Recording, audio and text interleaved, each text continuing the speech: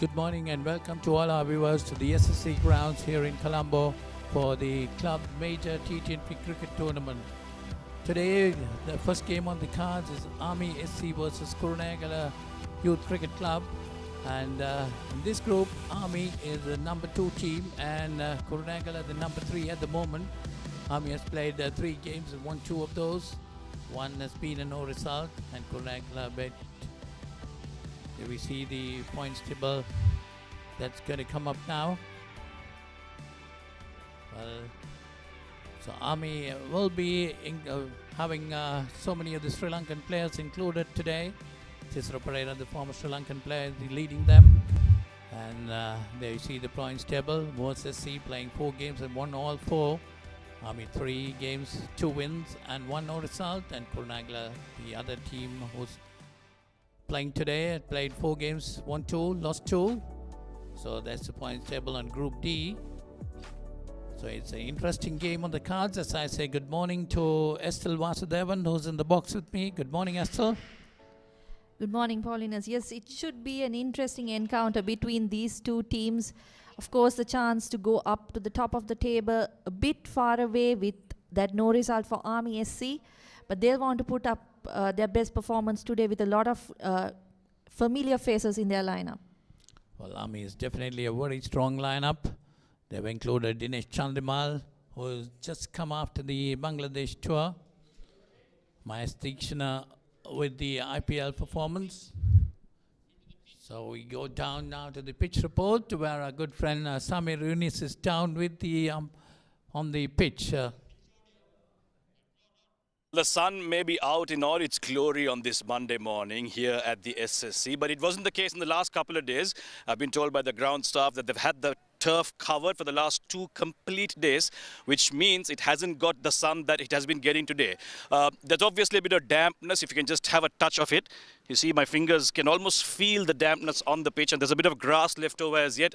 So obviously, with all the rain that has come down, this dampness and a bit of moisture in the air will mean that it might be a bit on the slow side. And obviously, teams who will want to bowl first will want to restrict the opposition team to a smaller total, considering the fact that there'll also be some showers later on in the day. That's what the forecast says. So obviously, you want to put in a team, know what you're chasing later on when the showers come down. So going to be slow, going to be a bit difficult to bat on. The ball might not come on very nicely. You might not be able to hit through the line. So unlike a usual SLC track, you might want to win the toss and have a bowl first and then see what you're chasing later on in the day. Yes, there you heard Samir Yunis on the pitch, and we heard something interesting as the side that will win the toss will want to bowl first because there might be a lot of moisture on the wicket. What do you think about it?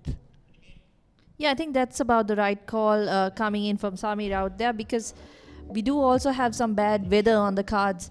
So they'll want to prepare for that and be ready. There you go, the most runs for the tournament so far, young Siobhan Daniel leading the charts with 168. I think the most valuable thing there is that strike rate is gone at 141. Yes, definitely Siobhan Daniel has been having a very good tournament. Her best being 59 not out. Then Avishka Rachi getting 127 of 3 games. His best being 67 and 100 from Bhanuka Rajapaksa. That's something good. Bhanuka Rajapaksa getting into form. A lot of cricket in the coming months for Sri Lanka, with the Australian team about to enter the country in a couple of days' time. Yeah, I think Bhanuka will be a key to Sri Lanka's plans in the coming months. Like you said, very busy couple of months coming up. Most wickets, Chaminda Bandara. It's been a while since we've seen his name in domestic cricket, hasn't it? Well, nice to see Daswin Shanaka also there in that among the first 5, getting 7 wickets. Sri Lanka's T20 captain getting into form with the ball.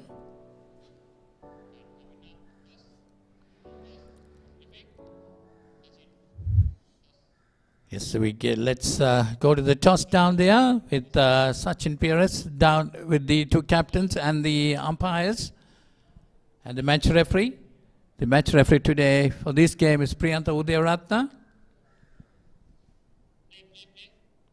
අයිබෝන් ශ්‍රී ලංකා යුද හමුදා cricket කණ්ඩායම සහ Kurunegala youth cricket කණ්ඩායම අතර පැවැත්වෙන තරගයේ කාසියවාසී උරඟා බැලීමට සියල්ල සූදානම්. යුද හමුදා කණ්ඩායමේ නායක තිසර පෙරේරා ඒ වගේම කුරුණෑගල කණ්ඩායමේ නායක ධනුෂ්ක ධර්මසිරි සහ මේ තරගයේ තරග තීරක ප්‍රියන්ත උදේරත්න මේ අවස්ථාව සඳහා සහභාගී වෙනවා. එසේනම් තිසර ඔබට අවස්ථාව කාසිය ගුණන මුසු කරන්නට. හෙඩ් සිල්ලා සිටිනවා. හොඳයි. කුරුණෑගල කණ්ඩායම කාසියවාසී ජයග්‍රහණය කරනවා. අපි කතා කරලා බලමු. ධනුෂ්ක මොකක්ද ඔබේ තීරණය? අපි පන්දුවට පහර දෙන්න තමයි බලාපොරොත්තු වෙන්නේ. හොඳයි. පන්දුවට පහර දීලා කොපමණ ලකුණු ප්‍රමාණයක් කොයි වගේ ලකුණු ප්‍රමාණයක් යුද හමුදා කණ්ඩායමට ලබා දෙන්න බලාපොරොත්තු වෙනවා? ලකුණු 140ක් 50ක් අතර ප්‍රමාණයක් රැස් කරන්න බලාපොරොත්තු වෙනවා. තනතිරුව ගැන මොකද හිතෙන්නේ? කොයි වගේ චේන්ජස් ද කණ්ඩායමේ කරලා තියෙන්නේ තනතිරුවත් එක්ක? අපේ කණ්ඩායමේ චේන්ජස් දෙකක් වෙලා තියෙනවා. මුදිත ප්‍රේමදාස ඇතුළට ඇවිල්ලා තියෙනවා. ඒ වගේම දිල්ෂන් කොල්ලුරිය ඇතුළට ඇවිල්ලා තියෙනවා. මම හිතන්නේ මේ හොඳ තනතිරුවක් අපිට ලකුණු රැස් කරගන්න පුළුවන් මේ. හොඳයි ධනුෂ්ක ඔබ ඇතුළු කණ්ඩායමට සුබ පතන හොඳ තරගයක් ලබා දෙන්න පුළුවන්. තිසර ඔබ යම් හේකින් කාසියවාසී ජයග්‍රහණය කරා නම් මොකක්ද ඔබේ තීරණය වෙන්නට තිබුණේ? මගේ තීරණය තිබ්බේ පන්දු යවන්න. මොකද හේතුව මේ වැහිබර කාලගුණයත් එක්ක අපි එක තරගයක් නිකම් අපි දීලා ගියා වගේ වැඩක් වුණා. මොකද අපි වගේ හොඳ කණ්ඩායමක් අපරාධයෙන් වැස්සකින් එළියට යන්නේ කියලා මට හැමතිස්සෙම හිතෙනවා. ඉතින් ඒක නිසා අපි කොහොමත් හිටියේ බෝල් කරන්න පුළුවන් ඉක්මනට බෝල් කරලා ඉවරලා අඩු ලකුණු සංඛ්‍යාවකට තියලා ඒක පුළුවන් ඉක්මනින් ගහලා ඉවර කරන්න තමයි එකම බලාපොරොත්තු තියෙන්නේ. කුරුණෑගල කණ්ඩායම කොයි වගේ ලකුණු ප්‍රමාණයකට සීමා කරන්න බලාපොරොත්තු වෙනවද මේ තනතිරුවත් එක්ක? මම හිතනවා 120ක් හා සමාන මේ ගානකට තියන්න තමයි අපේ එකම බලාපොරොත්තු වෙන්නේ. මොකද විකට් එක එන්න සොෆ්ට් වෙනවා. ඒක නිසා මේ ඒ ගාන තමයි හොඳම ටාගට් එක කියලා අපිට. ඉතින් දැන් ආමි කණ්ඩායම ප්‍රසාද ලකුණු සටහනේ දෙවෙනි ස්ථානයේ ඉන්නේ. කොයි වගේ චේන්ජස්ද වෙලා තියෙන්නේ මේ තරඟට එනකොට? ඌ අපිට ජාතික කණ්ඩායම නියෝජනය කරපු දිනේෂ් චන්දිමාල් සහ සුමින්ද ලක්ෂාන් ඇවිල්ලා ඉන්නවා. ඒ නිසා අපිට තව මේ ස්ට්‍රෙන්ත් එක වැඩි වෙලා තියෙනවා. ඒ දෙන්න තමයි අපිට පහුගිය මැච් එකකින් අපේ ටීම් එකට ආපු දෙන්න. හොඳයි තිසර හොඳ තරගයක් ලබා දෙන්න ඔබට සුබ පතනවා. හොඳයි. කාසියවාසී උරගා බලා අවසන් කුරුණෑගල කණ්ඩායම කාසියවාසී දිනාගෙන පළමුව පන්දුවට පහර දීමට තීරණය කළා. Okay, there you are. We heard winning the toss. Kurunegala captain Dhanushka Dharmasri won the toss and decided to bat first, which is a bit of a surprise on a wicket like this. When Tisara Pereira said if he had won the toss, he would have decided to field. Yeah, surprising. Like we mentioned before, with the weather coming in, might be tough to set a target. But of course, they've got their plans. They must have got their plans as well. Let's see how it goes when Kurunegala take the field first. There you see the wicket today. Looks very good. But of course, a little bit of, as we heard, Samir Inish telling us a little bit of dampness there and a lot of moisture in it. And of course, he was very keen in telling the captain to win the toss and put the other side into bat. But Kurunegala Youth Cricket Club captain Dhanushka Dharmasri has decided otherwise. Won the toss and decided to bat first. Well, we got to wait and see how his decision will pay off, Estelle. Yes, I think as he mentioned, a total of 140, 150 should be good on this track. But of course, Army SC have got a fabulous bowling lineup as well. So it might be tough to get up to that mark. There you see the Kurunegala lineup. Gayan, Dhanushka the captain, Kishan, Lahiru, Dilshan, Mudita, Asita, Lahiru, Sanjeevan, Gihan and Lanka. That's the Kurunegala lineup for today.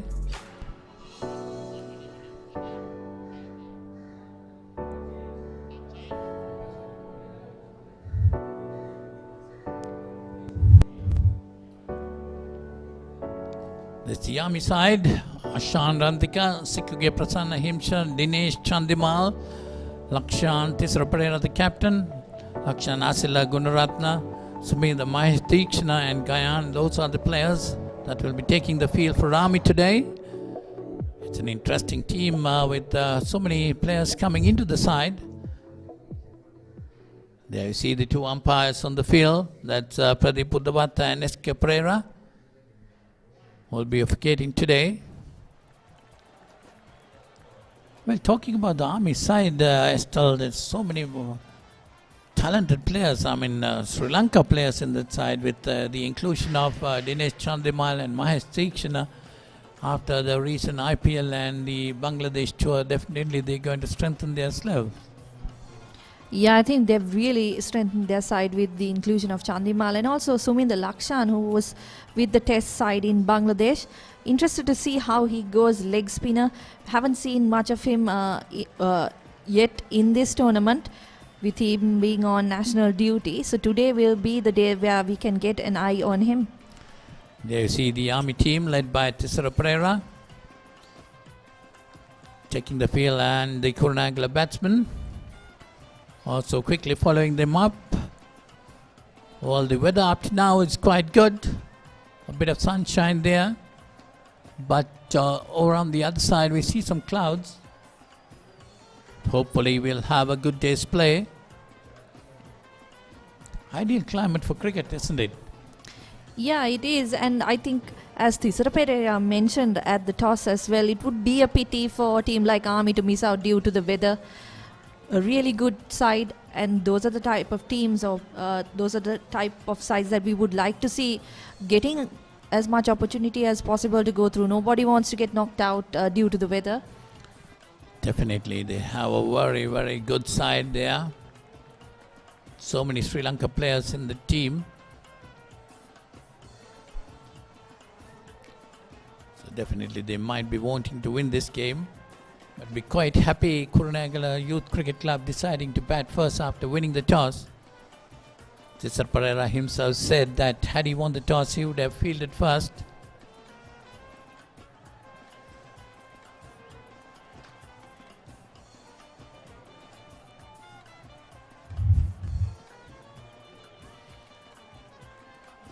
So that's Gayan Manishan on the strike. Left-hander had played 33 matches, 32 innings, 782 runs, an average of 35.34, quite a reasonable average, and a good strike rate, 111.87. First delivery played beautifully, past the bowler. That's going towards the boundary. So that's 4 of the first ball. Yeah, brilliant start for Kurunegala. Straight off the mark. I think the outfield gave the ball a little bit of trouble, but he had enough on it to get it to the boundary.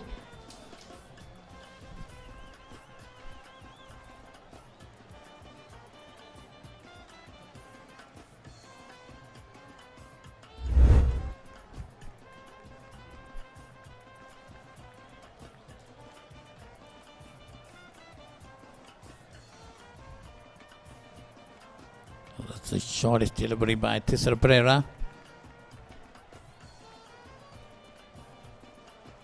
Well, Tisara Pereira, the Army captain, taking in charge of the first over. A lot of T20 experience, playing all around the world in league cricket, Tisara Pereira. Yeah, and I think these conditions will suit him well. Can be a little more zippy than you would imagine with his lineup. Sorry, with his run-up.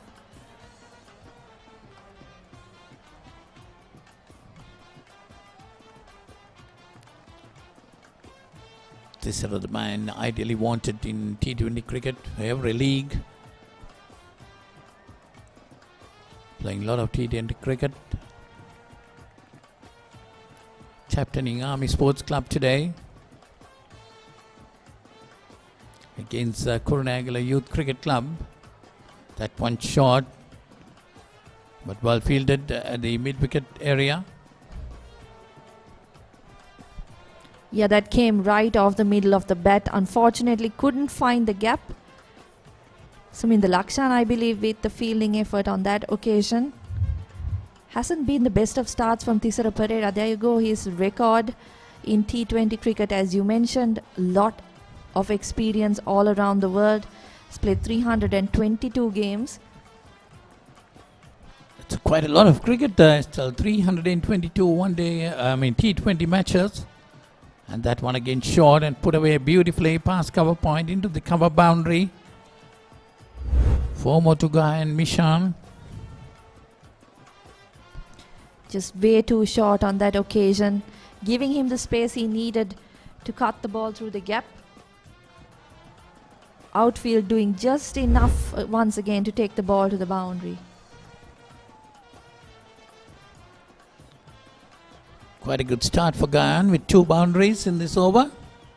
The first over, 1 more delivery to go.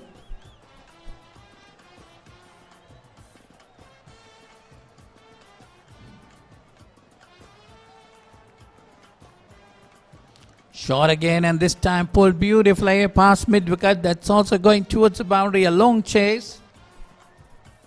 It's fielded a couple of meters inside the boundary.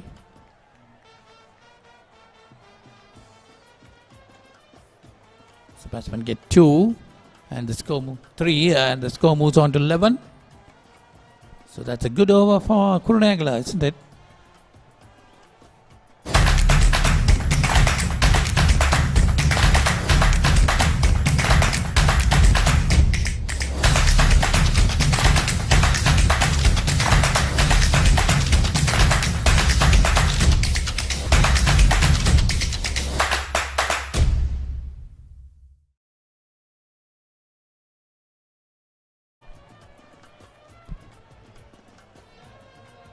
There you go, the clouds lining up in Colombo. We did expect some interruptions to the game. So far the sun is out. Mahesh Deekshana taking the new ball from the other end. He's of course made a name for himself as a good new ball bowler. Danushka Dharmasiri, the captain for Kurunegala, will be taking strike for the first time in the game.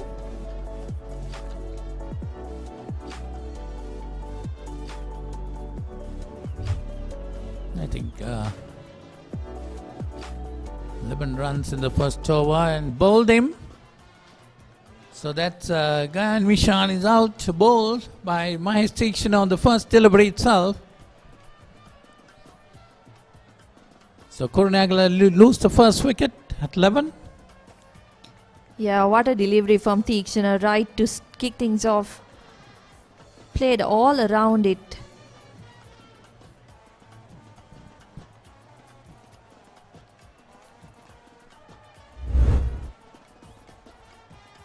There you see the replay of that. Oh, went through the gap between bat and pad. Gayan Mishan, I thought, played for the turn. Not much of turn there. Running straight through. Yeah, I think what you need to keep an eye on with Deekshana is that he doesn't really turn the ball too much. It's his variations that can really get the batters in trouble. On that occasion, just playing outside the ball and getting an inside edge onto the stumps. All the good work done in that first over undone.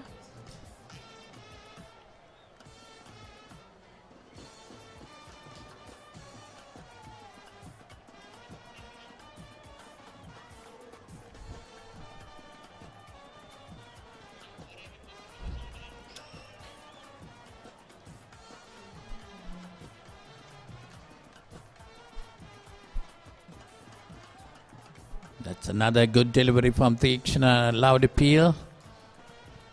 But umpire not interested with that.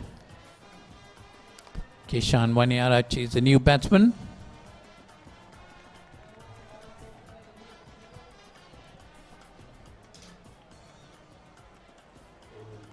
That one did turn a bit.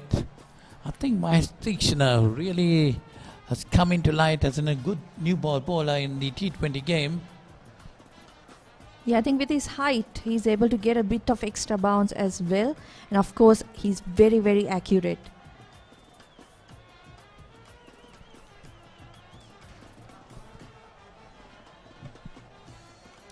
Must have gained a lot of experience with the IPL, the recently concluded IPL tournament.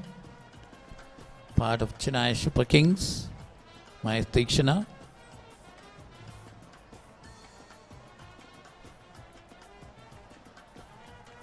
That one put away on the onside for a single. Takes the scoreboard on to 12, and Kishan Waniarachi gets off the mark. Yeah, just on Mahesh Deekshana, what a story it's been, hasn't it? A couple of years ago, wasn't really in the scene in the national level. Now he's gone and played the IPL. He's pretty much one of the first picks in the Sri Lankan national side as well. Come a long way since 2020. Definitely, yes. So that's the end of over number 2. Kurunegala 12 for 1.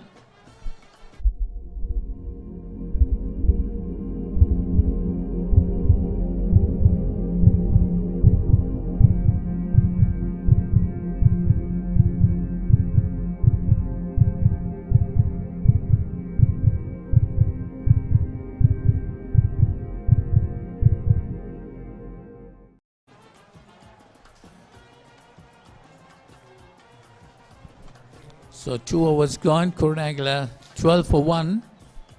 Playing against Army here at the SSC.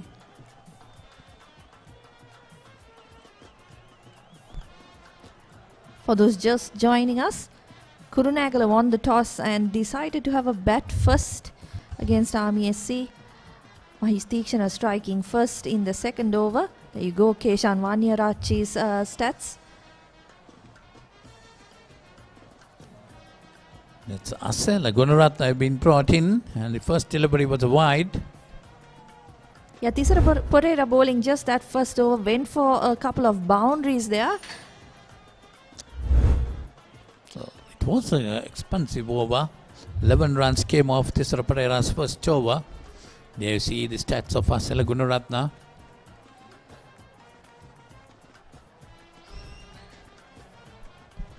I think he's struggling a little bit with gripping the ball with the rains coming down.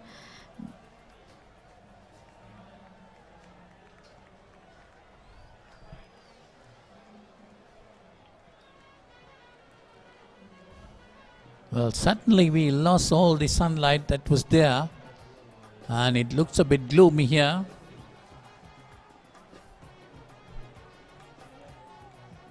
It's a full toss put away towards the mid-wicket boundary. But there is a fielder around there. Yeah, ball just getting stuck in the outfield there. With a bit of rain coming in, I think it's going to be tough to get the ball through the along the ground to the boundary.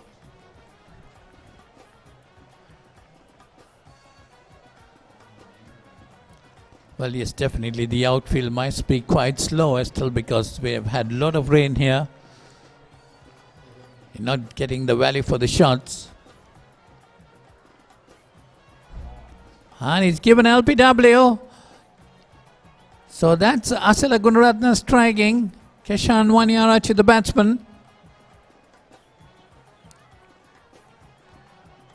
Batsman not too happy with that decision. Let's see the replay. Wonder if it was pitching in line with the stumps.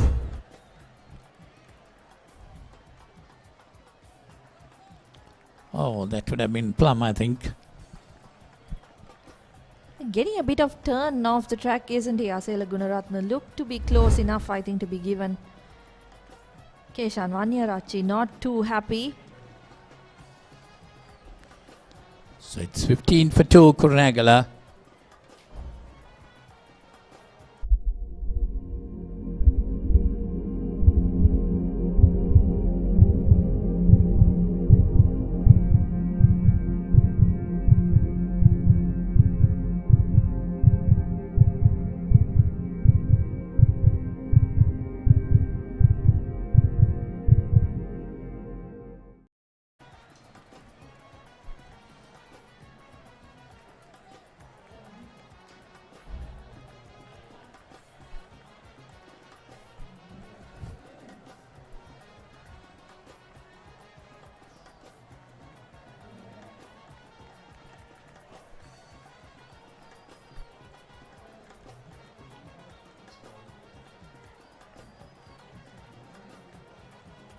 So this one from Gunaratna to Mudita pushes it onto the cover area. So it's rain coming down here at the SSC and the players are running towards the pavilion. Just 2.4 overs gone. Kurunegala 15 for 2.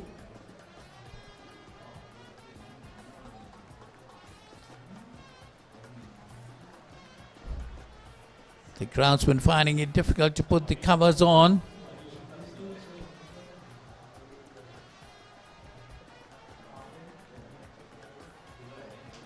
Well, I think just still the rain falling down, definitely it's going to take some time for play to resume.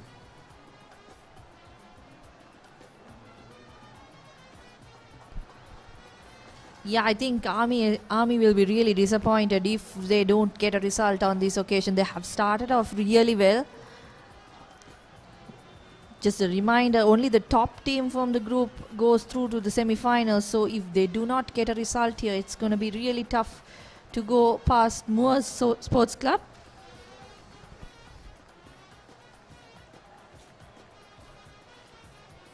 Yes, Moore Sports Club playing 4 games and they have won all 4. Well, this is Army's 4th game. They won 2, and if this goes in a no result, so that will be their second no result game. It's going to be really difficult for them to catch the Moors.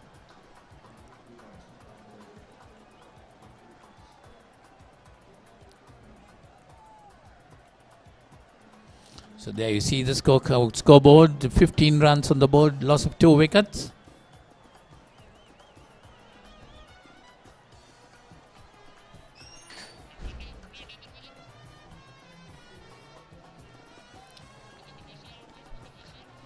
So Kurunegala 15 for 2 after 2.4 overs when rain came down.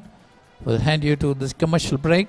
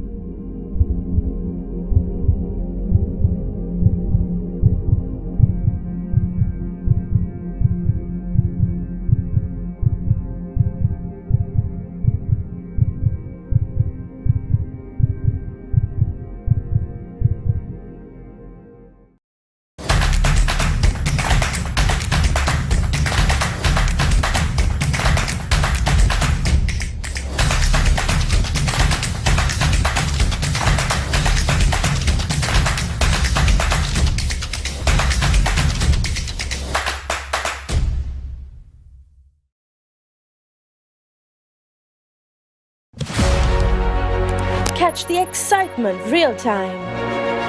Be up to date with it all. Let us capture your milestones. Get it sizzling hot off the turf. Hear the experts break it down. Dig deep into the nitty-gritties. Be inspired by their greatness. Relive all the scintillating action.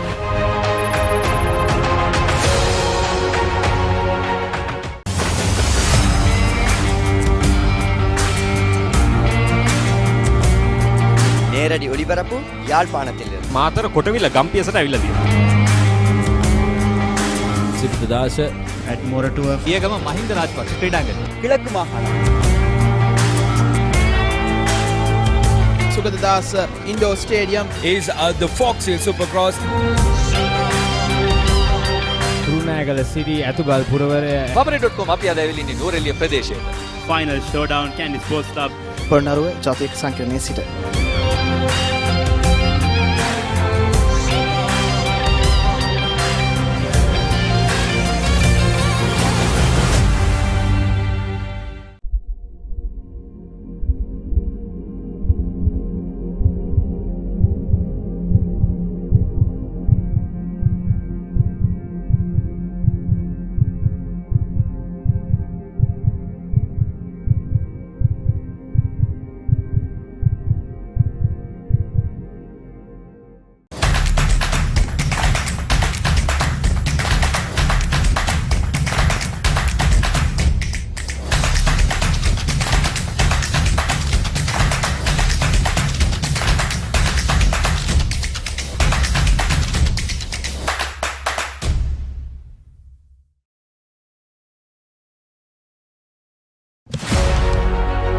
Catch the excitement real time.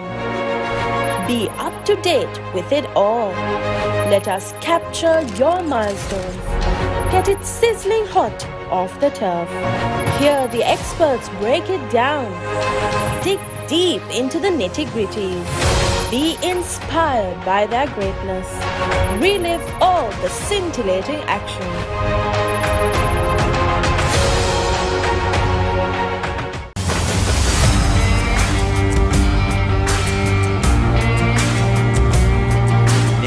ඔලිබරපු යාල්පානතිල්ල. Matara කොටවිල ගම්පියසට ඇවිල්ලා තියෙනවා.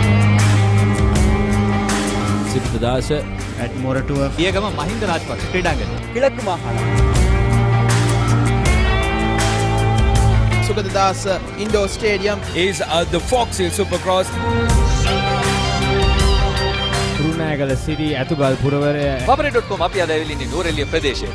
Final Showdown Candy Sports Club. Polonnaruwa ජාතික සංකීර්ණයේ සිට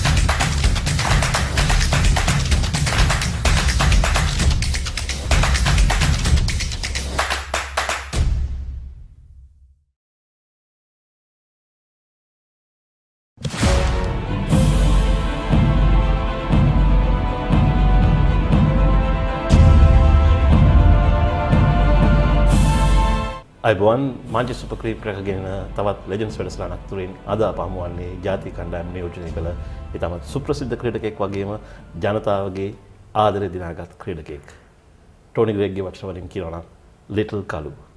අයිබෝන් රමේෂ් කලු ඉතාලි. අයිබෝන් රෙක්ස්. කලු මම සාකච්ඡාව ආරම්භ කරන්න කැමති මේ කලුගේ මේ වදනේ මේ ටෝනි ග්‍රෙග්ගේ මේ වදනේ ලිටල් කලු ඒ ගොඩක් ප්‍රසිද්ධ වුණා. කොහොමද වචනේ පට බැඳුනේ කියලා අපිට මතක් කළොත් මුලින්ම ටෝනි හම්බුනේ අපි 1995 ඕස්ට්‍රේලියා ටුවර් එකේදී. ඒකෙදී තමයි යා ඇත්තටම අතන අපිට මුලින්ම යා වැඩි කැමැත්තක් ලොකුවකට වෙන්න තිබුණේ නැහැ. නමුත් අපි මුරලිගේ ඉන්සිඩන්ට් එකයි ඊට පස්සේ අපි ස්ටයිල් එක වෙනස් කරා පළවෙනි අවුරුදු 15 ශ්‍රී ලංකන්න. ඒකත් එක්ක ටෝනිට පොඩි කැමැත්තක් ආදරයක් අපි ප්ලේයර්ස්ලත් එක්ක ඒ වගේම මයි සනතුයි ගහපු විදිහත් එක්ක ඊට පස්සේ ඔහොම තමයි පටන් ගත්තේ. අතරම එයා ඉතින් එයාගේ නම් දාන එක පොකට් රොකට් කිව්වා, ඩයිනමෝ කිව්වා, සනත් මටයි දෙන්නටම එක එක නම් කිව්වා. ඉතින් ඒක තමයි ලිටල් කලු කියලා දැම්මේ. ඉතින් මම හිතන්නේ එයා දැම්මේ මම හිතන්නේ සයිස් එකත් එක්ක වෙනකොට මොකද එයා ගොඩක් උසයි. මම එයාත් එක්ක බලනකොට ගොඩක් සයිස් එක වෙනස් හන්දා. මම දන්නේ ශ්‍රී ලංකාව ගැන නිතරම ඉතාමත් ඉහළ විදියකින් කතා කරපු පුද්ගලෙක් ඊටපු එක නේද ටෝනි ග්‍රෙග්. ඔය ටිකක් කල් ගියාට පස්සේ පටන් ගත්ත ක්‍රිකට් විතරක් නෙමෙයි අපේ ලංකාව ගැන මම හිතන්නේ ටූරිසම් වලට එයා ගොඩාක් අපේ ලංකාව ඔසවල තිබ්බා. අපේ මේ තැම්බිලි අන්නාසි ඒ වගේම ලස්සන තැන් පෙන්නලා මම හිතන්නේ ගොඩාක් එයා ඇම්බැසිඩර් කෙනෙක් වගේ වැඩ කරා අපේ ලංකාවට. මම හිතන්නේ එයා ඇසට් එකක් ඇත්තට අපේ ලංකාවට ඒ දවස්වල. අපි මේ ඔබගේ නිවසේ සාන්ස් බෙස්ටන් විද්‍යාලය පැත්තේ තියෙන්නේ. මම කැමති කලු අහන්න ඔබගෙන් බ්‍රදර් නිමල් ගුරුසිංහ ගැන. ඔහු මොන ආකාරයේ දෙයක්ද ඔබගේ ක්‍රීඩාවට කළේ කියලා පොඩ්ඩක් ප්‍රකාශ කරන්න පුළුවන්. බ්‍රදර් ගුරුසිංහ අපි පාසලටම ලැබිච්ච ඒ දවස්වල අපිට මම හිතන්නේ ලැබිච්ච 10 දෙයක් කිව්වොත් හරි. මොකද අපි ක්‍රිකට් පිපිදීම ගොඩක් පටන් ගන්නවා බ්‍රදර්ත් එක්ක. මොකද බ්‍රදර්ගේ කැපවීම ගොඩක් අගය කරනවා. මම හිතන්නේ ගොඩාක් ප්ලේයර්ස්ලාට එයා ඇත්තටම මේ පිඑක් වගේ තමයි යා වැඩ කරේ. ගොඩාක් මහන්සි වුණා. ගොඩක් කියන්නේ ඉස්කෝලේ ඉවරනකොට එකමාරට 1:45ට අපි නැගිටින මොකද මම අල්ලපු ගෙදර ඉන්න නිසා අපිට පේනවා බ්‍රදර් ගොඩාක් විකට් එක හදන තැනට වෙලා ඒක හදලා ගොඩාක් ප්‍රෙපරේෂන් කරා. ගොඩාක් මහන්සි වුණා. ගොඩාක් කැප වුණා. මම හිතන්නේ බ්‍රදර්ගේ කැපවීම තමයි මම හිතන්නේ ගොඩක් ප්ලේයර්ස්ලා අපි ආයත වුණේ. ඒ වගේම අනිත් අපි පාසලේ ක්‍රිකට් එතනින් තමයි ගොඩක් පිපිදීමක් වෙතුනේ විශේෂයෙන්ම ජූනියර් ක්‍රිකට් එකේ. කතාවක් තියෙනවා ඔබ කඩුළු රකින්නෙක් ඇටියට බ්‍රදර් ගුරුසිංහ අඳුනගත්තට පස්සේ ඔහුට රෝමේට යන්න සිද්ධ වෙනවා ට්‍රේනින් වගේ එකට. ඔබ ආපහු වෙනකොට ඔබ වේග පන්දු යවන්නේ කැටියට පුරුදු වෙනවායි කියලා පොඩ්ඩක් මේ කතාව පොඩ්ඩක්. ඔව් ඇත්තටම බ්‍රදර්ට මාස 3කට රටින් පිටත් වුණා. ඉතින් මේ අවස්ථාවේදී අපිත් කෙලිලෝල් වයසෙන් මටත් පොඩක් ආසාවක් ඒ දවස්වල නම් තිබුණා බෝල් කරන්න ආසාවක් ෆාස්ට් බෝලර් කෙනෙක් හැටියට. ඉතින් මම කරපැඩේ කීපින් ග්ලව්ස් දෙක අයින් කළා මමත් ඒතර මම කැප්ටන්. මම කරපැඩේ බෝල් කරන්න පටන් ගත්තා. ඉතින් පළවෙනි මැච් එකේ විකට් දෙකක් තුනකුත් ගත්තා. ඉතින් හැබැයි මට තේරුණා ඒක මේක මගේ නෙමෙයි කියලා මේක නම මේ මගේ පාර නෙමෙයි කියලා. මොකද එකක් මගේ ෆාස්ට් බෝලර් කෙනෙක්ට අවශ්‍ය හයිට් එක නැහැ. අනිත් එක ට වඩා මම විකට් කීපින් ගැන කැමැත්තක් තිබුණා. ඉතින් කොහොමත් බ්‍රදර් ආවට පස්සේ කිව්වා නෑ කරුණාකරලා කීප් කරන්න කියලා. ඉතින් මම ඒක ඇත්තටම ගොඩක් රුකුලක් වුණා මගේ අනාගතයේදී කළු රකින්න කියලා ලංකාවට සෙල්ලම් කරන්න අපේ අවස්ථාව. ඔබගේ මුල්ම ටෙස්ට් තරගය 1992 වර්ෂයේ ඕස්ට්‍රේලියානු කණ්ඩායමට එරෙහිව ඔබ මංගල තරගයේ පළවෙනිම නොදැවී ලකුණු 132ක් ලබා ගන්නවා. පන්දු 158කින් අතරේ පාරවල් 26කින්. මම දන්නේ තමත් ප්‍රබල ඕස්ට්‍රේලියානු කණ්ඩායමක් ක්‍රෙග් මැක්ඩර්මඩ්, ග්‍රෙග් මැතිව්ස්, ෂේන් වෝන් වැනි ක්‍රීඩකින් ඉන්න කණ්ඩායම ඇලන් බෝඩගේ නායකත්වයෙන්. ඔබගේ මංගල තරගය ගැන මතක් කළොත්. ඇත්තටම ඒ තරගය ඇත්තටම උදේ පාන්දර තමයි මම දැනගත්තේ සෙල්ලම් කරනවා කියලා ඒ තරගය. ඉතින් ඒක අතර සුවිශේෂ තරගයක් වුණා. මොකද SLC වල ක්‍රීඩා කරවම මට යන්න උනේත් මේ හැට්‍රික් එකක් බේරගන්න. ඇත්තටම උනේ ක්‍රීඩකයන් දෙන්නෙක් වැටලා අන්තිම දැවිලා. ඒ කියන්නේ මාවන් තමයි අන්තිමට දැවෙන. යා දැවෙනකොටම ලන්ච් වලට නැවතුවා. ඉතින් ලන්ච් වල නැවතුවාම මේ විනාඩි 45 මම හිතන්නේ දවස් දෙකක් වගේ මට තේරෙනවා. මොකද ඒ ගොඩාක් වෙලා ඉන්න වුණා. මොකද ඉස්සල්ලාම සෙල්ලම් කරන්න බේර ගන්න ඕන හැට්‍රික් එක මගේ පළවෙනි තරගයේ. ඉතින් මම ගොඩාක් ඒ මතකයේ ගොඩාක් තිබුණා මේ ඒ ලන්ච් වෙලාවේ මම කෑවෙත් නැහැ. මේ ලන්ච් ගත්තෙත් නෑ. ඇත්තටම මේ ඒක එතනින් පටන් ගන්න මට ගිහිල්ලා මම හිතුවා සුපුරුදු පරිදි කෙනෙක්. ඊට සුමානකට ඉස්සෙල්ලා මම 100ක් ගහන්න පුළුවන් වුණා SLC එක. ඉතින් මම හිතන්නේ ඒකත් එක්ක මගේ කොන්ෆිඩන්ස් ලෙවල් එක හරි උඩ තිබුණා. ඉතින් මම හිතුවා මම දන්න විදිහට ක්‍රීඩා කරන එක තමයි මම කරන්න ඕන කියලා. ඒ කියන්නේ ටෙස්ට් මැච් එකක් කියලා ලොකුවට ඔළුවට දාගන්න නැතුව මම හිතන්නේ ඒක මට ගොඩක් රුකුලක් වුණා. ගිහිල්ලා ඇත්තටම ප්‍රබල පන්දු යවන්නම් ඉදිරියේ මුහුණ දෙන්න. මම දන්නේ ලකුණු 230ක සම්බන්ධතාවයක් තියෙනවා අර්ජුනයි අසං ගුරුසිංහයි අතරේ. අර්ජුන දැවි යනවා. ඊට පස්සේ ඊළඟ පන්දුවේ මාවන් දැවි යනවා. තුන්වෙනි පන්දුවට තමයි ඔබට යන්න සිද්ධ වෙන්නේ.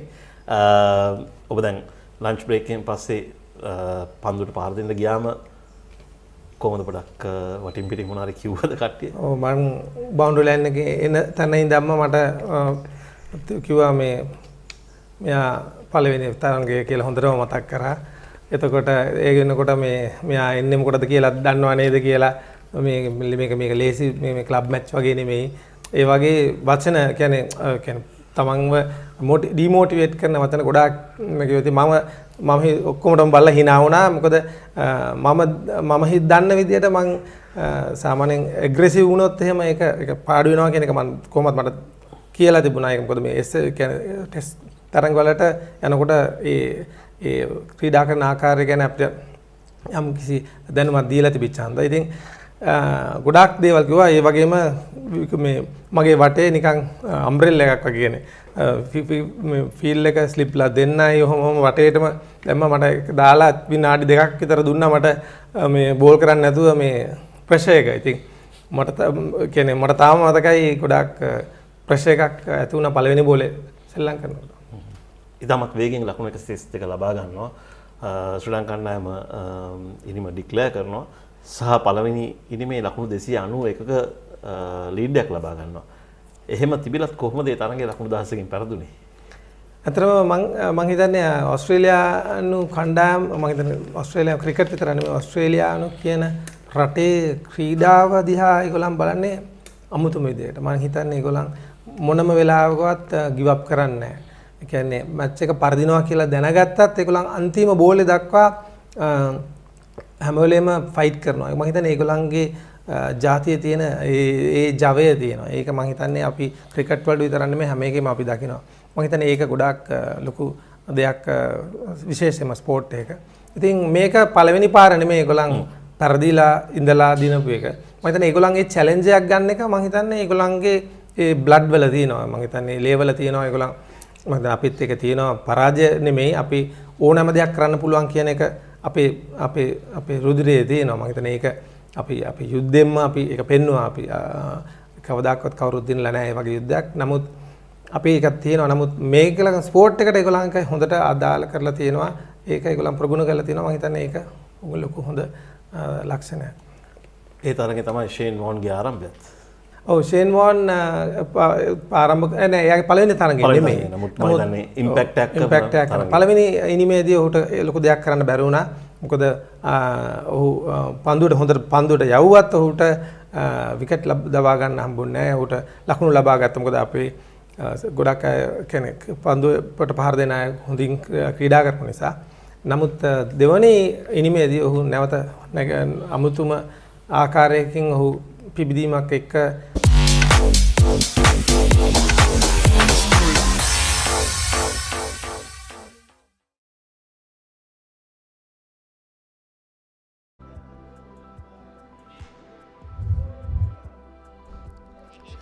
Welcome back to the SSC after the short break for rain.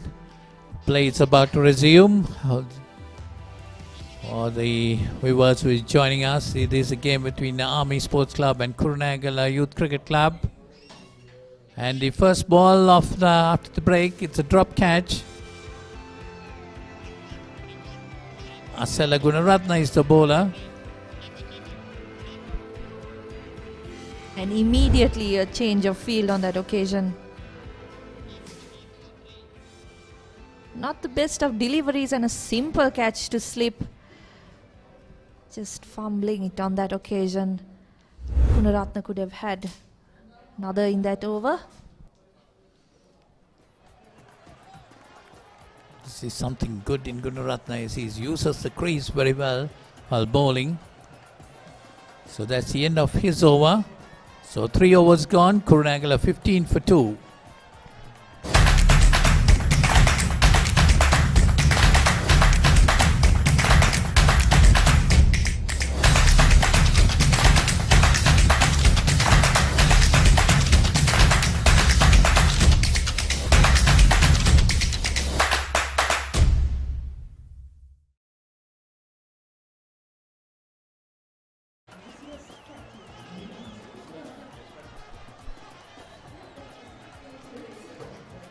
So it's Mahesh Deekshana to continue. Bowled a very good first over, just gave away 1 run and got the wicket.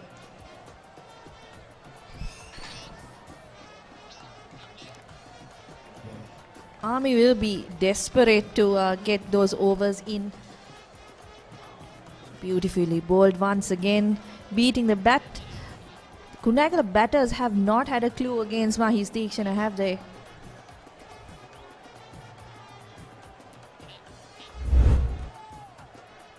There you see the replay of that.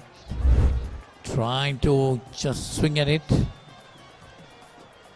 This time he gets it past cover point, going for 2. The return comes in, batsmen are happy with 2.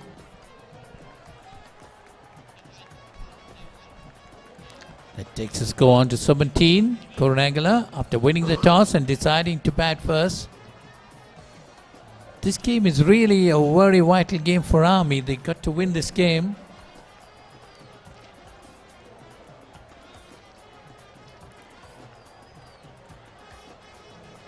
It's an appeal, but down the leg side.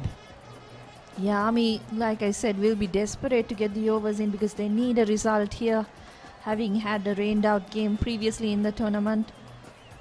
They've got 2 wins under their belt and would want to go into the next round with 3 wins so that they can really push Moors SC at the top of the table. So on the other hand, Moors have played 4 games and won all 4. But still, Moors got to play Army. That will be a very interesting game.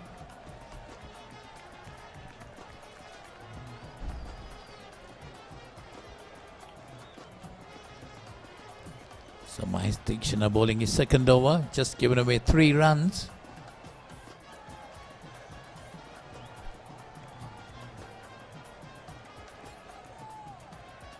That's a bit the midfield there, and the ball is running towards the boundary. Skipper Tisra Pereira is the fielder.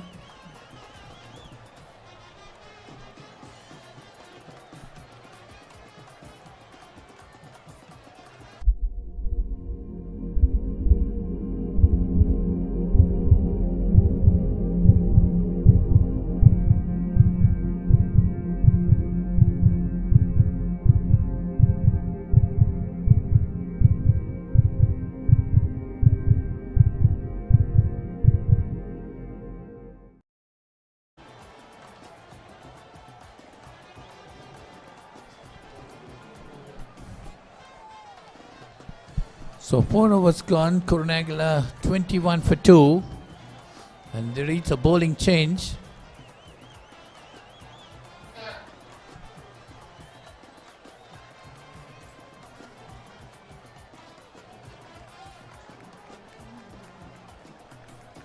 Lakshan Idrisingha is the new bowler.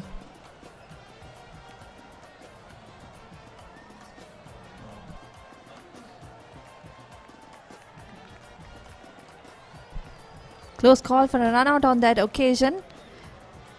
Good fielding, but a wayward throw to the bowler. Had too much space to cover. Batter able to get back in his crease. Lakshan Idrisingha bowling a bit of off spin. Interesting to see the bowling changes coming from Tisara Pereira. Asela Gunaratna had a successful over, but taken off the attack.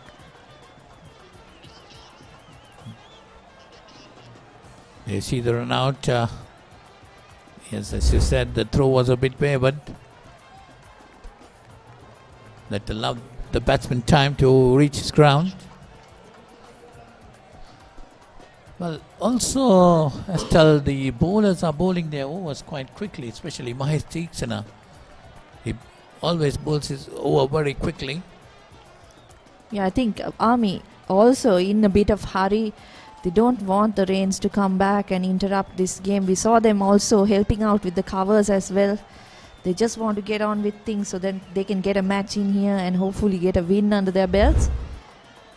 I think that's also a reason for Tisara Pereira only using the spinners. You see the last delivery. Oh, another stumping chance missed this time by Dinesh Chandimal, the wicketkeeper. It's stumped. It's given. He jungled on it a bit. I thought he missed it, but really got it. So that's another wicket fall. Oh, couple of juggles from Dinesh Chandimal. Batter had given up already and didn't really attempt to get back into his crease. Completed in the end, and Lakshan also picks up a wicket for Army SC. So 5 overs gone. It's 22 for 3.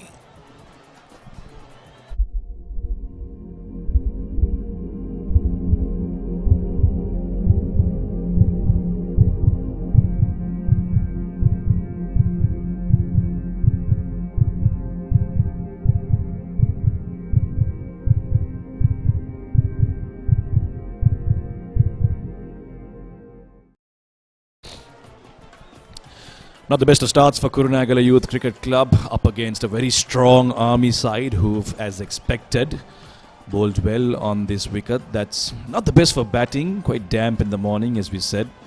And Kurunegala's batters have been high and low. Some good shots early on, but it's the spinners, Asela Gunaratna, Mahesh Deekshana and the latest bowler Lakshan who have taken control.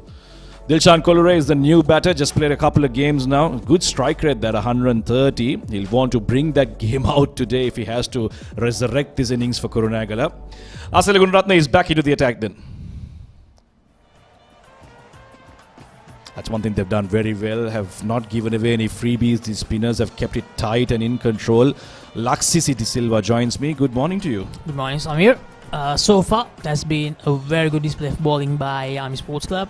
Asela Gunaratna into his second over. He has taken 1 wicket for 3 runs so far. Mudita, he's on 4 at the moment. Tucked away for a single very easily. They're trying for the second, but no. They decide against it at the last moment. Yeah, not the easiest places to field, especially in the outfield. We've seen once the ball passes that 30-yard circle, Before we talk about that, take a look at this Chandimal there. Fresh off that test victory against Bangladesh. Bit of a juggle there. The batter had almost given up. As soon as he realized that he still has a chance to get back in, Chandimal, by that time, was in full control of that, and it was enough time for him to break those stumps. There is some good shots, Laksasi, but unfortunately, just when you look at the field outside the 30-yard circle, the ball almost plonks in, doesn't it? There's no value for shots, so shots that should have been boundaries have just been restricted to 2s or maximum 3s. And that man on your screen, Mahesh Tikshana, fresh off the IPL, has been in good form. Yeah, definitely. He had a very good time with Chennai Super Kings. He took 12 wickets in 9 matches. So, I mean, to earn the trust of someone as legendary as MS Dhoni is quite something for a youngster. So he did that. I mean, he was used at the beginning and he was used at the death as well. So yeah, we saw a new version of Mahesh with Chennai Super Kings. Take a look at that delivery again from Arcela. Beaten batsman. Bit of bounce there for Arcela. Not something you usually see. He runs in with off spin there. Very difficult to pick a bowler like him. You wonder what's coming. Could be the faster one. Could be the off spinner. I mean, what Arcela does really well is he deceives the batsman really well. One of the best ones in Sri Lanka to do that. And look at that, Samit, the power play is about to end and they have just scored 23 runs and 3 wickets have fallen. The Sri Lankan problem, isn't it? Losing early wickets in the power play. Right then, 6 overs completed, 23 for 3.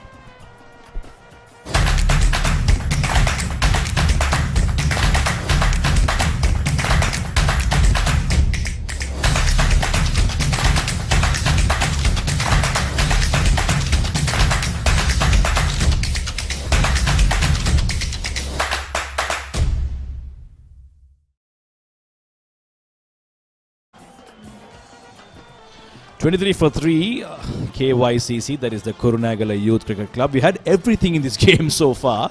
Had some good-looking shots by the batters early on, then some very good bowling by the spinners. There was a rain interruption as well.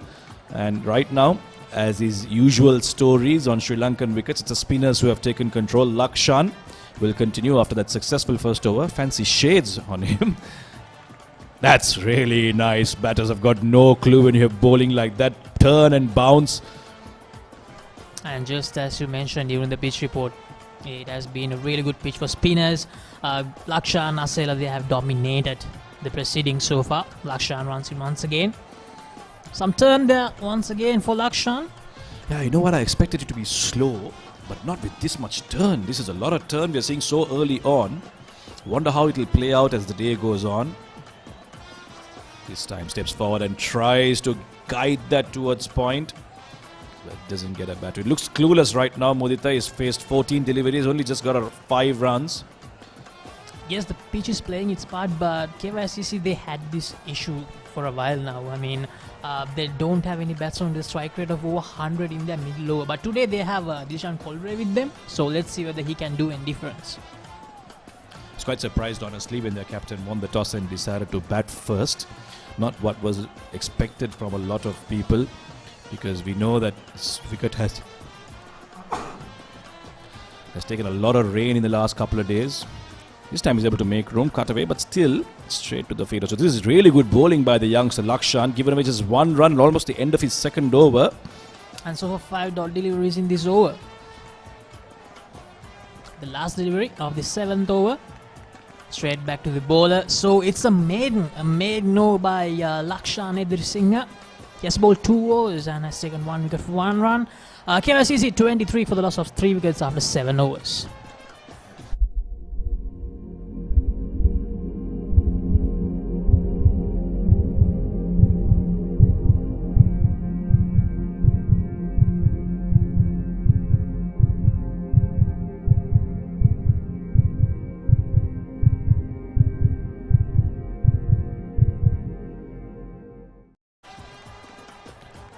.23 for 3, not the best of starts. KYCC, they've elected to bat first on what has been a gloomy day here in Colombo. Arcela Gunaratna continues for Army Sports Club. Kept low that one. Dilshan Kolure is able to guide that towards the field at fine leg. You can see even the fielders struggling to really grip themselves. It's been a wet and damp outfield. It's going to be very difficult to bat, especially on a track like this. Yes, I mean, we saw heavy rains around SSC throughout the past week, I think, and also we had some rain in the morning. I mean, just after we started the match. We're into the 8th over now. Asela Gunaratna in the middle of an amazing spell. That's driven away straight to the fielder. Tisara Pereira, the skipper for Army. Now, somewhere incidentally, these two teams met for the last time during the semi-finals of the T20 tournament last year. I mean, Army won the match, but it was Gayan Manishan who played a vital role for them. But now he's back in the pavilion, so let's see what Dilshan can do. Both are struggling at the moment. The spinners have been really good for Army. It hasn't been easy, has it? Kurunegala came in and decided to bat first. They knew what they were going to be up against. Some quality off spin from Mahesh and Asela Gunaratna and the likes. Lakshan Etherisinghe has been a surprise. They wouldn't have expected him to be bowled so well. Looped up, and once again he's able to drive it. This time he gets past Tisara Pereira, who's there at covers, almost at a catching position, expecting the batter to almost loop it up there, because there is bounce on this wicket. That's what we saw from Asela Gunaratna in the previous over. Whenever it was pitched on a good length or back of a length, batter almost seemed to be getting under the ball. Once again, that's what we're talking about. On that probing length there, the batter's got no clue whether to get on the front foot or the back foot. Muditha is a short guy, so naturally the bounce might get the better of him most of the times. Here's another look at that.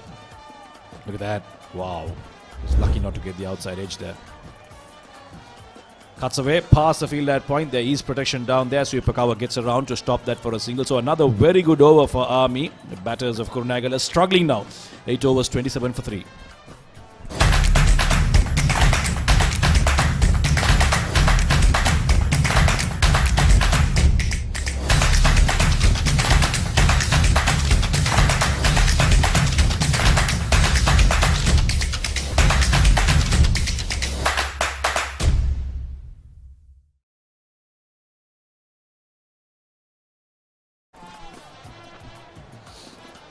Lakshan Etherisinghe will continue his bowler made in the previous over. This time though, single off his first delivery. The batter Muditha getting close to the pitch of the ball and driving that to the fielder at long off for a single. They won't mind that, Army. They don't want any of the batters to settle down. They're getting through the overs also very quickly. Our colleagues in the comm box previously, Paulinus and ST, were talking about how important it is that Army gets a result out of this game to stay alive in the tournament. That's very nearly another chance for Army. Muditha Premadasa decided to use his feet against Lakshan Etherisinghe. He actually bowled maiden against Muditha in his previous over. Lakshan. And that's some extra bounce for Lakshan, but it's just above the field that slip, and it runs down to the boundary at third man. But Mahesh Theekshana cuts it off. They get back easily for 2 runs. So the score moves up to 30 for KSCC. And we're in the 9th over. We are halfway into the 9th over. Yeah, Dilshan will be glad that it didn't carry to the field at slip. It went above him. There was a chance put down earlier by Ashan Randika at slip. Almost a regulation catch. This time it's Sikuke Prasanna who's there. I haven't seen him bowl yet. The last time I watched Army play a game, he opened the bowling, opened the batting, but we haven't seen him in action yet, Sikuke Prasanna. All of this carnage that has happened, Sikuke and Suminda, they have not bowled. Yes, 2 of their frontline bowlers, we're yet to see them, so it's not like KYCC's troubles are going to end too soon, because they've got a couple of very good bowlers who are yet to bowl. And a wide, a bad delivery by Lakshan Etherisinghe.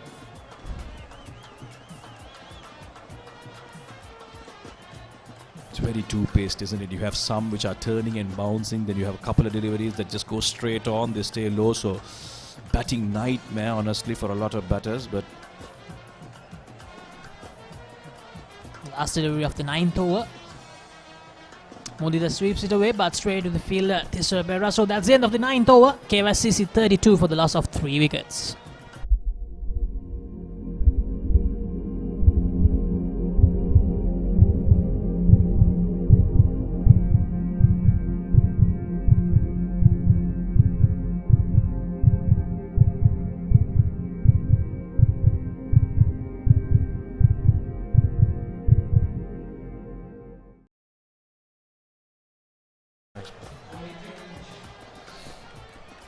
It's been a struggle for Kurunegala Youth. 32 for 3 in 9 overs. That's not pretty reading of a scorecard, especially in the T20 format. And it seems as if it's only going to get harder because Mahesh Tikshana is back. He's bowled a couple of overs, just given away 6 runs. Picked up a wicket off his first ball. Got rid of the opener after Thisara Pereira went for a few runs in the first over. Since then, it's just been spin taking control, led by Mahesh and Asela. In comes Mahesh once again. Back into the left-hander. He's able to play that to the fielder at mid-wicket. So very dangerous when you go back onto the back foot to Mahesh. He has that slider which skids on sometimes, and you think you have enough time as a batter to play it, but it just gets to you very quickly. Suddenly you become an LBW candidate. And that's a no ball from Mahesh Tikshana. Dilshan Kollure. He guides away towards third man and they get 2 runs quite easily. And it's going to be a free hit. So Dilshan Kollure, he will definitely try to get the best use of this free hit because they need runs. They need runs and they need that very quickly. The umpire signaling for the free hit. So let's see what Dilshan Kollure can do against Mahesh Tikshana. Steps forward, but Mahesh. Well, it could be a run out. Had it been a direct hit, Chandimal did break the stumps. They asked him the question, a very polite inquiry. But I don't think the umpire is too interested. Had it been a direct hit, then the batter was gone by all means. Looks like Chandimal has done something to himself here. Perhaps the wicket hitting his groin area. We're not too sure. Let's try and see if we can get the replay to see what happened there. Thisara Pereira immediately asking for some assistance. Look at that. Looking to play a big one there. The batter, Mahesh Tikshana, floating that on the off stump. Ooh, it's a ball, isn't it? It's the ball that hit him there in that groin area. Never comfortable when it hits you there. Lakshasi, have you ever been hit in such a sensitive place before? Luckily not. Dinesh Chandimal. Chandimal, he actually came back into form against Bangladesh during the recently concluded Test series with a great half century in the first match and then a magnificent century when he actually put up a 199 run stand with Angelo Matthews. Yeah, it's good to see him come back to form, isn't it? And we hope that this injury is nothing too serious and that he can come out of it because he's someone who the longer format, especially Sri Lanka, will need it. 10th over in progress then. Kurunegala Youth have struggled so far in this innings. Mudita and Dilshan are the 2 batters on strike. SLC is where we are playing. They've won the toss, chose to bat. Thisara Pereira opened the bowling and they played some really good looking shots, these 2 opponents, especially against the fast bowler. They actually scored 11 runs during the first over, but since then it has been a struggle for them. Gyan Manishan actually gave them a very good start, their star batsman. And that's the first wicket. Mahesh Tikshana cleaned up Gyan Manishan. And this was Asela Gunaratna. This first wicket. The batsman was not very pleased with that decision. And the third one, the batsman came down the track and Dinesh Chandimal did the rest. You know, the batters are never 100% satisfied when you're given an LBW decision. But this is what has happened so far. Gyan did get off to a good start, 11 off 7. Danushka and then Kishan Vanya Rachi. Both of them unable to get a start going for Kurunegala. So that's what it is. 4 extras bowled by Army. 36 for 3 is where they stand, the 10th over. And then the bowlers for Army, Thisara Pereira bowls just 1 over and he went for 11 runs. Mahesh Tikshana can't in his 3rd over. He has given it 10 runs and has taken 1 wicket. Asela Gunaratna has bowled 3 overs, 1 for 8. And Lakshan Edrisinghe 3 overs, 1 for 6. Some very good numbers by the Army SC bowlers here. The 2 batters, Mudita, he actually has struggled so far. But Dilshan Kollure, he has looked good. But let's see whether he can provide the finishing touches for them in the second half as we go into the second half of KYCC innings. Well, that dialogue building is what's powering this coverage, isn't it? The Papare.com, powered by the dialogue, is what's bringing you these live and exclusive pictures. The SLC Major Club T20 tournament have worked out here at the SSC. This is Army versus Kurunegala being brought to you thanks to the Papare.com. Mahesh Tikshana continues then after that little break. Chandimal picking up an injury. We hope he's okay. I'm not sure who's picked up the gloves in his place, but let's try and find out. Pathum Kumara is what our scorer tells us. He's a reserve wicket keeper, so he gets an opportunity to prove himself. Full, and I'm not sure if he got too much bat onto that. Maybe a top edge. Tried to sweep that, converted into a full toss, and just a single there. Risky shot to play, nevertheless. Padum actually did the wicket-keeping job for Army during the previous matches, but with the inclusion of Dinesh Chandimal, he had to sit out today. But he's back again. Nice Tikshana. That's tucked away for a single very easily by Dilshan Kollure. He moves on to 10. KYCC. I think that's the end of the 10th over. No, it isn't. There's one more. Yeah, there's one more more left. Wicket keeper was a little bit in they a have hurry to been- get they to have the other been in a side. hurry. They have been. The Army yeah. bowlers have been there. Right then, last ball, Mahesh Tikshana. Full and driven to the fielder at Sri Pakawa. So it'll be another single. The struggle continues for KYCC. 10 overs, halfway through the innings, 39 for 3.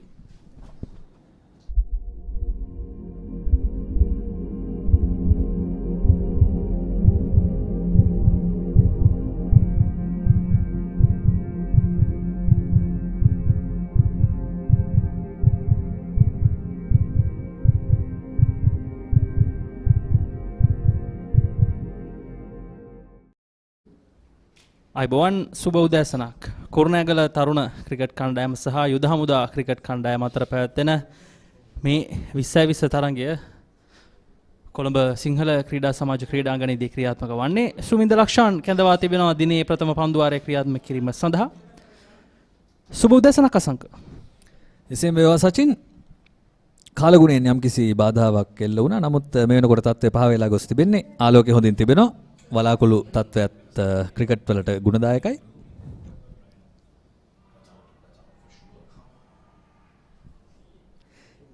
ඉතාමත් ආසන්න අවස්ථාවක් නමුත් සුමින්ද ලක්ෂාන් ඇතුළු යුද හමුදා කණ්ඩායම ඉල්ලීමක් කරන නමුත් පිනිසුරු ඒ සඳහා නිහඬව සිටින්නේ ඔහු බේරාගත හැකි එකම දේ මං හිතන්නේ පන්දුව පායින්නේ නෙපිට පතිත වී තිබිය යුතුයි මම දැන් අපිට පුනරුපණය බලන්න පුළුවන් වේවි සුමින්ද ලක්ෂාන් ඒ වගේම දිනේෂ් චන්දිමාල් නිමවුණු බංග්ලාදේශ තරංගාවලිය අවසන් කර දැන් යුද හමුදා කණ්ඩායමත් සමග එක්කාසු වී තිබෙනවා සංක පෙර පුනරූපණය අනුව තරමක් පෙනෙන්න තිබෙන්නේ පන්දුව කඩුල්ලේ ඉවතට දඟ කැවෙන බවක් තමයි පෙනෙන්න තිබෙන්නේ. ඒ වගේම පන්දුවේ පතිතයත් යම් ආකාරයක ගැටලුවක් තිබෙන බවයි පෙනී යන්නේ. ඔව් වේගවත් පාරක් උඩ පන්දුවක් රැක ගන්නවා මේ අවස්ථාවේදී සිව්වෙනි කඩුල්ල දැවි යනවා කුරුණෑගල කණ්ඩායමේ පන්දු අර 10යි පන්දු 4ක් අවසානයේදී දැවි යන ක්‍රීඩකයා මුදිත ප්‍රේමදාස හිමාශා ලියනගේ යුතුයි උඩ පන්දුව රැකගත් ක්‍රීඩකයා ඔව් ලක්ෂාන් ඉදිරිසිංහ තමයි උඩ පන්දුව රැකගන්නේ. ඉතාමත් පහසු උඩ පන්දුවක් කඩුළු රකින පිතිකරු මුදිත ප්‍රේමදාස ඉදිරියට පැන වැරෙන් ප්‍රහාරයක් එල්ල කරන්නේ. ඔහු නිලකුණු පන්දු වැඩි ප්‍රමාණයක් ක්‍රීඩා කරමින් සිටියා. ඒ පීඩනය තමයි ඔහු තුලින් එක්වරම මුදා හැරීමට සිදු වුණේ ඔහුට. නමුත් ඒ පහර සාර්ථක පහරක් බවට පරිවර්තනය කර ගැනීමට හැකියාවක් ලැබුණේ නැහැ. එහි අවසන් ප්‍රතිඵලය මුදිත ප්‍රේමදාසගේ කඩුල්ල ලකුණු 10කට අහිමි වෑම. ලකුණු 9කට අහිමි වෑම.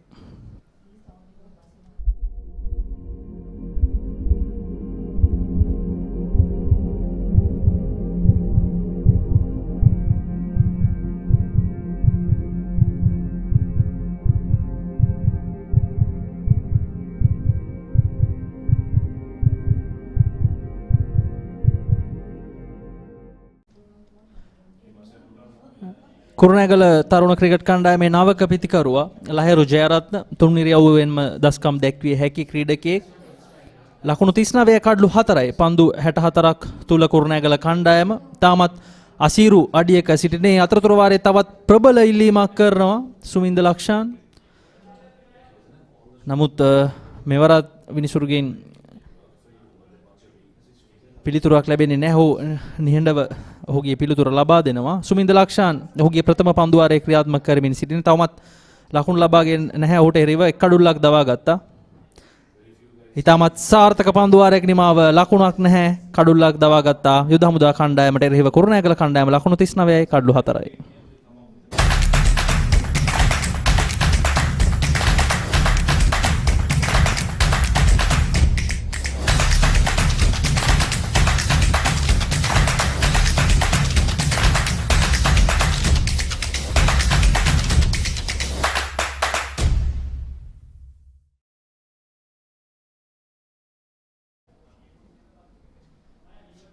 කාසිය වාසිය දිනාගෙන තමයි කුරුණෑගල කණ්ඩායම පළමුව පන්දුවට පහර දෙමින් සිටින්නේ. ඉතාමත් අසීරු අඩියක ඔවුන් මේ වෙන විට සිටින්නේ ලකුණු 39යි කඩලු 4යි පන්දුවාර 11ක් අවසානයේ. ඉතාමත් අවම මට්ටමේ දල් ලකුණු ලබා ගැනීමක් තිබෙන්නේ මේ නවක පිතිකරුවා ලහිරු ජයරත්න. ඉනිම 26 ලකුණු 138යි ප්‍රහාරාත්මක වේගය 97.87යි. වයස අවුරුදු 30යි හොඳ මිනිම ලකුණු 34යි නොදෙවි. ලහිරු ජයරත්න මේ අවස්ථාවේදී ඔවුන්ගේ කණ්ඩායමට ඉතාම වැදගත් විය හැකි පිතිකරුවෙක්, විශාල පහරවල් තිබෙන පිතිකරුවෙක්. ගායන් චන්ද්‍රබෝස් තමයි නවක පන්දු යවන්න යුද හමුදා කණ්ඩායම වෙනුවෙන්. පළමු පන්දුවම තරමක් දුර්වල පන්දුවක්, ෆුල් ටොස් පන්දුවක්. නමුත් පිතිකරුවාගෙන් සාර්ථක පිළිතුරක් ලබාගෙන පිතිකරුවාගෙන් සාර්ථක ප්‍රහාරයක් අපට දැක ගැනීමට හැකියාවක් ලැබුණේ නැහැ. මෙතෙක් යුද හමුදා කණ්ඩායමේ දඟ පන්දු යවන්නන් පන්දු යවූ ආකාරය ඉතාමත් විශිෂ්ටයි සචින්. එකම පන්දුවාරයේ වේග පන්දු යවන්නෙක් විසින් යැව්වේ තිසර පෙරේරා තමයි පන්දුවාරයේ යැව්වේ. නමුත් දඟ පන්දු යවන්නන් ලකුණු සිර කර ගනිමින් කඩලු ලබා ගනිමින් ඉනිම ඉතාමත් දුර්වල අඩියකට ඇදගෙන ගොස් තිබෙනවා කුරුණෑගල ඉනිම. ඉතින් මේ යුද හමුදා පන්දු යවන්නන්ගේ බලයනිය සිකුගේ ප්‍රසන්න වගේ පන්දු යවන්න තවමත් පන්දු යවන්න ආවෙත් නැහැ. පැහැදිලිව මසංක අද දිනේදී යුද හමුදා කණ්ඩායම තාමත් ඔවුන් සතුව සිටින ප්‍රබලාවි සියලුම දෙනාම මේ තරගය සඳහා කැඳවා තිබෙනවා.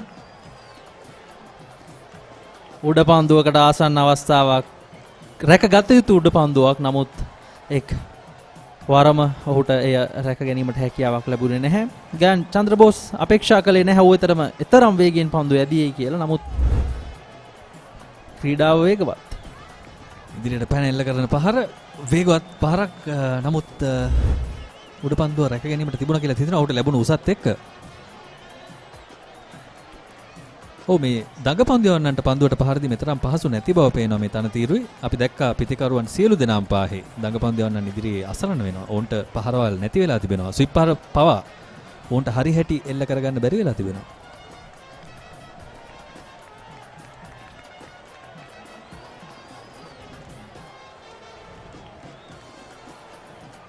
තුනයි දශම 5.1යි මේ වන විට පවත්වාගෙන දල් ලකුණු ලබා ගැනීමේ වේගයේ එක් පන්දුවාරයකට ඉතාමත් අසීරු අඩියක සිටින්නේ කුරුණෑගල කණ්ඩායම. යුද හමුදා කණ්ඩායමට මේ තරගයේ ජයග්‍රහණය කිරීම ඉතාමත් වැදගත්. ඔවුන් සිටින කාණ්ඩේ ප්‍රසාද ලකුණු සටහන ඉදිරියට යාමට මුවස් කණ්ඩායම තමයි අපරාජිතව ඒ කාණ්ඩේ ඉදිරියෙන්ම සිටින්නේ. පන්දුවාර 12ක් අවසන් ලකුණු 41යි කඩලු 4යි.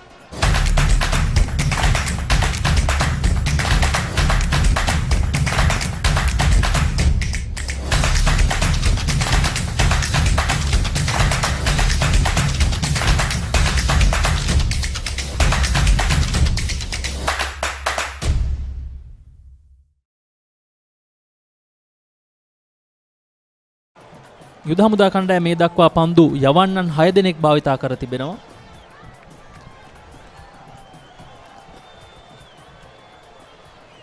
ඉන් 5 දෙනෙක්ම දඟ පන්දු යවන්නන්. ඒ වගේම ඔවුන් ඉතාම හොඳින් පන්දු යවා තිබෙනවා. මේ තනතිරුව මත පන්දුවේ දඟ කැවීමක් තිබෙනවා. ඒ වගේම ඉපිලීමකුත් තිබෙනවා. සමහර අවස්ථාවලදී අප දුටුවා ඉපිලීමක් තිබෙනවා. ඉතින් පිතිකරුවන්ට එක එල්ලයක් තෝරා බේරාගෙන පන්දුවට පහර දීමේ අපහසුාවක් තිබෙනවා.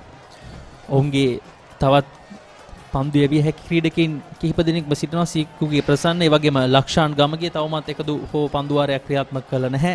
මේ දක්වා බලන්න සංක අවසන් පන්දුවාර 3 තුල එක ලකුණ හැරෙන්නට, ඒ වගේම කඩුල්ලක් දැවී යාමක් හැරෙන්නට වෙනත් කිසිදු වැඩි ලකුණක් අපට කුරුණෑගල කණ්ඩායමෙන් බලාපොරොත්තු වෙන්න බෑ. ඒ වගේම දැක ගන්නට හැකියාවක් ලැබෙන්නේ නැහැ. තරමක් අඳුරු වලාකුළු තිබෙනවා. ඉතාම විශිෂ්ට උඩ පන්දුවක්. අසේල ගුණරත්න සාර්ථකයි උඩ පන්දු රැකීම. 5 වෙනි කඩුල්ලයි දැවී යන්නේ කුරුණෑගල ඉනිමේ විශිෂ්ට උඩ පන්දුවක් සචින්.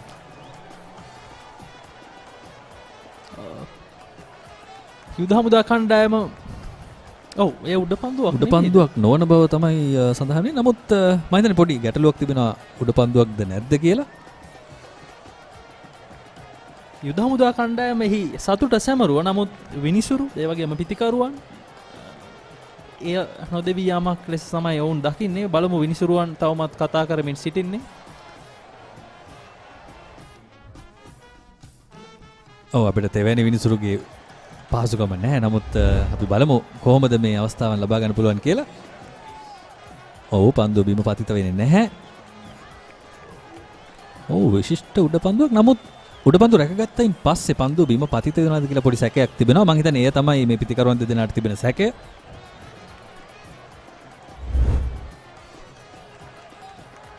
අපි මේ උඩපන්දුවේ පුනරූපණ කෙසේ නැවත නැවත පෙන්눔 කළත් මේ තරගය සඳහා තෙවන විනිසුරුගේ සහාය නැහැ. ඒ නිසා පිටියේ විනිසුරුන් වෙත තමයි අවසන් තීරණය ලබා දීමේ වගකීම පැවරෙන්නේ. එය දැවියාමක් නොවන බව තමයි පිටියේ විනිසුරුන් තහවුරු කරන්නේ. යනුව ලහිරු ජයරත්න ඒ වගේම ඩිල්ෂාන් කොල්ලුරේට තව දුරටත් ඔවුන්ගේ සමබරතාවය ක්‍රියාත්මක කිරීමට අවස්ථාව ලැබෙනවා. යුද හමුදා පන්දු රකින්නන් සෑහෙන විශ්වාස කළා ඒ උඩ පන්දුවක් බව. අපිත් විශ්වාස කළා ඒ උඩ පන්දුවක් බව. නමුත් පිතිකරුවන් එය පිළිගන්නට සූදානම් වුණේ නැහැ. ඒ වගේම විනිසුරුවන් අවසානයේ කියා සිටියා උඩ පන්දුවක් නොවන බව. අපි නැවතත් බලමු.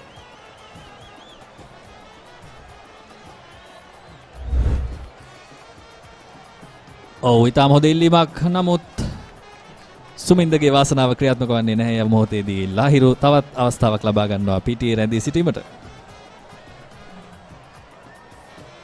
සුමින්ද ලක්ෂාන් ඒ වගේම දිනේෂ් චන්දිමාල් බංග්ලාදේශ ටෙස්ට් තරඟාවලිය 1-0ක් ලෙස ජයග්‍රාහීව අවසන් කරමින් තමයි මේ තරගයට අවතීර්ණ වී සිටින්නේ. දිනේෂ් චන්දිමාල් ඒ තරඟාවලියේදී ශතකයක් ලබාගෙන දස්කම් දැක්වුවා. සුමින්ද ලක්ෂාන්ට අවස්ථාවක් ලැබුණේ නැහැ ශ්‍රී ලංකා අවසන් ක්‍රීඩකින් 11 ඇතුළට එන්නට. නමුත් ඔහු සංචිතයේ සිටියා.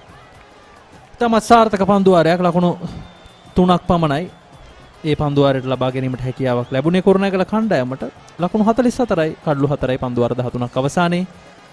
ඒ අනුව නැවතත් මේ තරගයට වර්ෂාවෙන් බාධා එල්ලවෙනවා. විනිසුරු වරුන් තීරණය කරනවා වැසි ආවරණ නැත්නම් පිටිය ආවරණය කරන තනතිරු ආවරණය කරන ආවරණ මේ ක්‍රීඩාංගණයට නැවතත් කැඳවීමට.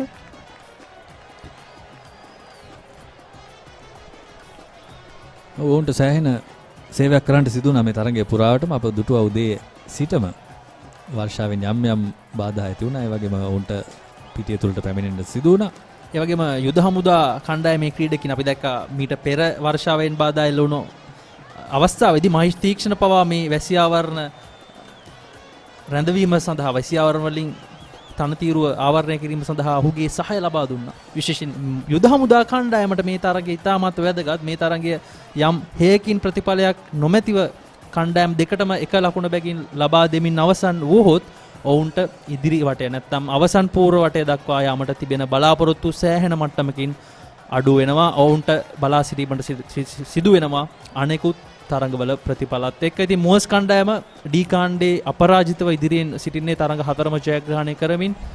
දෙවනි ස්ථානයේ තමයි යුද හමුදා කණ්ඩායම සිටින්නේ. ඔවුන්ගේ එක් තරඟයක් දැනටත් වර්ෂාවෙන් බාධා එල්ලවීම නිසා අහිමිව ගොස් තිබෙනවා. ඉතින් මේ තරඟය ඔවුන්ට ක්‍රීඩා කිරීම ඉතාමත් වැදගත්. නමුත් කුරුණෑගල කණ්ඩායම දැනටමත් තරඟාවලියෙන් ඉවතට ගොස් අවසන්. වලාකුළුලින් පිරුණු අහසක්, අඳුරු වලාකුළු වලින් පිරුණු අහසක්. ඉතින් වර්ෂාව තව දුරටත් පවතී කියලා අපිට විශ්වාස කරන්න පුළුවන්. සෑහෙන දැඩි වර්ෂාවක් තිබෙනවා නෙළුම් කුළුණ පැත්තේ. ඒ අනුව ඉදිරි මිනිත්තු කිහිපය තුල අපිට දැඩි වර්ෂාපතනයක් SCC ක්‍රීඩාංගණයට වැටෙයි කියන විශ්වාසය මෙයින් පිළිබිඹු වෙනවා. ඒ නිගමන එක්ක තමයි ක්‍රීඩාංගණයේ සහායක කාර්ය මණ්ඩලය මේ ඔවුන් සතුව තිබෙන සියලුම වැසි ආවරණ ක්‍රීඩාංගණය තුලට රැගෙන විත් ඒ තනතිරුවවට අපි කියනවා ස්ක්වයර් එක කවර් කරලා තියෙන. ඉතින් දැන් යුද හමුදා කණ්ඩායමේ ක්‍රීඩකීන්ගේ ද සහාය ඇතිව ඔවුන් ඒ සියලු ආවරණ තනතිරුව මත රැගෙන එනවා. වර්ෂාව දැඩිවෙමින් තිබෙන්නේ ආරම්භ වුණාටත් වඩා මේ වන විට වර්ෂාව දැඩිවෙමින් තිබෙනවා. ඒ නිසා මම හිතන්නේ ක්‍රීඩාංගණයම ආවරණය කරන්නට සිදු වේවි. අපි බලමු මෙතෙක් කුරුණෑගල ඉනිමේ පිතිකරුවන් කොහොමද දස්කම් දක්වා තිබෙන්නේ කියලා තවත් සුළු මොහොතකින්. කුරුණෑගල කණ්ඩායමේ ආරම්භ පිතිකරුවන් විදියට ගයාන් මනිෂාන් ඒ වගේම නායක ධනුෂ්ක ධර්මසිරි තමයි ඉනිම ආරම්භ කළේ. ඔවුන් දෙදෙනාටම ලොකු සාර්ථකත්වයක් වෙත යාමට හැකියාවක් ලැබුණේ නැහැ. ගයාන් මනිෂාන් ලකුණු 11යි, ධනුෂ්ක ධර්මසිරි පන්දු 7යි ලකුණු 2යි. කේෂාන් වන්නිආරච්චි ලකුණු 3කට දැවි ගියා. ආසේල ගුණරත්නගේ පන්දුවක් හමුවේ. ඉන් අනතුරුව මුදිත ප්‍රේමදාස ඔවුන්ගේ කඩළු රකින පිතිකරුවා සුමින්ද ලක්ෂාන්ගේ පන්දුවක් හමුවේ ලක්ෂාන් ඉදිරිසිංහ වෙත උඩ පන්දුවක් ලබා දෙමින් ලකුණු 9කට දැවි ගියා. ඔහු ලකුණු 9 ලබා ගැනීමට පන්දු 29ක් වැය කළා. ඩිල්ෂාන් කොළුරේ සහ ලහිරු ජයරත්න නොදෙවි කඩුල්ලේ රැඳී සිටිනවා පිළිවෙලින් ලකුණු 13ක් සහ ලකුණු 2ක් ලබාගෙන ලකුණු අතිරේක ලකුණු 4ක් පමණයි තවමත් යුද හමුදා කණ්ඩායම ලබා දී තිබෙන්නේ.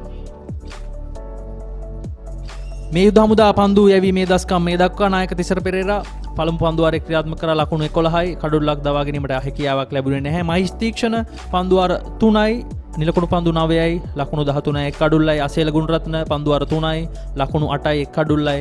ලක්ෂාන් ඉදිරිසිංහ ඔවුන්ගේ දකුණත් දඟ පන්දු යවන්න පන්දුවාර 3යි නිලකුණු පන්දු 13ක් ලකුණු 6කට එක් කඩුල්ලක්. ඒ වගේම සුමින්ද ලක්ෂාන් දකුණතින් පාදංග පන්දු යවන ක්‍රීඩකයා පන්දුවාර 2යි නිලකුණු පන්දු 8යි ලකුණු 3යි එක් කඩුල්ලයි. ගයාන් චන්ද්‍රබෝස් තවමත් එක් පන්දුවාරයක් පමණයි ක්‍රියාත්මක කර තිබෙන්නේ. කුරුණෑගල කණ්ඩායම ලකුණු 44යි කඩ්ඩු 4යි පන්දුවාර 13ක් අවසානයේ මේ වන විට තරගයට වර්ෂාවෙන් බාධා එල්ලවීම නිසා තරගය తాවකාලිකව නවතා දමා තිබෙනවා.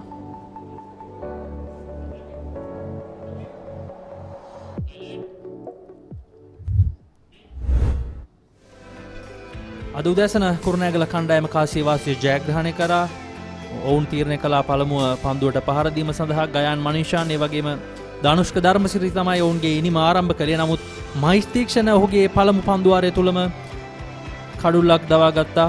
ඒ කඩුල්ල ගයාන් මනිෂාන්ගේ කඩුල්ල තමයි ඔහු දවා ගත්තේ. ඉන් අනතුරුව යුද හමුදා දඟ පන්දු යවන්නන් තරගය ඔවුන්ගේ ග්‍රහණයට හසු කරගත්තා. කුරුණෑගල මුල් පෙළ පිතිකරුවන් සියලුම දෙනාම ඔවුන්ගේ ග්‍රහණයට හසු කරගත්තා. ඔවුන්ගේ බොහෝමයක් පිතිකරුවන්ට ප්‍රහාරාත්මක වේගයේ 100කට වඩා රඳවා ගැනීමට හැකියාවක් ලැබුණේ නැහැ. ගයාන් මනිෂාන් පමණයි යම් හේකින් යම් සැලකිය යුතු මට්ටමක ප්‍රහාරාත්මක වේගයක් රඳවාගෙන පන්දුවට පහර දුන්නේ. යුද හමුදා කණ්ඩායමේ ප්‍රබල දඟ පන්දු යවන්නන් රැසක්ම සිටින ඔවුන් සියලුම දෙනාම එක් කඩුල්ල බැගින් දවාගත්තා. ඒ අතරතුර අසේල ගුණරත්නත් එක් කඩුල්ලක් දවා ගැනීමට සමත් වුණා. මේ තිබෙන්නේ මේ ඩී කාණ්ඩයේ ප්‍රසාද ලකුණු සටහන. මේ තරගයට පෙර ගුවන් හමුදා කණ්ඩායම මුවස් කණ්ඩායම තමයි ඉදිරියෙන්ම සිටින්නේ. ඉන් අනතුරුව යුද හමුදා කණ්ඩායම දෙවැනි ස්ථානයේ සිටිනවා. ඉතින් යුද හමුදා කණ්ඩායම සහ මුවස් කණ්ඩායම අතර තමයි මේ සටන ද්වන්ද්ව සටන ක්‍රියාත්මක වන්නේ. මොකද අවසන් පූර්ව තරඟ වටය සඳහා මේ කාණ්ඩයෙන් පළමු ස්ථානය නැත්තම් පෙරමුණ ගන්නා කණ්ඩායම පමණයි තෝරාගන්නේ. මුවස් කණ්ඩායම අපරාජිතව ලකුණු ප්‍රසාද ලකුණු 8ක් දිනාගෙන ඉදිරියෙන්ම සිටිනවා. යුද හමුදා කණ්ඩායම තරඟ 3යි ජයග්‍රහණ 2යි එක් තරගයක් ඔවුන්ගේ ප්‍රතිඵලයක් රහිතව අවසන් වී තිබෙනවා. ඉතින් මේ තරගයත් ප්‍රතිඵලයක් රහිතව අවසන් වූහොත් ලකුණු 6ක් පමණයි ඔවුන්ට ලැබෙන්නේ මේ තරගයේ අවසානයේ. තවත් තරග දෙකක් ඔවුන්ට ඉතිරිව තිබෙනවා. කුරුණෑගල කණ්ඩායම මෙහි 3 වෙනි ස්ථානයේ සිටිනවා. ගාල්ල කණ්ඩායම 9 වෙනි ස්ථානයේ සිටිනවා. බ්ලූම්ෆීල්ඩ් නාවික හමුදාව සහ කළුතර කණ්ඩායම අවසන් ස්ථාන 3 රැඳී සිටිනවා. මෙයයි ප්‍රසාද ලකුණු සටහනේ තත්ත්වය.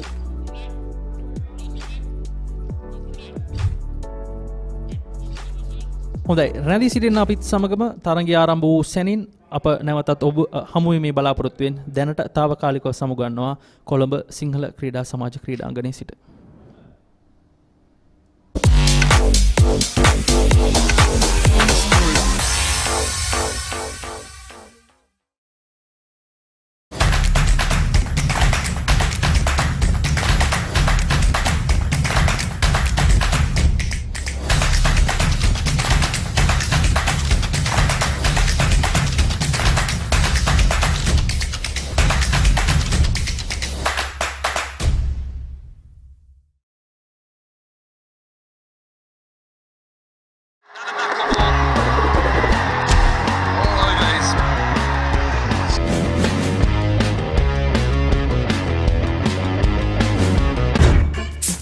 සිය ගෙම්බර් දාන තැන නොම්බර එකට රිෆ්‍රෙෂ් කරනවා.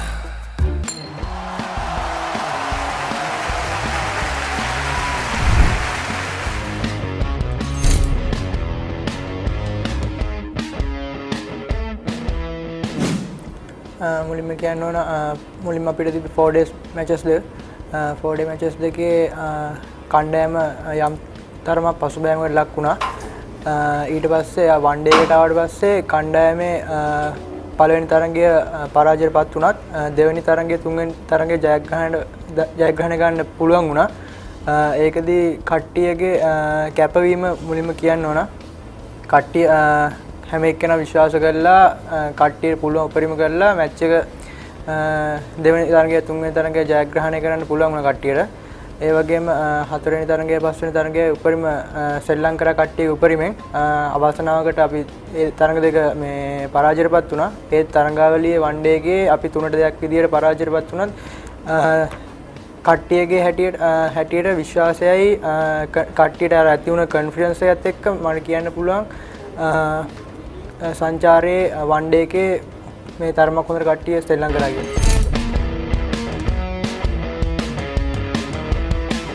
ලෝක කුසලාන කියන්නේ අර මේ තරංකාරීත්වයේ වැඩි තරංගාවලියක්.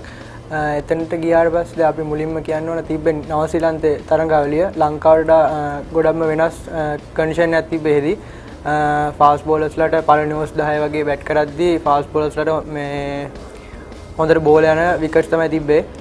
ඒ වගේදී චුට්ටක් අර කන්ඩිෂන් මේ එක ඇසෙස් කරලා ඉවරලා ශ්‍රී ලංකාවටලා ඒ වගේ ඊට පස්සේ පළවෙනි ඕවර්ස් 10න් පස්සේ පන්දු යන්නන්ට වැඩි මේ උච්චතාවයක් දක්වන්නේ නැහැ. බැට්ස්මන්ලාට මේ හොඳට ශ්‍රී ලංකාවට පුළුවන්. ඒ වගේ තමයි කියන්න පුළුවන්. ඒ තරංගාවලියේදී ගොඩක්ම කියන්න පුළුවන් අපිට හම්බුනේ එක එක මේ කන්ඩිෂන් හම්බුණා. චේස් කරලා ගහන්න තිබ්බේවා මුලින් බැට් කරලා සමහරක් මැචස් වලට වර්ෂාපත් වුණා. ඒ මැචස් වලදී කට්ටිය ශ්‍රී ලංකාව කරපු විදිය ප්ලෑන් ගහපු විදිය ඒ වගේ වුණා ඉදිරි ජීවිතයේදී මේ අත්දැකීම් වගේ ගන්න පුළුවන් වුණා කියන්න පුළුවන්.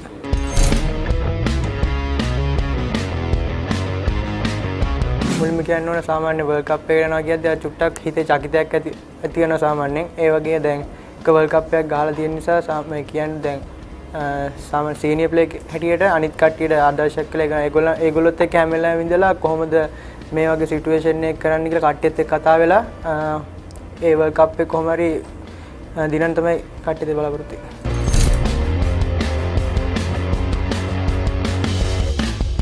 මම මුලින්ම 3 වසරේදී ක්ලබ් එකකට ගියා 3 වසරේදී වසන්ත විජේසූරිය සර්ගේ. ඊට පස්සේ ආයෙ 3 වසරේදී මම මුලින් ඉස්කෝලේ ගියේ ධම්මිස්තරේ under 13 B team එකට මම ශ්‍රී ලංකාව 3 වසරේදී. ඊට පස්සේ එතනින් තමයි මුලින්ම ක්‍රීඩා පටන් ගත්තේ. අපේ මුලින් මතක් කරනු තරංග ලියනපතිරණ සර්, නුවන් රුචිර සර්, ඒ වසන්ත විජේසූරිය සර්, ධම්මිස්තරේ ඕල් බෝයි මේ මාස්ටර් ඉන්චාර්ජ් හිටිය කීර්ති ජයසේකර සර් මතක් කරන්න ඕන. ඊට පස්සේ එතනදී දක්ෂතා එක්ක තරංග සර් ජෝසප් පාසෙට ගියාට පස්සේ මාව 8 වසරේ ජෝසප් පාසෙට ගත්තා. ජෝසප් පාස් එකේදී 8 වසරේ under 13 2013 ශ්‍රී ලංකාවේ ඊට පස්සේ එතනින් තමයි ගොඩක් දේවල් මගේ කියන්නේ ජීවිතේදී ගොඩක් දේවල් වෙනස් වෙන්න පටන් ගත්තේ. ඒක කියන්න ඕන මුලින්ම මතක් කරන්න ඕන මේ රන්දීර් සර්වයි අජිත් අංකල්ලා මතක් කරන්න ඕන ගොඩක්ම මාව ඉස්කෝලේට ගන්න ඒගොල්ලෝ තමයි මට ගොඩක් උදව් කරේ. ඒ වගේම ඉස්කෝලේ ගුරුවරු විද්‍යාපති පියතුමා ප්‍රියංජීව පියතුමාවත් මතක් කරන්න ඕනේ.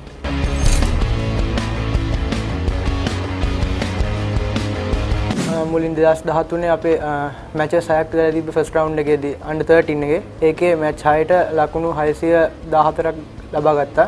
ඊට පස්සේ under 15 සෙකන්ඩ් එකේදී මැලේසියා ටුවර් කැප්ටන් කරන්න හම්බුණා. ඒකේ man of the series මම වුණා. ඊට පස්සේ ආය ආවට පස්සේ 2017 මේ තරඟාවලිය 19න් 15 හොඳ මේ තුන්ගිරිය ක්‍රීඩකයයි ස්කූල් බෝල් ක්‍රිකට් රනර්ස් අප් ලබා ගන්න පුළුවන් වුණා.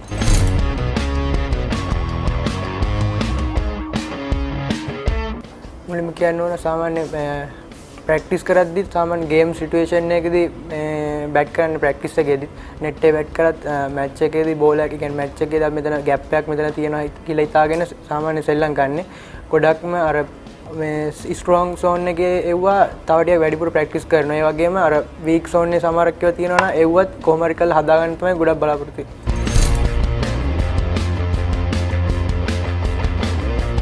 මම ෆස්ට් ක්ලාස් එකක් ගහන්න තමයි බලාපොරොත්තු වෙන්නේ. ඒ කියන්නේ කොහරි ක්ලබ් එක. ඒ වගේම එමර්ජින් එකක් ශ්‍රී ලංකාවේ එකක් කණ්ඩායම සුදුසුකම් ලැබලි ඉවරලා කොමර්ස් මේ ශ්‍රී ලංකා කණ්ඩායමට නියෝජනය කරන්න බලාපොරොත්තු වෙනවා.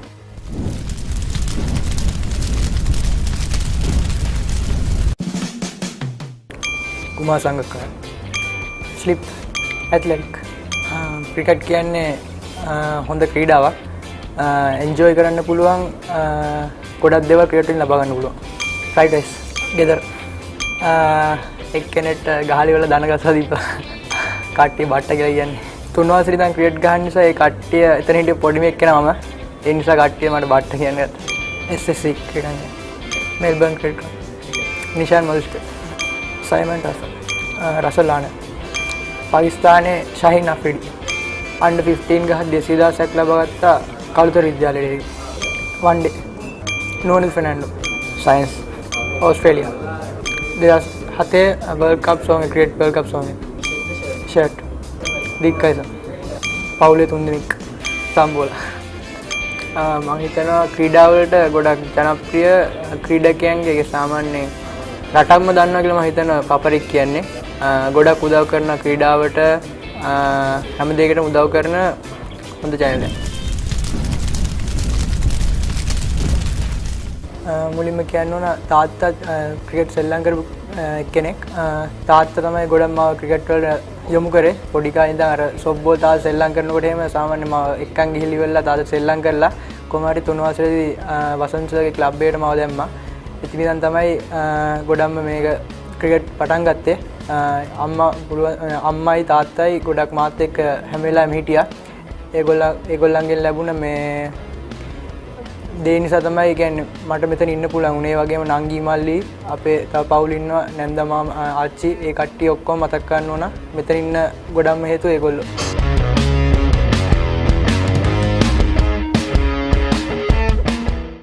මේ ස්ප්‍රයිට් ජීවිතේ හිතන තරම් ලේසි නෑ යාළුවා.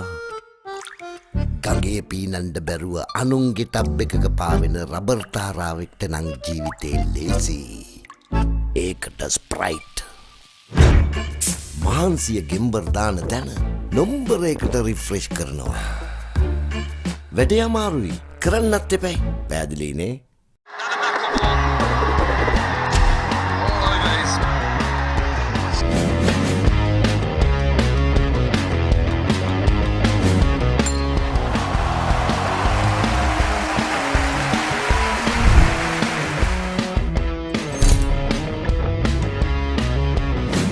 මං 3 වසරේ ඉඳන් වගේ තමයි ක්‍රිකට් ගහන්න පටන් ගත්තේ. under 13 15 17 19 ඒ ස්කෝලේ ඔක්කොම සෙල්ලම් කරා. ඉතින් මුලින්ම ආසාව තිබුණේ කොහම 19 ටීම් එකට සිලෙක්ට් කරන ස්කෝලේ. ඉතින් මං කොහොම හරි ඒකට තේරුණා. ඉතින් ඊට පස්සේ තමයි මං හිතන්නේ ප්‍රීමා කියලා ටූර්නමන්ට් වගේක් තිබුණා. ඊපස්සේ තව ප්‍රොවින්ෂල් වගේක් ආවා. ඒවලත් මං හොඳට කරා. ඊට පස්සේ තමයි මං හිතන්නේ මම under 19 එක කතා කරලා තියෙන්නේ.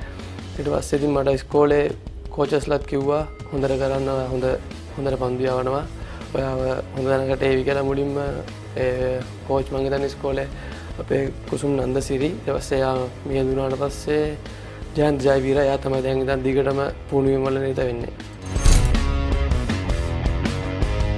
මම ශ්‍රී ලංකාවට තේරුනේ මේ ලංකාදීප ඒෂියා කප් එකට යූත් ඒෂියා කප් එකට ඒකේ මැච් 4ක් තමයි මම සෙල්ලම් කරේ මුලින්ම මගේ 19 ෆස්ට් මැච් එක නේපාල් මැච් එක ඒකේ විකට්ස් 1යි ඕවර් 4ක් වගේ මම දැම්මේ. ඉතින් කොහොම හරි ඒ සීසන් එකේ මම හොඳට කරින්ද ඊට පස්සේ අපි තිබුණ සවුත් ආෆ්‍රිකා රයිනේෂන් එකට මම තේරුණා. ඉතින් මම ඒ සීසන් එකේදී තමයි මම හිතන්නේ මගේ අමතක කරන සීසන් එක මම හොඳටම කරා සීසන් එක. මම ඒකේ මෑන් ඔෆ් ද සීරීස් තුනා.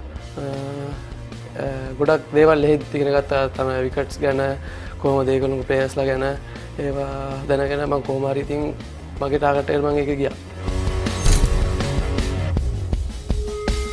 මම ස්කූල් වලට එන්න එකක් වෙන්නදී මම සවුත් ඕස්ට්‍රේලියා හෝ ඊට පස්සේ මොකක්ද එකක් තිබුණා. ඒකට වෙන්න ඉස්සෙල්ලා ස්කූල් මැචස් 3ක් වගේ තිබුණා. මම ඒ ස්කූල් මැච් වල මම හිතන්නේ මැච් 3ට විකට්ස් 27ක් හරි 28ක් හරි ගත්තා. මම හිතන්නේ ඒකට බලපාන්න ඇති. ඉතින් මම ගම එක ඉපදුනා කියලා මම ක්‍රිකට් අතෑරියේ නෑ. ඒ කියන්නේ මහන්සි වුණා ගොඩක් මහන්සි වුණා ක්‍රිකට් වලින් ඉස්සරහට එන්න. ඉතින් කොළඹටත් ඇවිල්ලා ගොඩක් හොඳ කෝචස්ලා හම්බුණා. එයාලගෙන් තමයි ගොඩක් දේවල් ඉගෙන ගත්තේ. විශේෂයෙන් චමින්ද වාස් තමයි මම හිතන්නේ හොඳ දේවල් ගොඩක් කියලා දුන්නා. ඊසේ රවින්ද්‍ර පුෂ්ප කුමාර ඒගොල්ලොන්ගෙන් ගන්න පුළුවන් උපරිම මම දේවල් ගත්තා මේ තැනට එන්න. මම ශ්‍රී ලංකාවේ කැන්ඩි ටීම් එකට මමත් මුලින්ම සතුටු වුණා මාලි අයියා අපේ ටීම් එකේ ඉන්නවා කිව්වාම. මොකද එයාගේ කෙනෙක්ගෙන් ගොඩක් දේවල් ගන්න පුළුවන්. එයා ගොඩක් දේවල් කියලා දුන්නා. කොහොමද බැට්ස්මන් කෙනෙක්ව ප්‍රෙෂර් කරන්නේ, අපි අලුත් බෝලින් මොනවද කරන්න ඕනේ, පරණ බෝලින් මොනවද දාන්න ඕනේ. ඒවා එයාගෙන් මම ගොඩක් ඉගෙන ගත්තා. අලුත් බෝලින් ලෙන්ත් එකට දාලා ඉවරලා අපි පුළුවන් නම් පරණ බෝල් එකක්දී වේරියේෂන් කරන්න ඕනේ. ඉතින් ඒවා ගොඩක් ඉගෙන ගත්තා එයාගෙන්. තව මාලි අයියා ඉතින් හරි හොඳ ප්ලේයර් කෙනෙක් තමයි ලංකාවේ ඉන්න තැනට එන හොඳ ෆාස්ට් බෝලර් කෙනෙක්. ඉතින් එයාගෙන් ගොඩක් දේවල් මම ඉගෙන ගත්තා. මං ශ්‍රී ලංකාවේ මාස්ටර් යුනිවර්සිටි අන්ඩර් මේ පාර මගේ ටයිල් එක මං කොමරි OD මැච් දෙකක් හෝ තුනක් තමයි ශ්‍රී ලංකාවේ. ඒ දෙකේ මට හම්බුණු chance එක මම උපරිම ප්‍රයෝජන ගත්තා. මම හිතන්නේ මුල් මැච් එකේ කට්ස් දෙකක් හෝ තුනක් ඊපස්සේ මැච් වලත් මම දෙක තුන ඊට පස්සේ ඉතින් අපි ඒකෙන් සෙමි ෆයිනල් එක පෙරදුනා සිලුවේට කණ්ඩායමට. ඉතින් ඒකෙන් පස්සේ අපි ප්‍රැක්ටිස් කරා ගොඩක් හොඳ මානසිකත්වයෙන් හිටියා T20 තරගාවලියට කොහොම හරි දිනන්න ඕනේ කියලා. ඉතින් අපි මාසිච් එකේදී අන්තිම ෆයිනල් එක වෙනකන් ඇවිල්ලා අපි කොහොම හරි ජයග්‍රහණය කරා. T20 එකෙත් මම හිතන්නේ මම ශ්‍රී ලංකාවේ මැච් දෙකයි ඒ දෙකට මුල් LB ෆිනාන්ස් කණ්ඩායමට විකට් 4ක් ගත්තා. ඊට පස්සේ ෆයිනල් එකේදී ඔවර්ස් 4යි ලකුණු ගානකට විකට්ස් දෙකක් ගත්තා කොහොම හරි හොඳට බෝල් කරලා. ඊට පස්සේ මම බැට් කරන්න යද්දී අන්තිම විකට් එකට ලකුණු 15ක් හෝ ගන්න තිබුණා ලාස්ට් මෑන් කියලා. ඉතින් මං අතෑරියේ නෑ මැච් එක ජයග්‍රහණය කරන්න පුළුවන් කියන එක හිතා හිටියේ හැබැයි ධම්මිකයි හිටියේ. ඉතින් එයාගෙන දේවල් ඉගෙනගෙන අපි කොහොමද මැච් එක දිනන්නේ කියලා ඒත් එක්ක තරග ජයග්‍රහණය කරා කොහොම හරි. දැන් ප්‍රීමියර් එකට අපි ක්ලබ් එකේ හොඳට ප්‍රැක්ටිස් කරනන් ඉන්නවා. කියන්නේ අපේ ෆිට්නස් ඒවා ඔක්කොම බලා ගන්නවා. ඉතින් අපි හරියට දේවල් කරන්න ඕනේ නැත්නම් මේ වෙන හින්දා අපි කොහොම හරි ඉතින් ඉමර්ජින් එකට සිලෙක්ට් වුණොත් ඉතින් කොහොම හරි මගේ බලාපොරොත්තු මම හොඳට කරන්න. ඒ වගේ ප්‍රීමියර් එකෙත් මම හොඳට කරන්න බලනවා. මගේ මුල් ප්‍රීමියර් මේ එක හම්බෙන තරගාවලින් මම කොහොම හරි උපරිම ප්‍රයෝජනයක් ගන්නවා.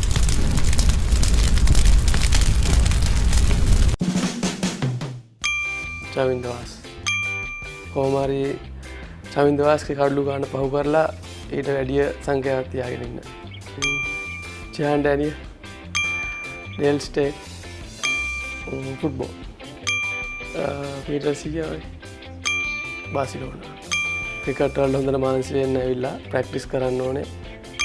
සල්මන් කා, බන්දු සමරසිංහ, ෂෙහන් මිරාන්ඩ, දීපිකා පදුකෝ, iPhone. අමරදේවගේ ගිමන් හරින ගියමදී. WhatsApp. Hardship. Vastu BMW cake वगे बात वगे තමයි කොයිලා ගෙදර ඉන්න කැමති නැති එක එහෙම එකක් නෑ. සොනික් රෝඩ්ස් ආර් ප්‍රේමදාස්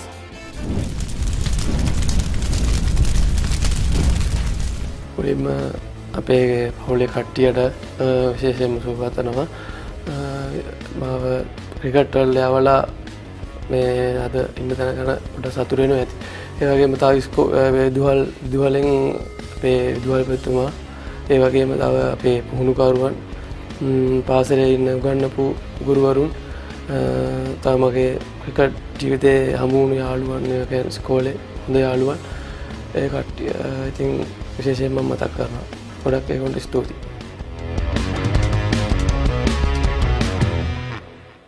මම මේ අවුරුද්ද වැඩිම ලකුණු ගැහුවේ. එතනින් පටන් අරගෙන under 19 ශ්‍රී ලංකා සෙල්ලම් කරා. ඕන එකක් කිව්වට කමක් නැද්ද එහෙම. ලන්ච් එක විනාඩි 40ට වැඩි වැඩි කරන්න. මම හිතන්නේ ඒක තමයි world record එකක් තියෙන්නේ මේ 7th wicket partnership එකේ.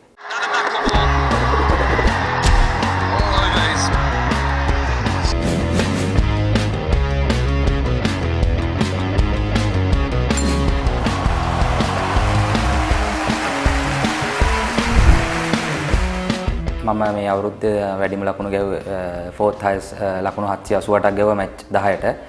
මේ අවුරුද්දේ CA 3යි 54යි ඇවරේජ් 56යි. මේ අවුරුද්දේ හුඟක්ම මේ බැලුවේ ලකුණු අතර ඉන්න. මේ අවුරුද්දේ CCC කණ්ඩායම චැම්පියන් වුණා. ඉස්සරහටත් බලනවා කොහොම හරි ලොකුවට දෙයක් කරන්න.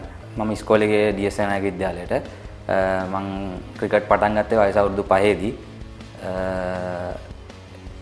ඒකයි ක්‍රිකට් ඉස්කෝලෙන් උදව් කරා මට ක්‍රිකට් ඉස්සරහට එන්න. ඒ වගේම එතනින් පටන් අරගෙන under 19 ශ්‍රී ලංකා සෙල්ලම් කරා. ඊට පස්සේ තමයි මම ක්ලබ් ලෙවල් එකට ආවේ under 23 මුවස් සෙල්ලම් කරා. ඊට පස්සේ ඒක සෙල්ලම් කරලා ඉවර වෙලා තමයි මේ CCC කණ්ඩායමට ජොයින් වුණේ. ඇත්තටම මම 19 පාල කණ්ඩායමේ කැප්ටන් කරා. ඉස්කෝලෙන් ලොකු සපෝට් එකක් දුන්නා මට ඉස්සරහට එන්න. ඒ වගේම ඉස්කෝලේ සීසන් එකේ මම මැච් 10ක් තිබ්බා 10ක් නෙවෙයි 12ක් විතර තිබ්බා. ඒකේ ලකුණු 960ක් ගැහුවා අන්තිම සීසන් එකේ. ඇවරේජ් 45ක් එක්ක. ඉස්කෝලේ ගහද්දී under 19 එන්න මං කින්සුට් එක්ක ලකුණු 130 ගාණක් ගැහුවා ෆස්ට් ඉනින්. ඊට පස්සේ සෙකන්ඩ් ඉනින් ලකුණු 70 නොට් අවුට් ගැහුවා. එතනින් පස්සේ තමයි මම සිලෙක්ට් වුණා under 19 එකට. under 19 එකේ 2011 මම ඉංග්ලන්ඩ් ටීම් එකට ගැහුවා ලකුණු 96ක් බෝල් 80 ගානකට. ඊට පස්සේ ඉන්දියා ටුවර් කරා 2012 දී. ෆුල් ලෙවල් එක අවසන් කරලා ක්ලබ් ලෙවල් එකට ගියාම මුලින්ම මම ගැහුවේ අසන්ත ෆර්නැන්ඩෝ කැප්ටන් කරපු එකක. ඒ 2013. එතනදී මම 2014 2013 ඉඳලා දිගටම CCC කණ්ඩායම අද වෙනතුරු ප්ලේ කරන්නේ. 2014 මම 200ක් ගැහුවා බදුරලිය කණ්ඩායමට 234යි නොට් අවුට්. ඒක තමයි මගේ හොඳම පර්ෆෝම් එක. ඒකයි දැන්ට අවුරුදු 9ක් ෆස්ට් ක්ලාස් ගහනවා. CA ගහලා තිනවා මම 12ක් 50 21ක් එක්ක ඇවරේජ් 38යි. සුපර් හිට් එකට ආවට පස්සේ ඇත්තටම ලොකු අත්දැකීමක් තියෙනවා. නැෂනල් ප්ලේස්ලා ඔක්කොම වගේ ගැහුවා ටීම් එකේ. NCC මැච් එක අපිට දිනන්න ඕනෙලා තිබ්බා අපි චැම්පියන් වෙන්න. ඒකේ මමයි කුසල් මෙන්නිසේ ලකුණු 173ක පාර්ට්නර්ෂිප් එකක් දැම්මා. අපිට තිබ්බා 460 ගාණක් එලවන්න. අපි 480ක් ගාව විකට් 6ට. ඇත්තටම ලොකු එක්ස්පීරියන්ස් එකක් වුණා මේ නැෂනල් ප්ලේයර්ස්ලාත් එක්ක ගහද්දි. ඒගොල්ලෝ මොන විදිහටද හැසිරෙන්නේ, අපි මොනවද කරන්න ඕනේ දේවල් ඒවා හුඟක් මේ වුණා ඉස්සරහට යන්න. 2016 දී චිලව මේරියන්ස් කණ්ඩායමට එරෙහිව සෙල්ලම් කරේ කෝල්ස් ග්‍රවුන්ඩ් එකේදී 7th විකට් පාර්ට්නර්ෂිප් එක මටයි රොෂාන් අනුරුද්ධටයි ලකුණු 107ක ලකුණු 240 ගානක ලකුණු ප්‍රමාණයක් හඹා ගියා. මම හිතන්නේ ඒක තමයි වර්ල්ඩ් රෙකෝඩ් එකක් තියෙන්නේ මේ 7th විකට් පාර්ට්නර්ෂිප්. කොහොම හරි දැන් මේ සීසන් එකේම ලකුණු 800 රීට් වෙන්න ගැහුවා. මගේ ඊළඟ එම් එකේ තියෙන කොහොම හරි ලකුණු 1000ක් ගන්න ඊළඟ සීසන් එකේ. ඒ වගේම කොහොම හරි බලාපොරොත්තු වෙන ලංකාවට සෙල්ලම් කරන්න. ඉස්සරහට ඉතින් තව හොඳ ෆස්ට් ක්ලාස් සීසන් එකක් ගන්න තමයි බලාපොරොත්තු වෙන්නේ.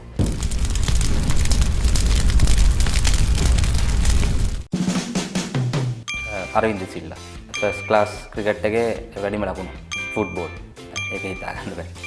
රොනාල්ඩෝ විශේෂයක් නැහැ. හේමල් චිකන් තමයි. ලන්ජස් නැෂනල් ටීම් එකේ ශ්‍රී ලංකාව. කෙත්තරා පීරියඩ් එක කට් කරලා අහුවෙලා දන ගහගෙන හිටිය පැය දෙකක් විතර.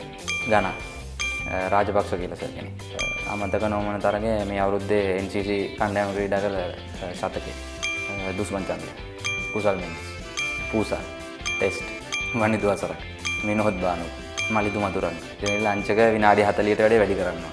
අම්පයර් කෙනෙක් එක්ක නොට් අවුට් එකක් අවුට් දීලා.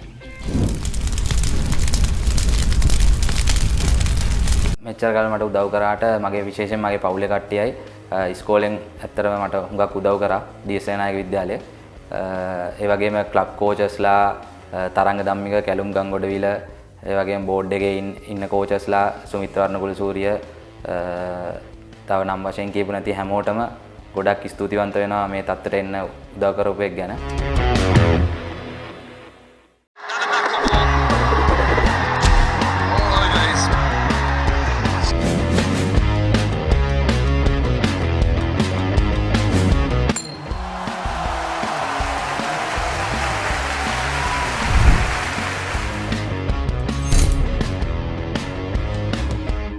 ඇත්තටම සුපර් ප්‍රොවින්ෂල් එක ඉවර වුණාට පස්සේ තමයි මේ 19 ඉන්දියා ටුවර් එක පටන් ගත්තේ. අරගෙන ලැබිච්ච අත්දැකීමත් එක්ක ඒකේ මැචස් බැලුවා. ඒ මැචස් එක ඒ වලින් ගත්ත එක්ස්පීරියන්ස් එකත් එක්ක තමයි මම මේ ඉන්දියා සංචාරය ශ්‍රී ලංකාවේ.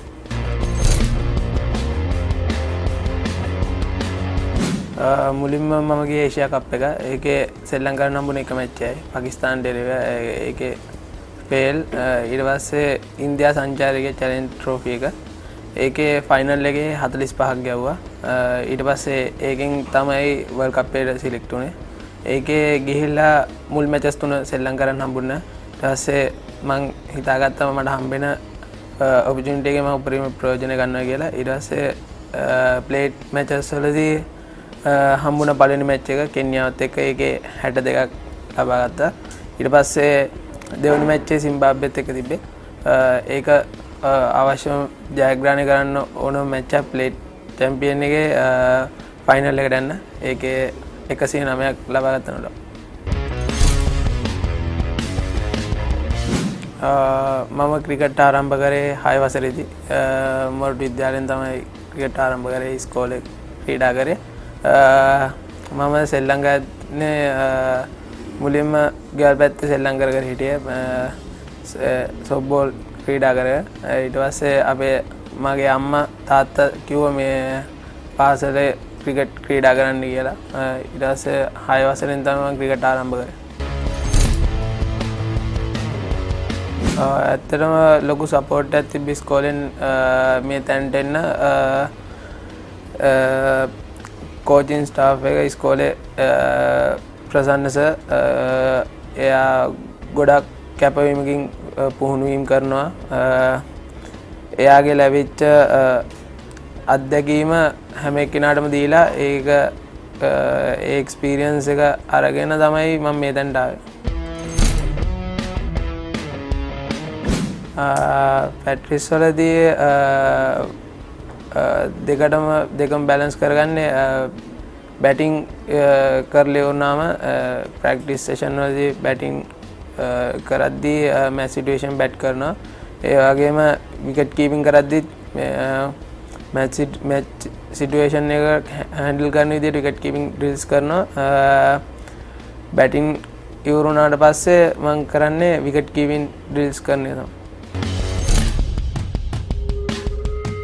ඒ සීසන් එක ගැන කතා කරොත් මම මගේ දෙවනි අවුරුද්දේ under 19 පළවෙනි මම අවුරුදු දෙකක් සෙල්ලම් කරන්න නැතුව ටීම් එකේ හිටියා. ඒ අවුරුදු දෙකේ ඉඳලා ඒ අවුරුදු දෙකේ ලැබිච්ච එක්ස්පීරියන්ස් එකත් එක්ක ලොකු අයියලා සෙල්ලම් කරන විදිය බලාගෙන ඒගොල්ලෝ සෙල්ලම් කරන විදියට ඒගොල්ලෝගේ තියෙන ඒ සෙල්ලම් කරන එක්ස්පීරියන්ස් එකත් අරගෙන තමයි මම ඒ අවුරුද්දේ හොඳට සෙල්ලම් කරේ.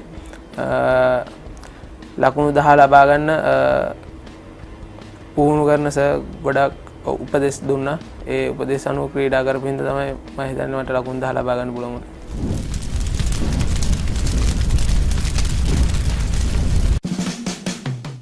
කුමාර සංගක් ඉන්ස්ට්‍රක්ටර්. ක්‍රිකට් කියන්නේ මහතුරුන් ක්‍රීඩාවක්. හොඳට එන්ජොයි කරන්න පුළුවන්. ක්‍රිකට් වලින් ගොඩක් දේවල් ලබා ගන්න පුළුවන්.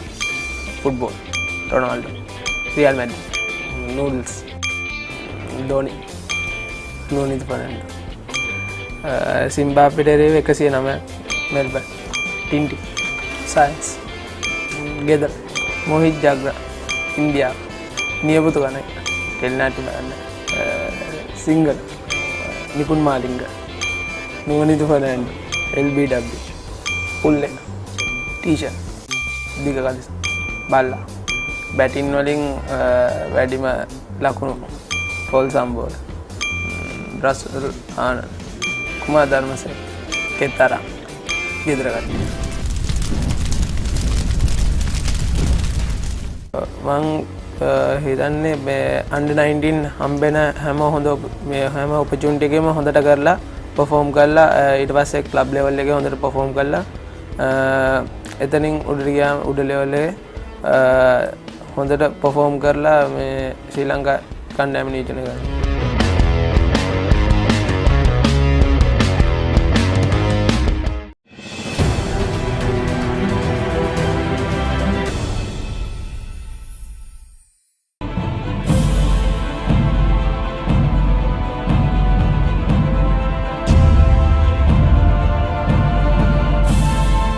I won මංජි super cream cracker ගෙන තවත් ලෙජන්ඩ්ස් වැඩසටහනකින් අද අප අමුවන්නේ ශ්‍රී ලංකා ක්‍රිකට් ඉතිහාසයේ සාර්ථකම වේග පන්දු යවන්න.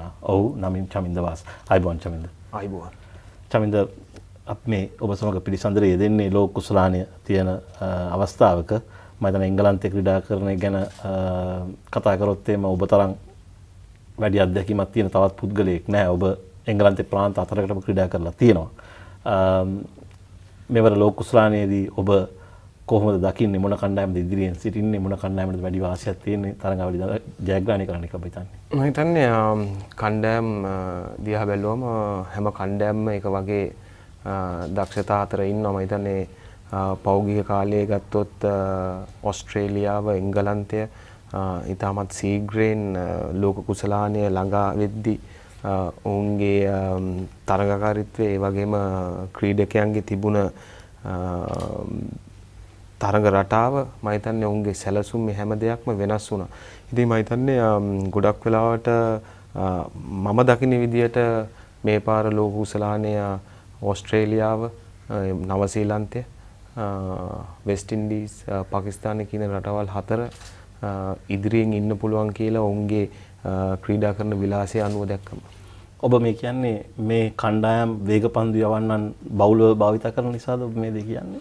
මම හිතන්නේ උන්ට උන්ගේ කණ්ඩායම දිහා බැලුවොත් කණ්ඩායමට අවශ්‍ය කරන සාධක ඔක්කොම තියෙනවා. මම හිතන්නේ පන්දුර පාර දීමේ පිටිකරුවෝ ඉන්නවා.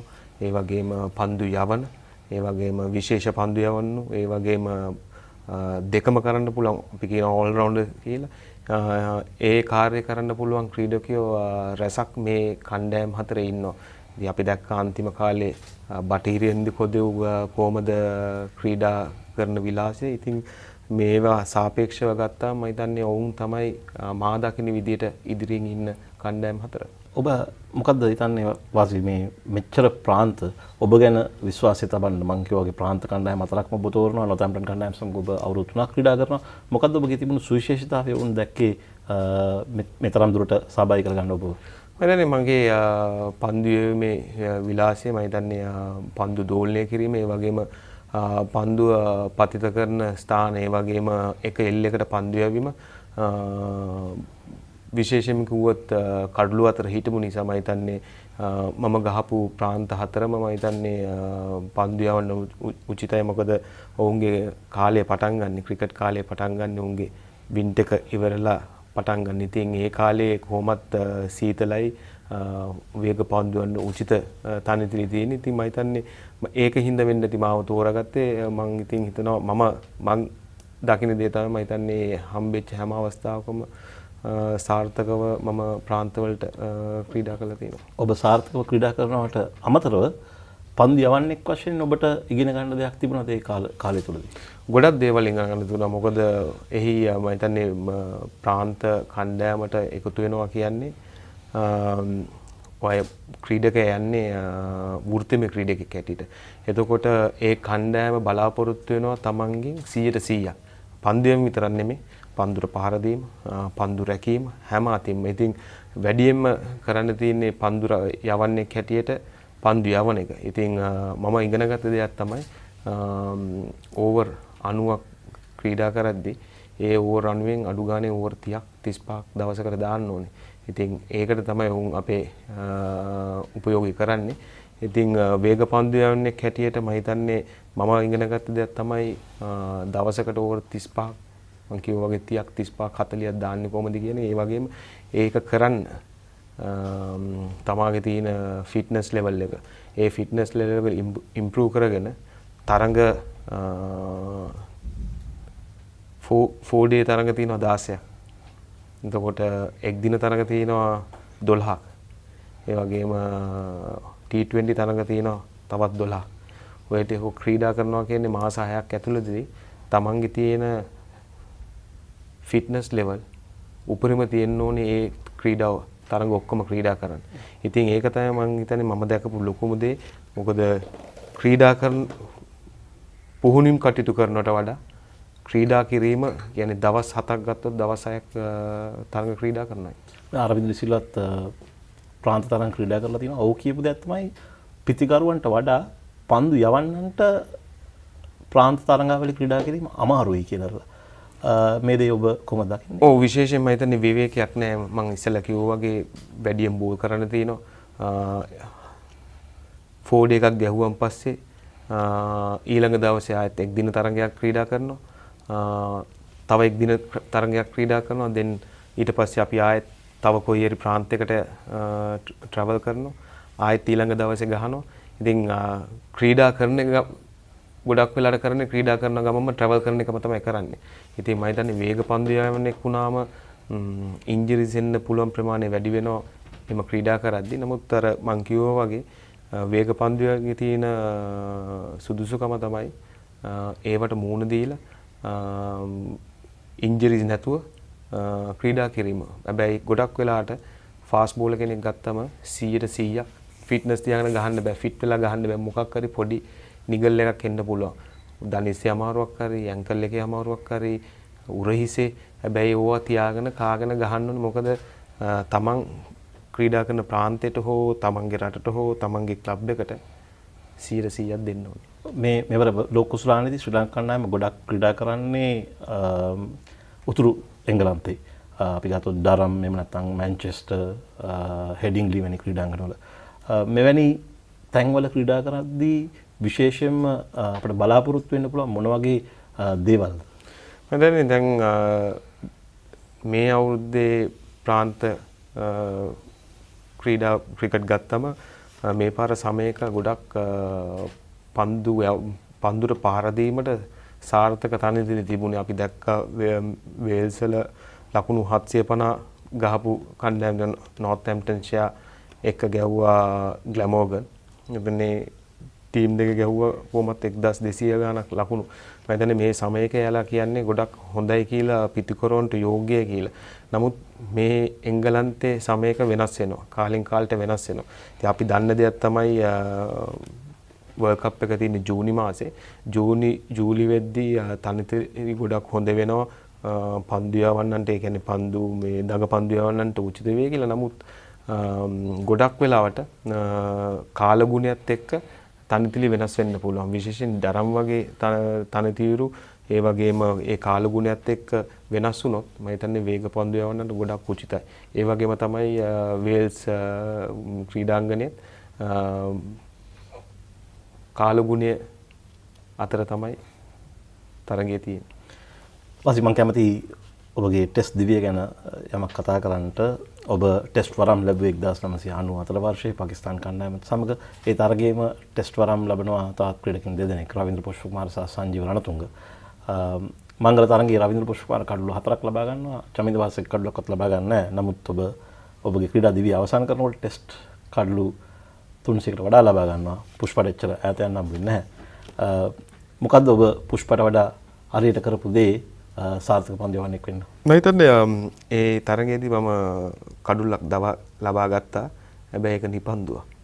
මම හිතන්නේ මම දැකපු දේ තමයි මගේ සාර්ථකත්වයට චමින්ද වාස් කියන පුද්ගලයාව ඒ සාර්ථකත්වයට ගෙනියන්න චමින්ද වාස්ම තමයි ඒකට උදව් වුණේ.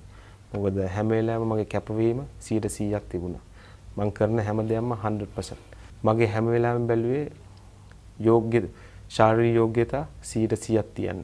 ඉතින් ඒකින්ද තමයි මම හිතන්නේ මට සාර්ථකව අවුරුදු 20ක් ක්‍රීඩා කරන්න උනොත් මගේ ටෙස්ට් ජීවිතේ. ඒ වගේම ක්‍රීඩකෙක් වුණාම Tamanට තියෙන්න ඕනේ ගෝල්ස් තියෙන්න ඕනේ.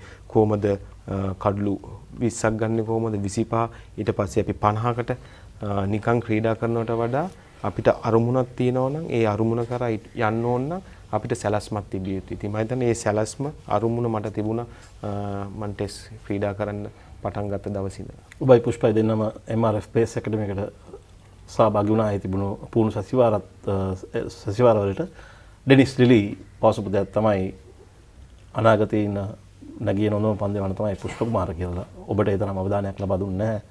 ඔබ හිතුවද මේ දවස්වල නැත්නම් දැන් ඇරලා බලද්දී ඔබ හිතනවද පුෂ්ප ඔබට වඩා ටැලන්ට් එකක් අතින් ඉදිරියට හිටියයි කියලා? 100%ක් මම හිතන්නේ අද ලංකාවේ වේග පන්දුවෙන් ගත්තොත් පුෂ්පකුමාර මම හිතන්නේ ලංකාවේ හිටපු දක්ෂතම පන්දු යවන්නෙක්. මොකද MRF එකේ ඩෙනිස් ලිලිත් එක්ක පූර්ණිම් කටයුතු කරද්දී ඔහුට ඩෙනිස් ලිලි කියන හැම පන්දුවක්ම යවල පෙන්වන්න පුළුවන්. ඉතින් හැකියාව කියන්නේ ඒක උපරිම තිබුණා. නමුත් මම ගොඩක් වෙලාවට කළේ මට හැකියාවට වඩා මට උනන්දුව තිබුණා. මගේ මහන්සිය. මම හැම වෙලාවෙම ඩෙනිස් ලිලි ගාවට ගිහිල්ලා කතා කරලා හැම දෙයක්ම ඉගෙන ගන්නවා. නමුත් එක අවස්ථාවකදී අපි බෝල් කරලා පන්දු යවලා ඉවරනන් පස්සේ අපි කම්පියුටර් එකට දාලා ඇනලයිස් කරන බලනවා කොහමද අපේ පන්දු යවන ඉරියව් කොහමද කියලා. ඉතින් ඒ පන්දු යවන ඉරියව් දැකලා එකපාරට මට ඩෙනිස් ලිලි කිව්වා මාව දැකපු හැටිම කිව්වා මට වැඩි කල් ලංකාවට ගහන්න බෑ කියලා. කියලා මට මේව කළා. නමුත් එදා ඒ මට ඇතිවෙච්ච දුක මං හිතුවා මම ඒක චැලෙන්ජ් එකක් හැටියට ගත්තා.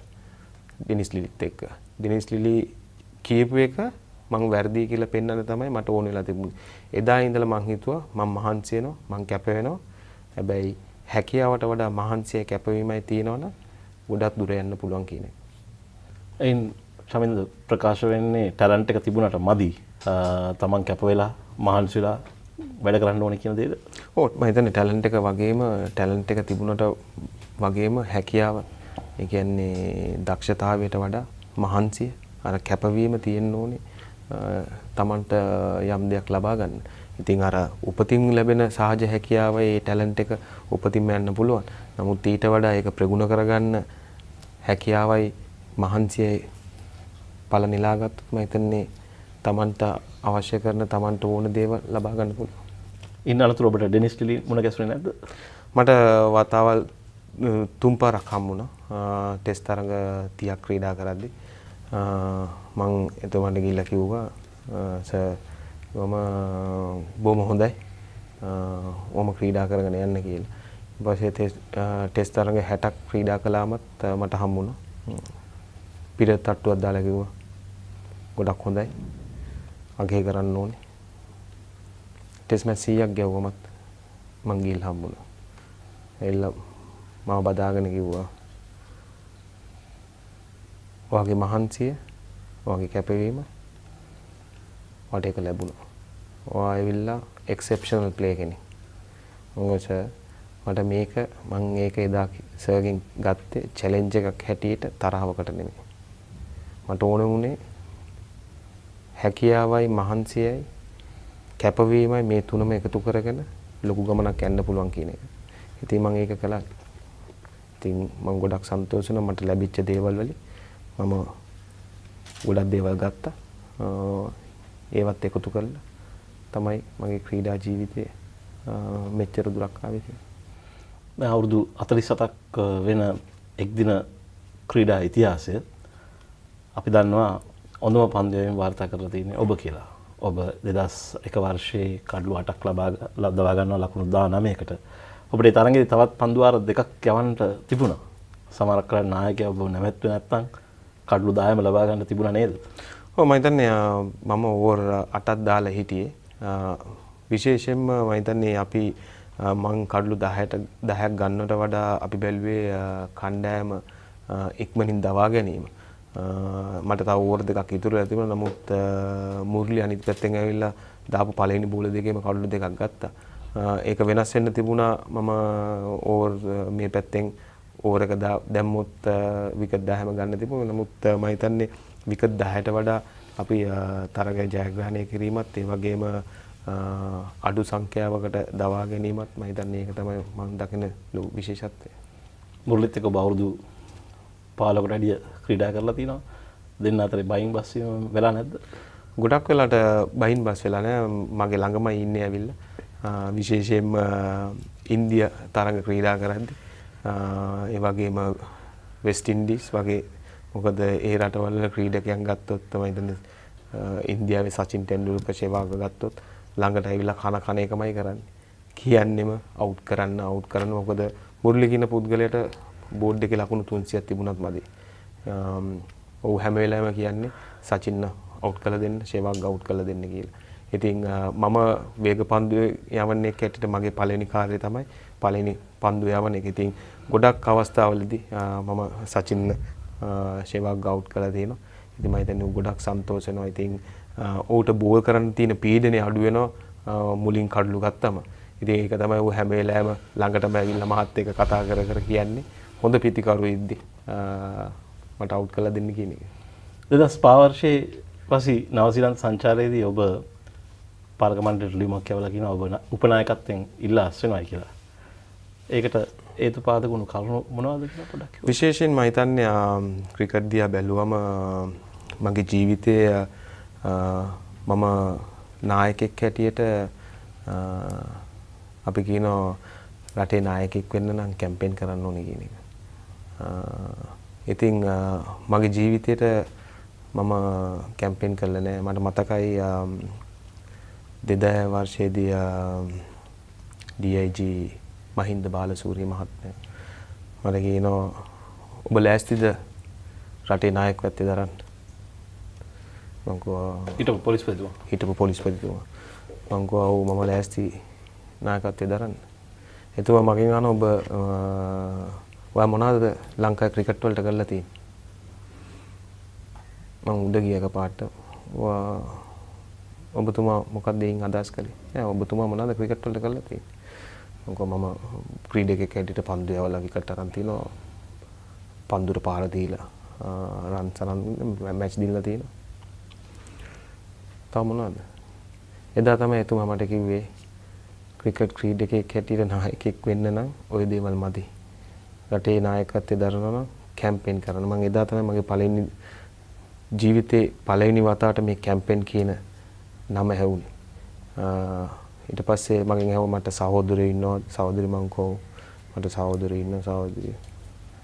හොන්ට කියන්න කැම්පේන් එක පටන් ගන්න කියලා. මං එදා කිව්වා මගේ ජීවිතේට මං කැම්පේන් කරන්නේ නැහැ. එතකොට තමයි එතුමා කිව්වේ ඔබට නායකත්වයේ සුදුසුකම් ලැබෙන්නේ නැහැ කියලා. ඔබට කැම්පේන් කරන්න අවශ්‍යතාවයක් නැහැ. මොකද 2005 වර්ෂ වෙනකොට ඔබ ඉල්ලා අස්වෙනකොට දැනටමත් ඒ වෙනකොටත් ඔබ අවුරුදු 12 ජාතික කණ්ඩායම නියෝජනය කරලා ඉවරයි. ඉතින් ඔව් ඒ අතරතුරදී අනිකුත් නායකයෝ අනිකුත් ක්‍රීඩකයෝ ඔය කියන කැම්පේන් මාලාවට සැරසිලා හිටියේ.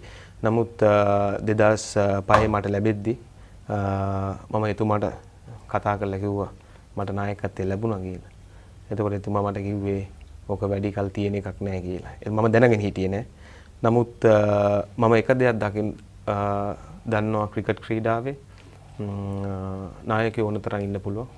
නමුත් තමා තමයි හොඳම නායකයා මැදට ගියාම ක්‍රීඩා කරන විලාසය. මොකද මම තමයි පළවෙනි පන්දු ඕවර් එක දාන්නේ. මම තමයි තරගයේ ස්වභාවය වෙනස් කරන්නේ. ටෝන් එක ඇති කරන්නේ. ඉතින් මම හිතන්නේ මම තමයි හොඳම නායකයා කියලා. නමුත් නායකයෝ ගොඩක් එක මම ක්‍රීඩා කරලා තිනවා.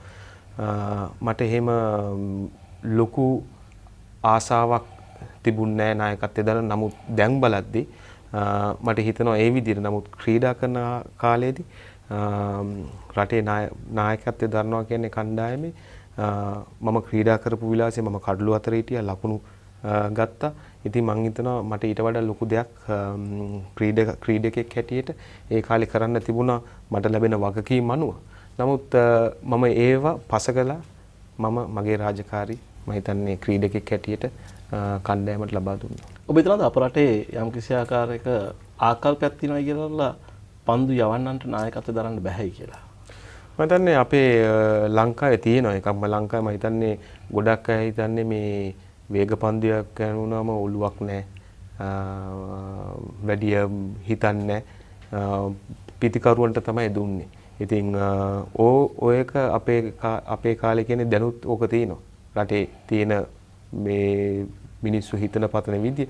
නමුත් අපි දැකලා තියෙනවා ලෝකයේ ගත්තොත් හොඳම නායකයෝ ඉඳලා තියෙනවා වේග පන්දු යවන්න. ඉතින් මම දන්නේ ඇයි අපේ රටේ විතරක් ඕක වෙනස් වෙන්නේ කියන එක. සමහර දේවල් අපේ ජීවිතයට රසවත් ආරම්භයක් ලබා දෙයි.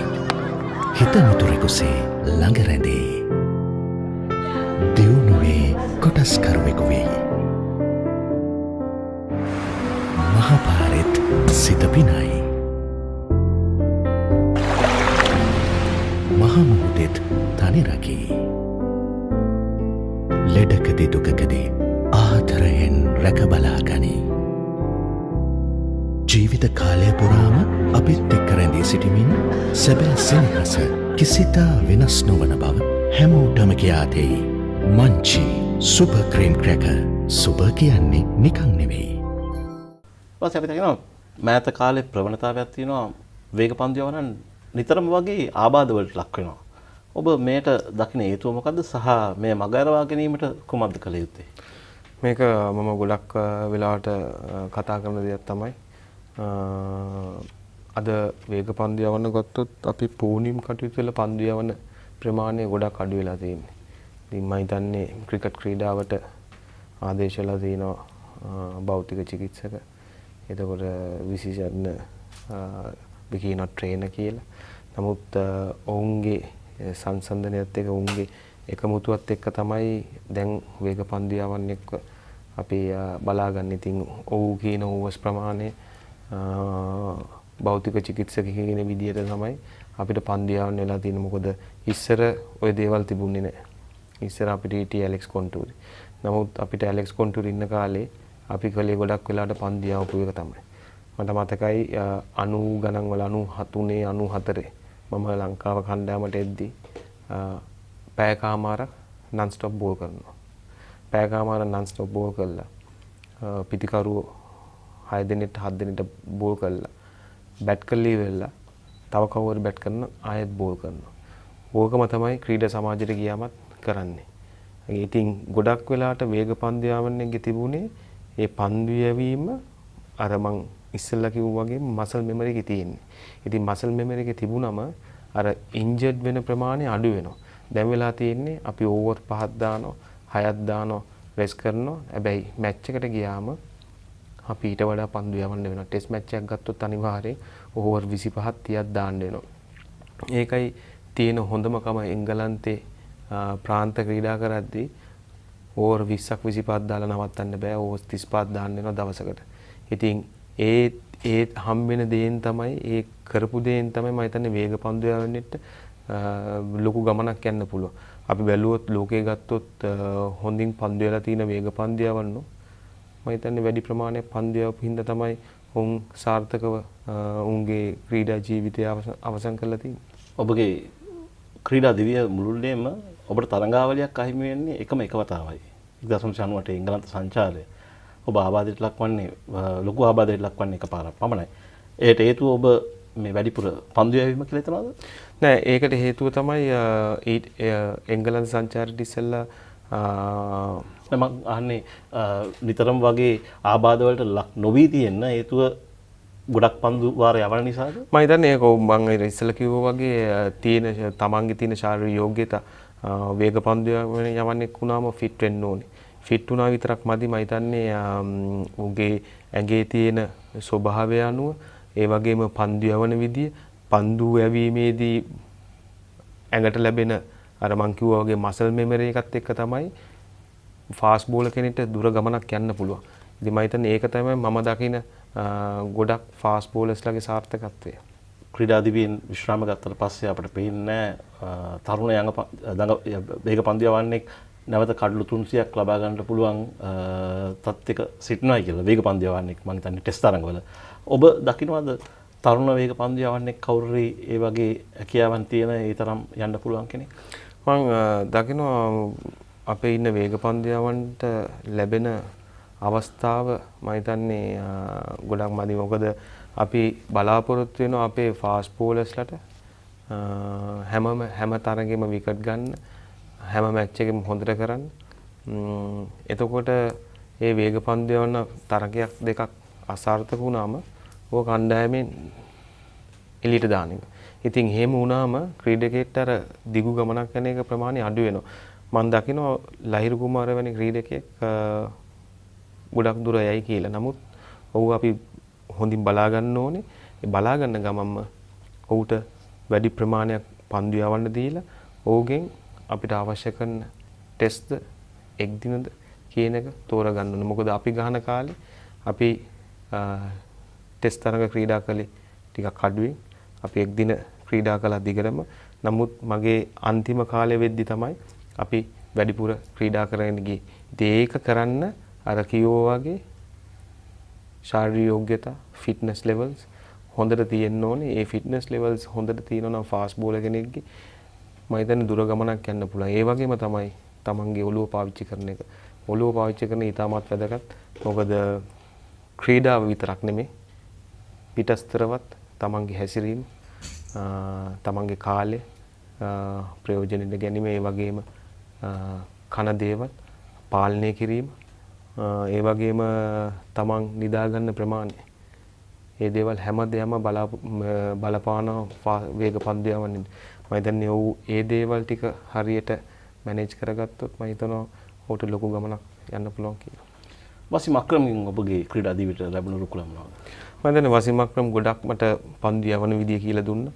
ඒ වගේම හැම වෙලාවෙම කිව්වේ තමයි පුහුණුම් කටයුතු වලදී අඩුම ගානේ ඕවර් 3ක් අඩු ගානේ ඕවර් 4ක්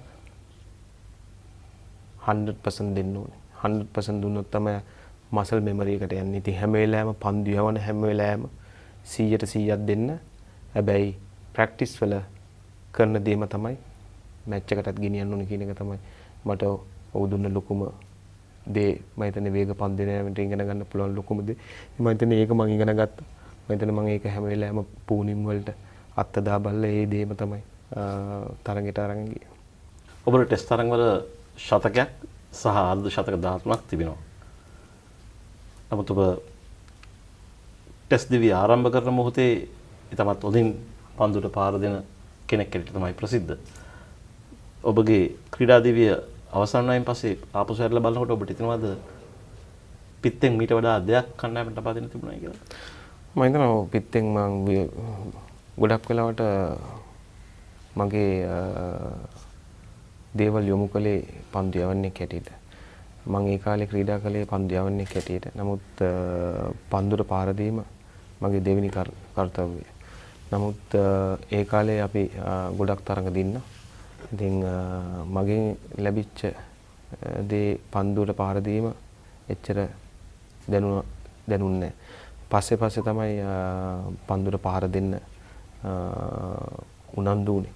ඒ වගේම මම හිතන්නේ ක්‍රීඩා ජීවිතේ මම ගත්තොත් මට මම හිතනවා ටෙස්ට් සතක තව 4-5ක් ක්‍රීඩා කරන්න අවස්ථාවක් තිබුණා කියලා. නමුත් අවසානවට වගේ තරඟ දෙකක මම 75ක් ගහලා ඉද්දී ඩික්ලෙයාර් කරනවා. එතකොට තව දවස් එකමාරක් තියෙද්දි අවසානවට වගේ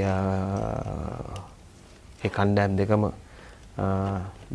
දවසක් තියෙද්දි අපි ජයග්‍රහණය කරනවා. මම හිතන්නේ මට මේ අවස්ථා දෙක ලැබුණා නම් මම හිතනවා මීට වඩා මට ටෙස්ට් සතක ලබා ගන්නත් තිබුණා. ඒ වගේම ලකුණු අතර ගොඩක් ඉන්න තුන. නමුත් මගේ ක්‍රිකට් ජීවි අවසාන භාගයේදී මම හිතන්නේ නෝර්තැම්ප්ටන් ප්‍රාන්තයේ ක්‍රීඩා කරද්දී මම හිතන්නේ පන්දු යවන්නෙක් වගේම පන්දුට පාර දීලා ආරම්භක පිතිකරුවෙක් හැටියට මම හිතන්නේ කණ්ඩායමට සුවිශේෂී මෙහෙවරක් කළා කියලා මට කියන්න පුළුවන් ඒ වකවානු තුල. අසිබ අරවින්ද ඩිසිල්වා සනත් ජයසූරිය කුමාර සංකර වැනි පිතිකරුවන් තිදෙනාත් සමගම දීර්ඝ කාලයක් ක්‍රීඩා කරලා තිනවා. මේ තිදෙනාගෙන් ඔබ හිතන විදිහට ශ්‍රේෂ්ඨතම පිතිකරුවා කවුද? මම හිතන්නේ ගොඩක් අමාරු දෙයක් ක්‍රීඩා කරන විලාසය වෙනස්. මගේ ජීවිතයේ මම දැකපු ක්‍රීඩකයන් 3 දෙනාම ඉතාමත් සුවිශේෂී ක්‍රීඩකයෝ 3 දෙනෙක්. විශේෂයෙන් අපි සනත්ත ගත්තොත් සනත් ක්‍රීඩා කරන විලාසය ගත්තම ගොඩක් පන්දු යවන්න අවසරණය කළා. ඔහුට සුවිශේෂී හැකියාවන් තිබුණ පුද්ගලයෙක්. ඉතින් අරවින්දත් එහෙමයි. සුවිශේෂී හැකියාවන් තියෙන ක්‍රීඩකයෝ දෙන්නේ.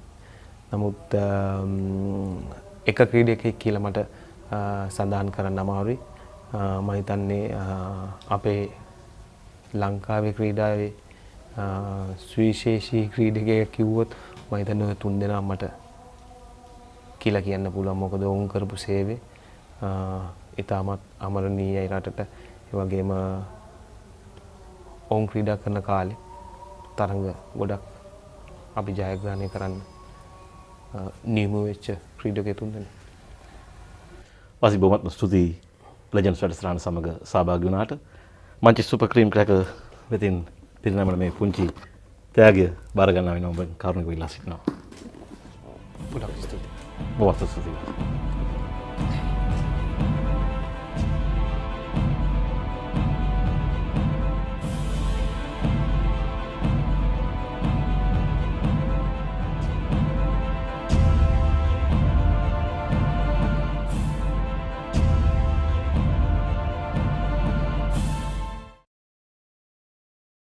සමහර දේවල් අපේ ජීවිතයට රසවත් ආරම්භයක් ලබා දෙයි. හිත මුතුරෙකුසේ ළඟ රැඳෙයි. දියුණුවේ කොටස්කරුවෙකු වෙයි. මහපාරෙත් සිත පිනයි. මහමුහුදෙත් තනි රකී. ලෙඩකදී දුකකදී ආදරයෙන් රැකබලා ගනී. ජීවිත කාලය පුරාම අපිත් එක්ක රැඳී සිටිමින් සැබෑ සෙනෙහස කිසිතා වෙනස් නොවන බව හැමෝටම කියා දෙයි. Munchee super cream cracker. Super කියන්නේ නිකන් නෙවෙයි.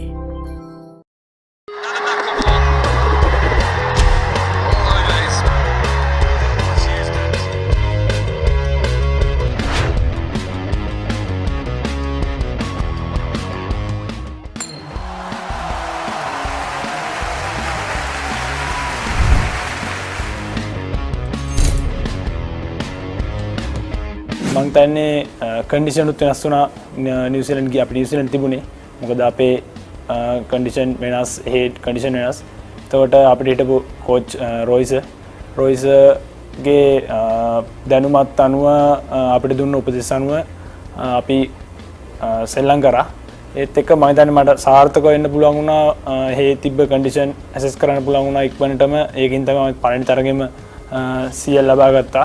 අවසාන ඉවර කරනකොට මම 98ක් ලබා ගත්ත දැවි ගියා.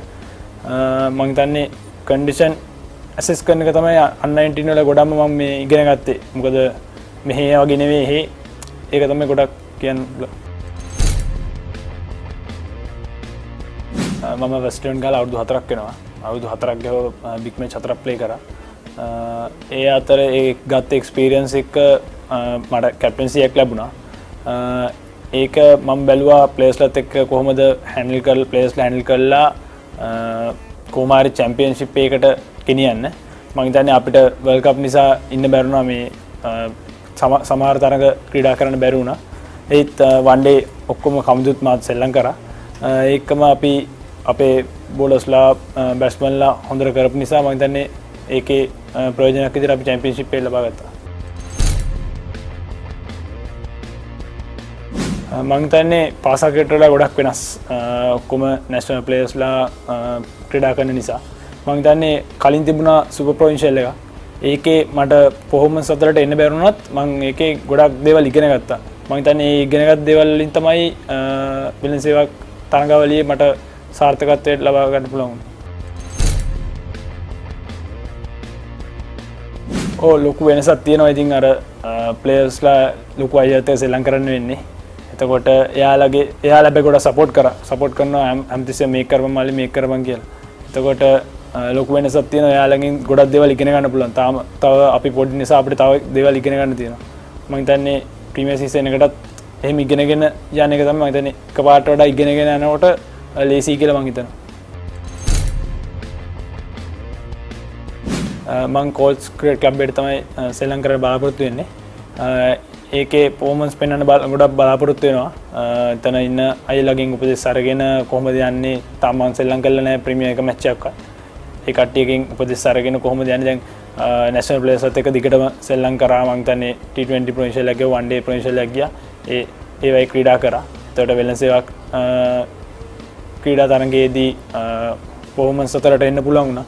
මම හිතන්නේ ප්‍රීමියර් සීසන් එකේ මට මගේ උපරිම දායකත්වය ලබා දී පර්ෆෝමන්ස් අතරට එන්න තමයි බලාපොරොත්තු වෙන්නේ.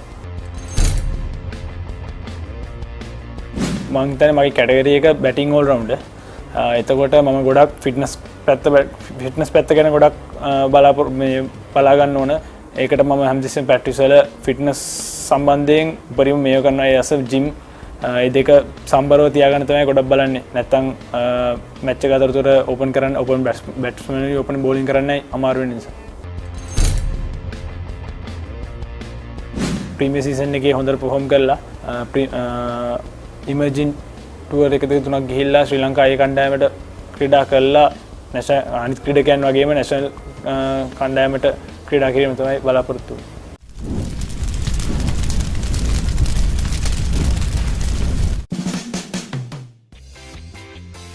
මම හිතන්නේ නවසීලන්තයේදී අයිලන්ඩ් කණ්ඩායමට 101ක් ක්‍රීඩා කරා. ෆුල් ෂොට් එක මිඩ් ඔෆ්. විකට් 7යි ලකුණු 11ට සෙන් තෝමස් සිද්ධාර්ථ. කුමාර සංගකාර. බැඩ්මින්ටන්. රොනාල්ඩෝ. ක්‍රිකට් කියන්නේ ඉතාමත් විනෝද ක්‍රීඩාවක්. එයින් ජීවිතයටත් ගන්න පුළුවන් දේවලුත් තියෙනවා. ඒක නිසා ක්‍රිකට් ක්‍රීඩා කරන එක ගොඩක් හොඳයි ලයිෆ් එකට. ඉන්දියා ලසිත් මාලිංග. LBW. දාංශු ගුණතිලක. එක්දින. කමුදු මෙන්ඩිස්. ජයන් ඩැනියල්. ක්‍රිෂාන් සංජුල. නිපුර රන්සික. අන්තිම බෝලේ අවුට් වෙලා ඇවිල්ලා සර්කින් ගුටි කාලා ලන්ච් එකේ දීපු එක. රොමේෂ් සුකතිපා. කල්ලෝන ටීචර්. රැම්බෝ මාර්ටින්ස්. ගාල් ලොට්ස්. විද්‍යා. නාගාත්ස්. දඟය. නසිත් මාලික්. නූඩල්ස්. සැම්සන්. ඉන්ස්ටාග්‍රෑම්. නිදාගන්න.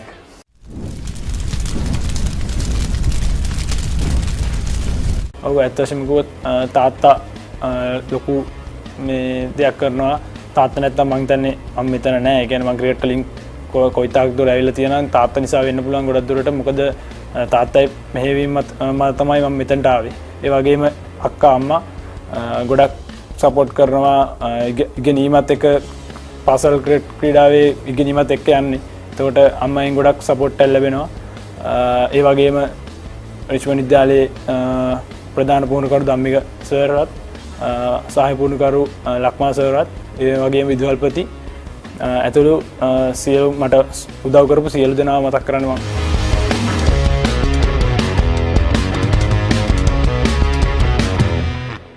single point up here. What is the team from Ramesh in Vaila? FA Cup champions.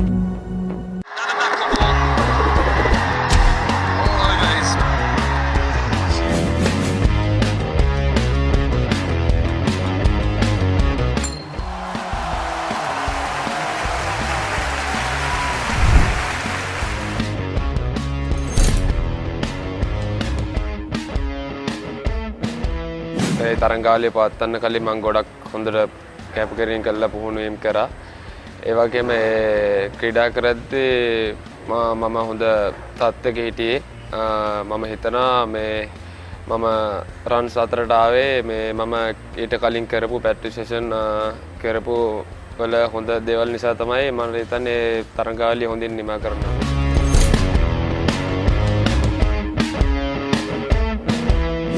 එතන තමයි මුල් තැන උනේ. මොකද එතන මම හොඳින් ක්‍රීඩා කරපු නිසා තමයි මට අද මේ තත්ත්වයට එන්න හම්බුනේ. මොකද ඉස්කෝලෙන් එළියට එද්දී කොහොම ඉස්කෝලේ ඉන්නකොට මම අnder 9 ශ්‍රී ලංකා ප්ලේ කරා. එළියට එද්දී මට හොඳ ක්ලබ් එකේ ප්ලේ කරන්න හම්බුනේ. මම හිතන්නේ මම ඉස්කෝලේ ගොඩක් හොඳින් ක්‍රීඩා කරපු නිසා.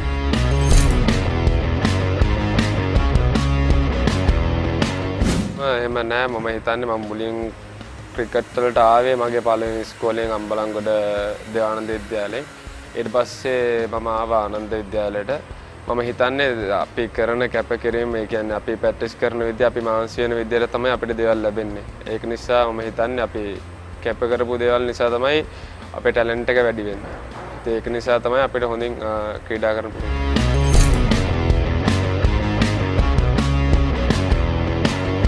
අපිට ප්‍රැක්ටිස් තියෙන කෙත්තාරාමය උදේ පටන් ගත්තා මට්ටට ගියාට පස්සේ අපි එන්නේ කොහොමද 2ට 3ට අපේ ප්‍රැක්ටිස් ඉවර වෙන්නේ. උදේ ජිම් කරනවා, රනින් තියෙනවා, ඒ වගේම අපේ ෆිට්නස් ටෙස්ට් තියෙනවා, ඒ වගේම අපේ ස්කිල්ස් ප්‍රැක්ටිස් තියෙනවා. ඒ ඔක්කොම ගන්න ඒ ඔක්කොටම කැපකිරීම කරාම තමයි මම හිතන්නේ අපිට හොඳ තැනකට එන්න පුළුවන්.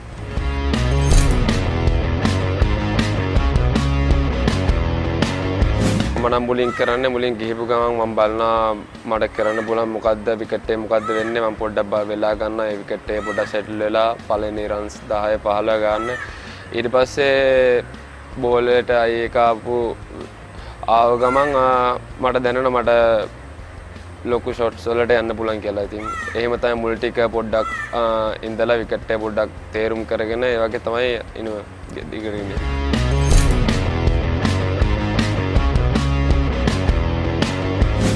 ලොකු අත්දැකීමක් ඒක. ඒගොල්ලෝ කියන අවවාදය කියන්නේ ඒගොල්ලෝ ඇසිරෙන විදිහ අපිට ඒගොල්ලෝගෙන් ගොඩක් දේවල් ඉගෙන ගන්න පුළුවන්. මොකද ඒගොල්ලෝ ඒ තැන ඉන්නේ ගොඩක් ශ්‍රී ලංකාවට ගොඩක් මැච් ප්ලේ කරලා ඒ වගේම ඒගොල්ලෝ අපිට වැඩිය ගොඩක් එක්ස්පීරියන්ස් තියෙනවා. අපිට පුළුවන් ඒගොල්ලෝගේ එක්ස්පීරියන්ස් බෙදා ගන්න. ඒ වගේම ගොඩක් ඒ අයියලත් උදව් කරනවා මේක වෙන්න ඕනේ මෙහෙම කරන්න. ඉතින් අපිට ලොකු වාසියක් තියෙන ඒගොල්ලොත් එක්ක ක්‍රීඩා කරන්න ලැබෙන්නේ.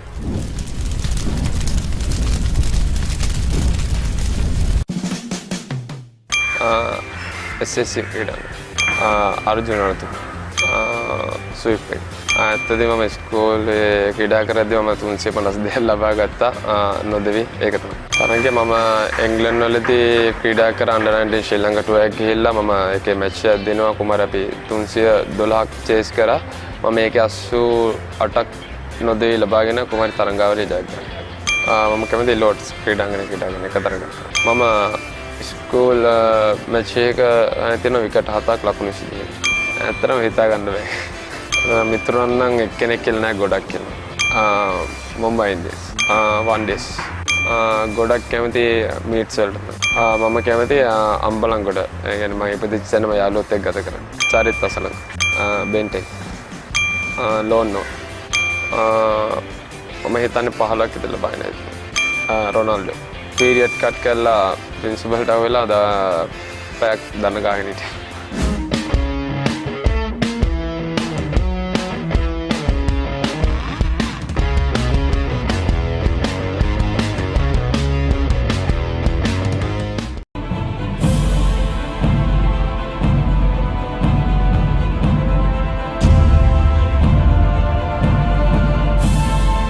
අයිබෝන් මාජි සුපර් ක්‍රීඩ් රැකගෙන තවත් ලෙජන්ඩ්ස් වැඩසටහනක් තුලින් අද අප හමුවන්නේ ජාතික කණ්ඩායම නියෝජනය කළ ඉතාමත් සුප්‍රසිද්ධ ක්‍රීඩකයෙක් වගේම ජනතාවගේ ආදරය දිනාගත් ක්‍රීඩකයෙක්. ටෝනි ග්‍රෙග්ගේ වචන වලින් කියනවා නම් ලිටල් කලු. අයිබෝන් රමේෂ් කලුතාර. අයිබෝන් රෙක්ස්. කලු මම සාකච්ඡාව ආරම්භ කරන්න කැමති මේ කලුගේ මේ වදනේ මේ ටෝනි ග්‍රෙග්ගේ මේ වදනේ ලිටල් කලු ඒ ගොඩක් ප්‍රසිද්ධ වුණා. කොහොමද වචනේ පට බැඳුනේ කියලා අපිට මතක් කළොත් මුලින්ම ටෝනි හම්බුනේ අපි 1995 ඕස්ට්‍රේලියා ටුවර් එකේදී. ඒකෙදී තමයි යා ඇත්තටම අතර අපිට මුලින්ම යා වැඩි කැමැත්තක් ලොකුවකට වෙන්න තිබුණේ නැහැ. නමුත් අපි මුරලිගේ ඉන්සිඩන්ට් එකයි ඊට පස්සේ අපි ස්ටයිල් එක වෙනස් කරා පළවෙනි අවුරුදු 15 සෙල්ලම් කරන. ඒකත් එක්ක ටෝනිට පොඩි කැමැත්තක් ආදරයක් අපි ප්ලේයර්ස්ලත් එක්ක ඒ වගේම මයි සනතුයි ගහපු විදිහත් එක්ක ඊට පස්සේ ඔහොම තමයි පටන් ගත්තේ. අතරම එයා ඉතින් එයාගේ නම් දාන එක පොකට් රොකට් කිව්වා, ඩයිනමෝ කිව්වා, සනත් මටයි දෙන්නටම එක එක නම් කිව්වා. ඉතින් ඒක තමයි ලිටල් කලු කියලා දැම්මේ. ඉතින් මම හිතන්නේ එයා දැම්මේ මම හිතන්නේ සයිස් එකත් එක්ක වෙනවද? මොකද එයා ගොඩක් උසයි. මම එයාත් එක්ක බලනකොට ගොඩක් සයිස් එක වෙනස් වුණා. මම දන්නේ ශ්‍රී ලංකාව ගැන නිතරම ඉතාමත් ඉහළ විදියකින් කතා කරපු පුද්ගලෙක් හිටපු එකනද නායක ටෝනි ග්‍රෙග්. ඔය ටිකක් කල් ගියාට පස්සේ පටන් ගත්තා ක්‍රිකට් විතරක් නෙමෙයි අපේ ලංකාව ගැන මම හිතන්නේ ටුවරිසම් වලට එයා ගොඩාක් අපේ ලංකාව ඔසවල තිබ්බා. අපේ මේ තැම්බිලි අන්නාසි ඒ වගේම ලස්සන තැන් පෙන්නලා මම හිතන්නේ ගොඩාක් එයා ඇම්බැසිඩර් කෙනෙක් වගේ වැඩ කරා අපේ ලංකාවට. මම හිතන්නේ එයා ඇසට් එකක් ඇත්තට අපේ ලංකාවට ඒ දවස්වල. අපි මේ ඔබගේ නිවසේ සාන්ත සෙබැස්ටියන් විද්‍යාලය පැත්තේ තියෙන්නේ. මම කැමති කලු අහන්න ඔබගෙන් බ්‍රදර් නිමල් ගුරුසිංහ ගැන. ඔහු මොන ආකාරයේ දෙයක්ද ඔබගේ ක්‍රීඩාවට කළේ කියලා පොඩ්ඩක් ප්‍රකාශ කරන්න පුළුවන්ද? බ්‍රදර් ගුරුසිංහ අපි පාසලටම ලැබිච්ච ඒ දවස්වල අපිට මම හිතන්නේ ලැබිච්ච දායාදයක් කිව්වොත් හරි. මොකද අපි ක්‍රිකට් පිපිදීම ගොඩක් පටන් ගන්නවා බ්‍රදර්ත් එක්ක. මොකද බ්‍රදර්ගේ කැපවීම ගොඩක් අගය කරනවා. මම හිතන්නේ ගොඩාක් ප්ලේයර්ස්ලාට එයා ඇත්තටම මේ පියෙක් වගේ තමයි යා වැඩ කරේ. ගොඩාක් මහන්සි වුණා. ගොඩක් කියන්නේ ඉස්කෝලේ ඉවරනකොට 1:45ට 1:45ට අපි දැකලා මොකද මම අල්ලපු ගෙදර ඉන්න නිසාම අපිට පේනවා බෘද ගොඩාක් විකට් එක හදන තැනට වෙලා ඒක හදලා ගොඩාක් ප්‍රෙපරේෂන් කරා ගොඩාක් මහන්සි වුණා ගොඩාක් කැප වුණා මම හිතන්නේ බ්‍රදර්ට ඒ බ්‍රදර්ගේ කැපවීම තමයි මම හිතන්නේ ගොඩක් ප්ලේයර්ස්ලා අපි ආයත මුනේ ඒ වගේම අනිත් අපි පාසලේ ක්‍රිකට් එතනින් තමයි ගොඩක් පිපිදීමක් වෙතුන විශේෂයෙන්ම ජූනියර් ක්‍රිකට් එකේ කතාවක් තියෙනවා ඔබ කඩුළු රකින්නෙක් ඇටියට බ්‍රදර් ගුරුසිංහ අඳුනගත්තට පස්සේ ඔහුට රෝමේට යන්න සිද්ධ වෙනවා ට්‍රේනින් වගේකට ඔබ ආපහු වෙනකොට ඔබ වේගපන්දු යවන්නෙක් ඇටියට පුරුදු වෙනවායි කියලා පොඩ්ඩක් මේ කතාව පොඩ්ඩක් ඔව් ඇත්තටම බ්‍රදර්ට මාස 3කට රටින් පිටත් වුණා. ඉතින් ඒ අවස්ථාවේදී අපිත් කෙලිලෝල් වයසෙන් මටත් පොඩක් ආසාවක් ඒ දවස්වල නම් තිබුණා බෝල් කරන්න ආසාවක් ෆාස්ට් බෝලර් කෙනෙක් හැටියට. ඉතින් මම කරපැඩේ කීපින් ග්ලව්ස් දෙක අයින් කළා මමත් ඒතර මම කැප්ටන් මම කරපැඩේ බෝල් කරන්න පටන් ගත්තා. ඉතින් පළවෙනි මැච් එකේ විකට් දෙකක් අද තුනකුත් ගත්තා. ඉතින් හැබැයි මට තේරුණා ඒක මේක මගේ නෙමෙයි කියලා මේක මේ මගේ පාර නෙමෙයි කියලා මොකද එකක් මගේ ෆාස්ට් බෝලර් කෙනෙක්ට අවශ්‍ය හයිට් එක නැහැ. අනිත් එක ඒකට වඩා මම විකට් කීපින් ගැන කැමැත්තක් තිබුණා. ඉතින් කොහොමත් බ්‍රදර් ආවට පස්සේ කිව්වා නෑ කරුණාකරලා කීප් කරන්න කියලා. ඉතින් මම ඒක ඇත්තටම ගොඩක් රුකුලක් වුණා මගේ අනාගතයේදී කළු රකින්න ශ්‍රී ලංකාවට සෙල්ලම් කරන්න අපේ අවස්ථාව. ඔබගේ මුල්ම ටෙස්ට් තරගය 1992 වර්ෂයේ ඕස්ට්‍රේලියානු කණ්ඩායමට එරෙහිව ඔබ මංගල තරගයේ පළවෙනිම නොදැවී ලකුණු 132ක් ලබා ගන්නවා. පන්දු 158කින් අතරේ පාරවල් 26කින් මම දන්නේ තමත් ප්‍රබල ඕස්ට්‍රේලියානු කණ්ඩායමක් ක්‍රෙග් මැක්ඩර්මඩ්, ග්‍රෙග් මැතිව්ස්, ෂේන් වෝන් වැනි ක්‍රීඩකින් ඉන්න කණ්ඩායමක් ඇලන් බෝඩගේ නායකත්වයෙන්. ඔබගේ මංගල තරගය ගැන මතක් කළොත්. ඇත්තටම ඒ තරගය ඇත්තටම උදේ පාන්දර තමයි මම දැනගත්තේ සෙල්ලම් කරනවා කියලා ඒ තරගය. ඉතින් ඒක අතර සුවිශේෂ තරගයක් වුණා. මොකද SLC වල ක්‍රීඩා කරවම මට යන්න උනේත් මේ හැට්‍රික් එකක් බේරගන්න. ඇත්තටම උනේ ක්‍රීඩකයන් දෙන්නෙක් වැටලා අන්තිම දැවිලා. ඒ කියන්නේ මාවන් තමයි අන්තිමට දැවුනේ. දැවෙනකොටම ලන්ච් වලට නැවතුවා. ඒ ලන්ච් වල නැවතුවම මේ විනාඩි 45 මම හිතන්නේ දවස් දෙකක් වගේ මට තේරුණා. මොකද ඒ ගොඩාක් වෙලා ඉන්න වුණා. මොකද ඉස්සල්ලාම සෙල්ලම් කරන්න බේර ගන්න ඕන හැට්‍රික් එක මගේ පළවෙනි තරගයේ. ඉතින් මම ගොඩාක් ඒ මතකයේ ගොඩාක් තිබුණා මේ ඒ ලන්ච් වෙලාවේ මම කෑවෙත් නැහැ. මේ ලන්ච් ගත්තෙත් නැහැ. අතරම මේ ඒක එතනින් පටන් ගන්න මට ගිහිල්ලා මම හිතුවා සුපුරුදු පරිදි කෙනෙක් ඊට සුමානකට ඉස්සෙල්ලා මම 100ක් ගහන්න පුළුවන් වුණා SLC එක. ඉතින් මම හිතන්නේ ඒකත් එක්ක මගේ කොන්ෆිඩන්ස් ලෙවල් එක හරි උඩ තිබුණා. ඉතින් මම හිතුවා මම දන්න විදිහට ක්‍රීඩා කරන එක තමයි මම කරන්න ඕන කියලා. ඒ කියන්නේ ටෙස්ට් මැච් එකක් කියලා ලොකුවට ඔළුවට දාගන්න නැතුව මම හිතන්නේ ඒක මට ගොඩක් රුකුලක් වුණා. ගිහිල්ලා ඇත්තටම ප්‍රබල පන්දු යවන්නම් ඉදිරියේ මුහුණ දෙන්න. මම දන්නේ ලකුණු 230ක සමන්තාවයක් තියෙනවා අර්ජුනයි අසං ගුරුසිංහයි අතරේ. අර්ජුන දැවි යනවා. ඊට පස්සේ ඊළඟ පන්දුවේ මාවන් දැවි යනවා. තුන්වෙනි පන්දුවට තමයි ඔබට යන්න සිද්ධ වෙන්නේ.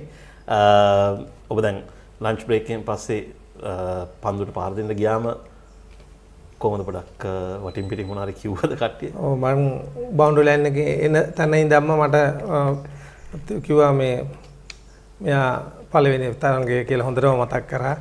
එතකොට ඒ වෙනකොට මෙයා එන්නේ මොකටද කියලා දන්නව නේද කියලා මේක ලේසි මේ ක්ලබ් මැච් වගේ නෙමෙයි. ඒ වගේ වචන කියන්නේ තමන්ව ඩිමෝටිවේට් කරන වචන ගොඩාක් කිව්වා. මම ඔක්කොමටම බලලා hina වුණා. මොකද මම දන්න විදියට මම සාමාන්‍යයෙන් ඇග්‍රෙසිව් වුණොත් එහෙම ඒක පාඩු වෙනවා කියන එක මම කොහොමද මට කියලා තිබුණා. ඒක මොකද මේ කියන්නේ ටෙස්ට් තරඟ වලට යනකොට ඒ ක්‍රීඩා කරන ආකාරය ගැන අපිට යම් කිසි දැනුමක් දීලා තිබිච්ච හන්ද. ඉතින් ගොඩාක් දේවල් කිව්වා. ඒ වගේම මේ මගේ වටේ නිකන් අම්බ්‍රෙල්ලා එකක් වගේ කියන්නේ ෆීල්ඩ් එක ස්ලිප්ලා දෙන්නයි ඔහොම වටේටම දැම්ම මට දාලා විනාඩි 2ක් විතර දුන්නා මට මේ බෝල් කරන්න නැතුව මේ ප්‍රෙෂර් එක. ඉතින් මට තාම මතකයි ගොඩාක් ප්‍රෙෂර් එකක් ඇති වුණා පළවෙනි බෝලේ සෙල්ලම් කරනකොට. ඉතාමත් වේගෙන් ලකුණු 132 ලබා ගන්නවා. ශ්‍රී ලංකා කණ්ඩායම ඉනිම ඩික්ලෙයාර් කරනවා සහ පළවෙනි ඉනිමේ ලකුණු 291ක ලීඩ් එකක් ලබා ගන්නවා. එහෙම තිබිලත් කොහොමද ඒ තරඟේ ලකුණු 10කින් පෙරදුනේ? අතරම මම හිතන්නේ ඕස්ට්‍රේලියානු කණ්ඩායම් මම හිතන්නේ ඕස්ට්‍රේලියා ක්‍රිකට් විතර නෙමෙයි ඕස්ට්‍රේලියානු කියන රටේ ක්‍රීඩාව දිහා ඒගොල්ලන් බලන්නේ අමුතුම විදියට. මම හිතන්නේ ඒගොල්ලන් මොනම වෙලාවකවත් ගිව් අප් කරන්නේ නැහැ. ඒ කියන්නේ මැච් එක පරදිනවා කියලා දැනගත්තත් ඒගොල්ලන් අන්තිම බෝලේ දක්වා හැම වෙලේම ෆයිට් කරනවා. මම හිතන්නේ ඒගොල්ලන්ගේ ජාතියේ තියෙන ඒ ජවය තියෙනවා. ඒක මම හිතන්නේ අපි ක්‍රිකට් වලට විතර නෙමෙයි හැම එකෙම අපි දකිනවා. මම හිතන්නේ ඒක ගොඩාක් ලොකු දෙයක් විශේෂයෙන්ම ස්පෝර්ට් එක. ඉතින් මේක පළවෙනි පාර නෙමෙයි ඒගොල්ලන් පරදිලා ඉඳලා දිනපු එක. මම හිතන්නේ ඒගොල්ලන්ගේ චැලෙන්ජ් එකක් ගන්න එක මම හිතන්නේ ඒගොල්ලන්ගේ ඒ බ්ලඩ් වල තියෙනවා. මම හිතන්නේ ලේවල තියෙනවා ඒගොල්ලන් මම හිතන්නේ අපිත් එක තියෙනවා පරාජය නෙමෙයි අපි ඕනෑම දෙයක් කරන්න පුළුවන් කියන එක අපේ රුධිරයේ තියෙනවා. මම හිතන්නේ ඒක අපි යුද්ධෙන්ම අපි ඒක පෙන්නුවා. අපි කවදාකවත් කවුරුත් දිනලා නැහැ මේ වගේ යුද්ධයක්. නමුත් අපි එකක් තියෙනවා. නමුත් මේකල ස්පෝර්ට් එකට ඒගොල්ලන්ක හොඳට අදාළ කරලා තියෙනවා. ඒක ඒගොල්ලන් ප්‍රගුණ කරලා තියෙනවා. මම හිතන්නේ ඒක ලොකු හොඳ ලක්ෂණයක්. ඒ තරගේ තමයි ෂේන් වෝන්ගේ ආරම්භයත්. ඔව් ෂේන් වෝන් ආරම්භ නෑ එයාගේ පළවෙනි තරඟේ නෙමෙයි. නමුත් මම හිතන්නේ ඉම්පැක්ට් එකක් පළවෙනි ඉනිමේදී ඔහුට ලොකු දෙයක් කරන්න බැරි වුණා. මොකද ඔහු පන්දුවට යවුවත් ඔහුට විකට් දවා ගන්න හම්බුන්නේ නැහැ. ඔහුට ලකුණු ලබා ගත්තා. මොකද අපේ ගොඩක් අය කෙනෙක් පන්දුවට පහර දෙන අය හොඳින් ක්‍රීඩා කරපු නිසා. නමුත් දෙවනි ඉනිමේදී ඔහු නැවත අමුතුම ආකාරයකින් ඔහු පිබිදීමක් එක්ක ඇවිල්ලා ඔහු පන්දු යවලා අපි දවා ගන්න පුළුවන් තත්ත්වයක් තිබුණා ඒ තරඟෙදී. දැන් කලු අපි ගත්තොත් එහෙම ඔබගෙන් පස්සේ ජාතික කණ්ඩායමට නොයෙකුත් ආකාරයෙන් කඩු රකින්නන් එනවා. පුබුදු දසනායක, චාමර දුනුසිංහ, ගාමිණී වික්‍රමසිංහ, ඇෂ්ලි ඩි සිල්වා. නමුත් මේ හැම එක්කෙනාම තරඟාවලියක් කර තරඟාවලිය දෙයක් කර ඉඳලා එළියට යනවා. නමුත් ආයේ මේ කඩු රැකීමේ කාර්යභාරය ඔබට හිමි වෙනවා.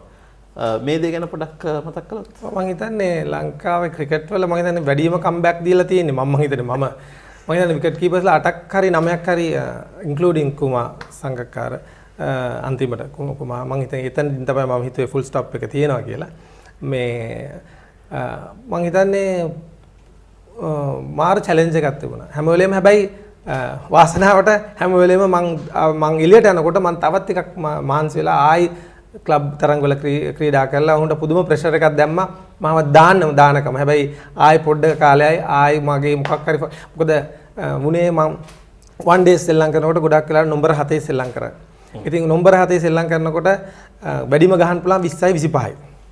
එතකොට එක වෙලාවක එක්කෝ ඉක්මනට ලකුණු ලබා ගන්නවා 7ක් 8ක්.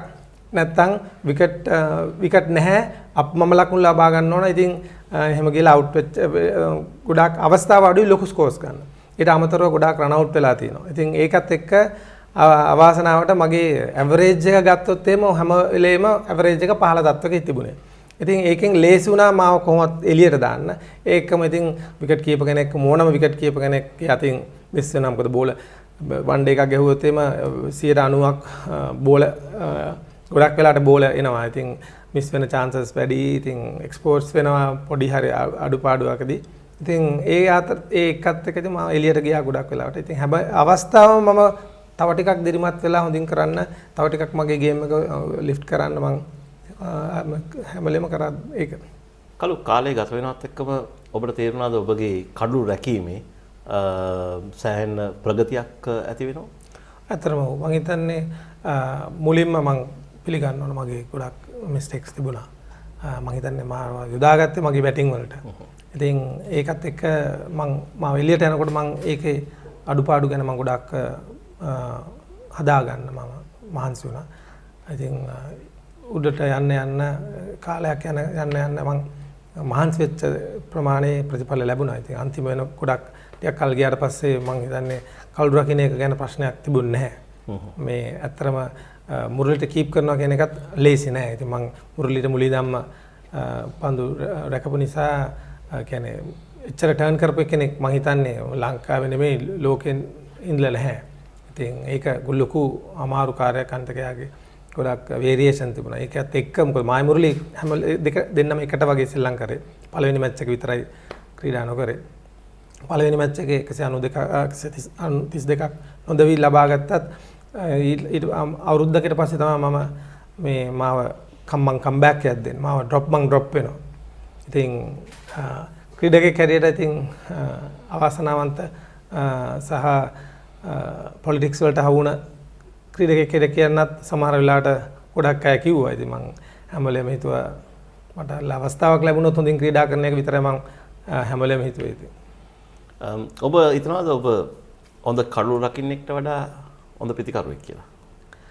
මං පාසලේ දැම්ම මම හොඳ පිතිකරුවෙක් කියලා තමයි ගොඩක් අය මං ගැන කතා කරේ.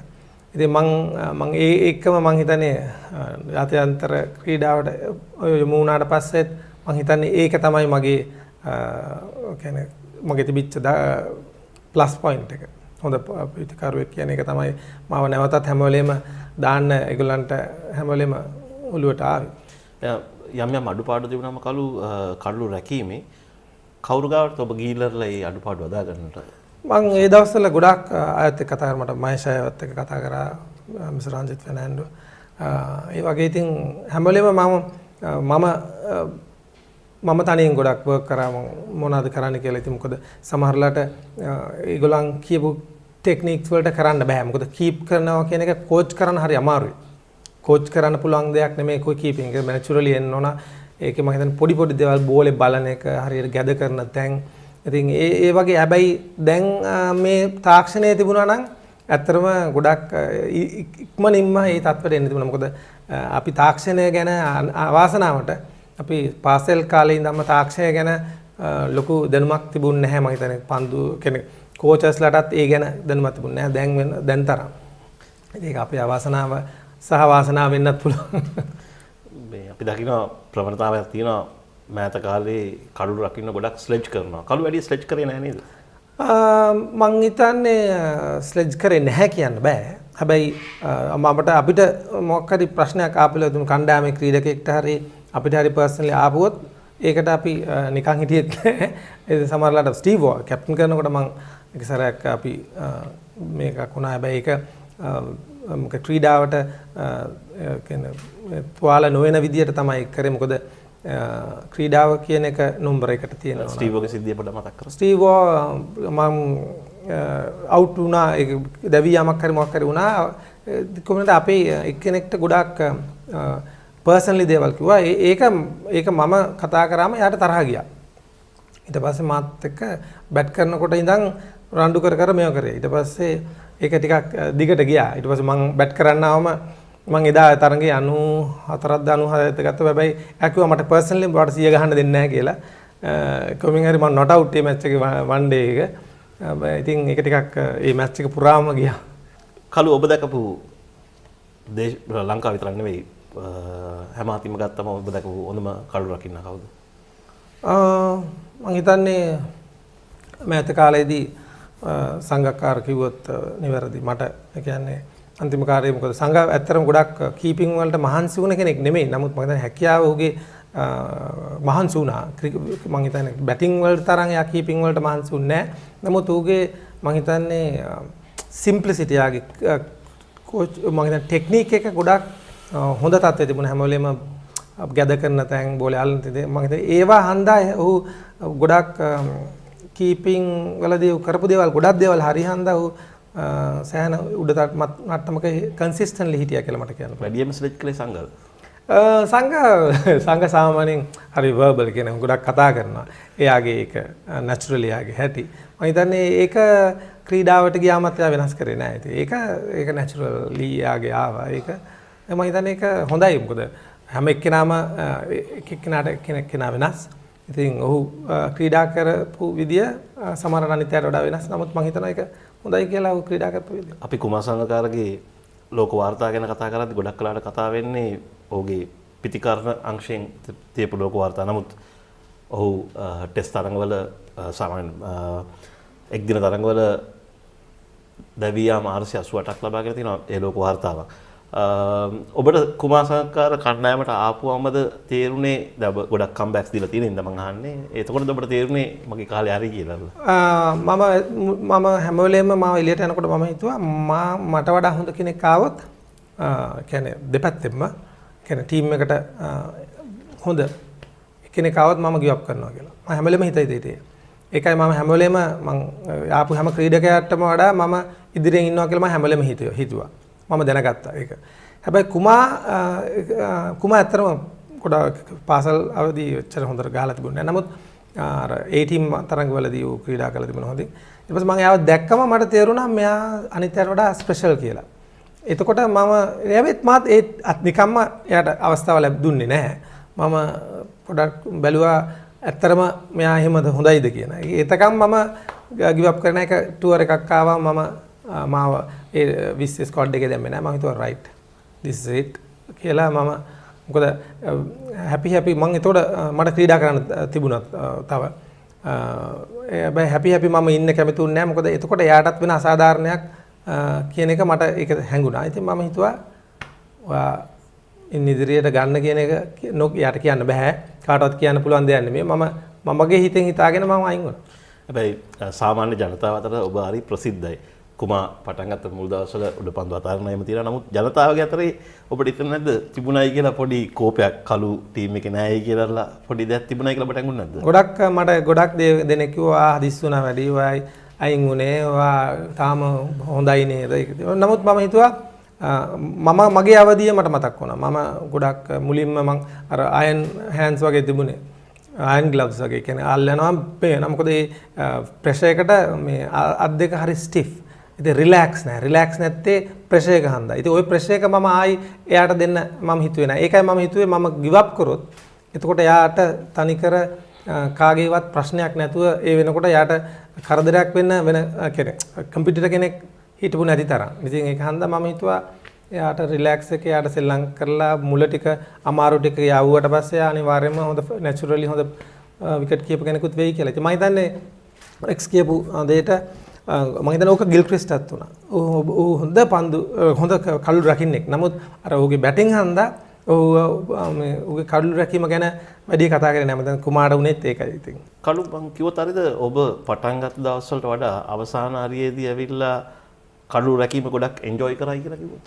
හරියට හරි. ඒක ඇත්තටම මේ කොටේම කියනවනේ මං එච්චර එන්ජොයි කරා. මම සමහරට සින්දු කියන තරමටම මං ආවා. මොකද එච්චරටම එන්ජොයි කරා. මොකද අර ඒ කියන්නේ එන්වයරන්මන්ට් එක මං හදාගත්ත මේක ප්‍රෙෂර් එකක් නෙමෙයි වෙන මොකද මේ කාලයත් එක්ක එන්නේ.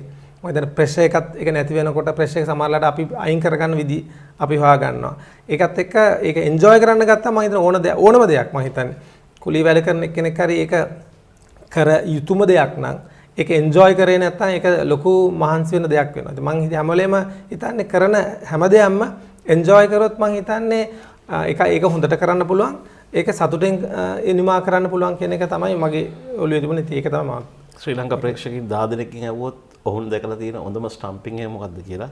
ඔවුන් කියන්නේ 96 ලෝක කුසලානේ කල්කටා සෙමි ෆයිනල් තරඟේ සචින් තෙන්ඩුල්කර්ගේ ස්ටම්පින් එක ඔබ කරන එක. ඔබගේ මොකක්ද ප්‍රේතම ස්ටම්පින් එක?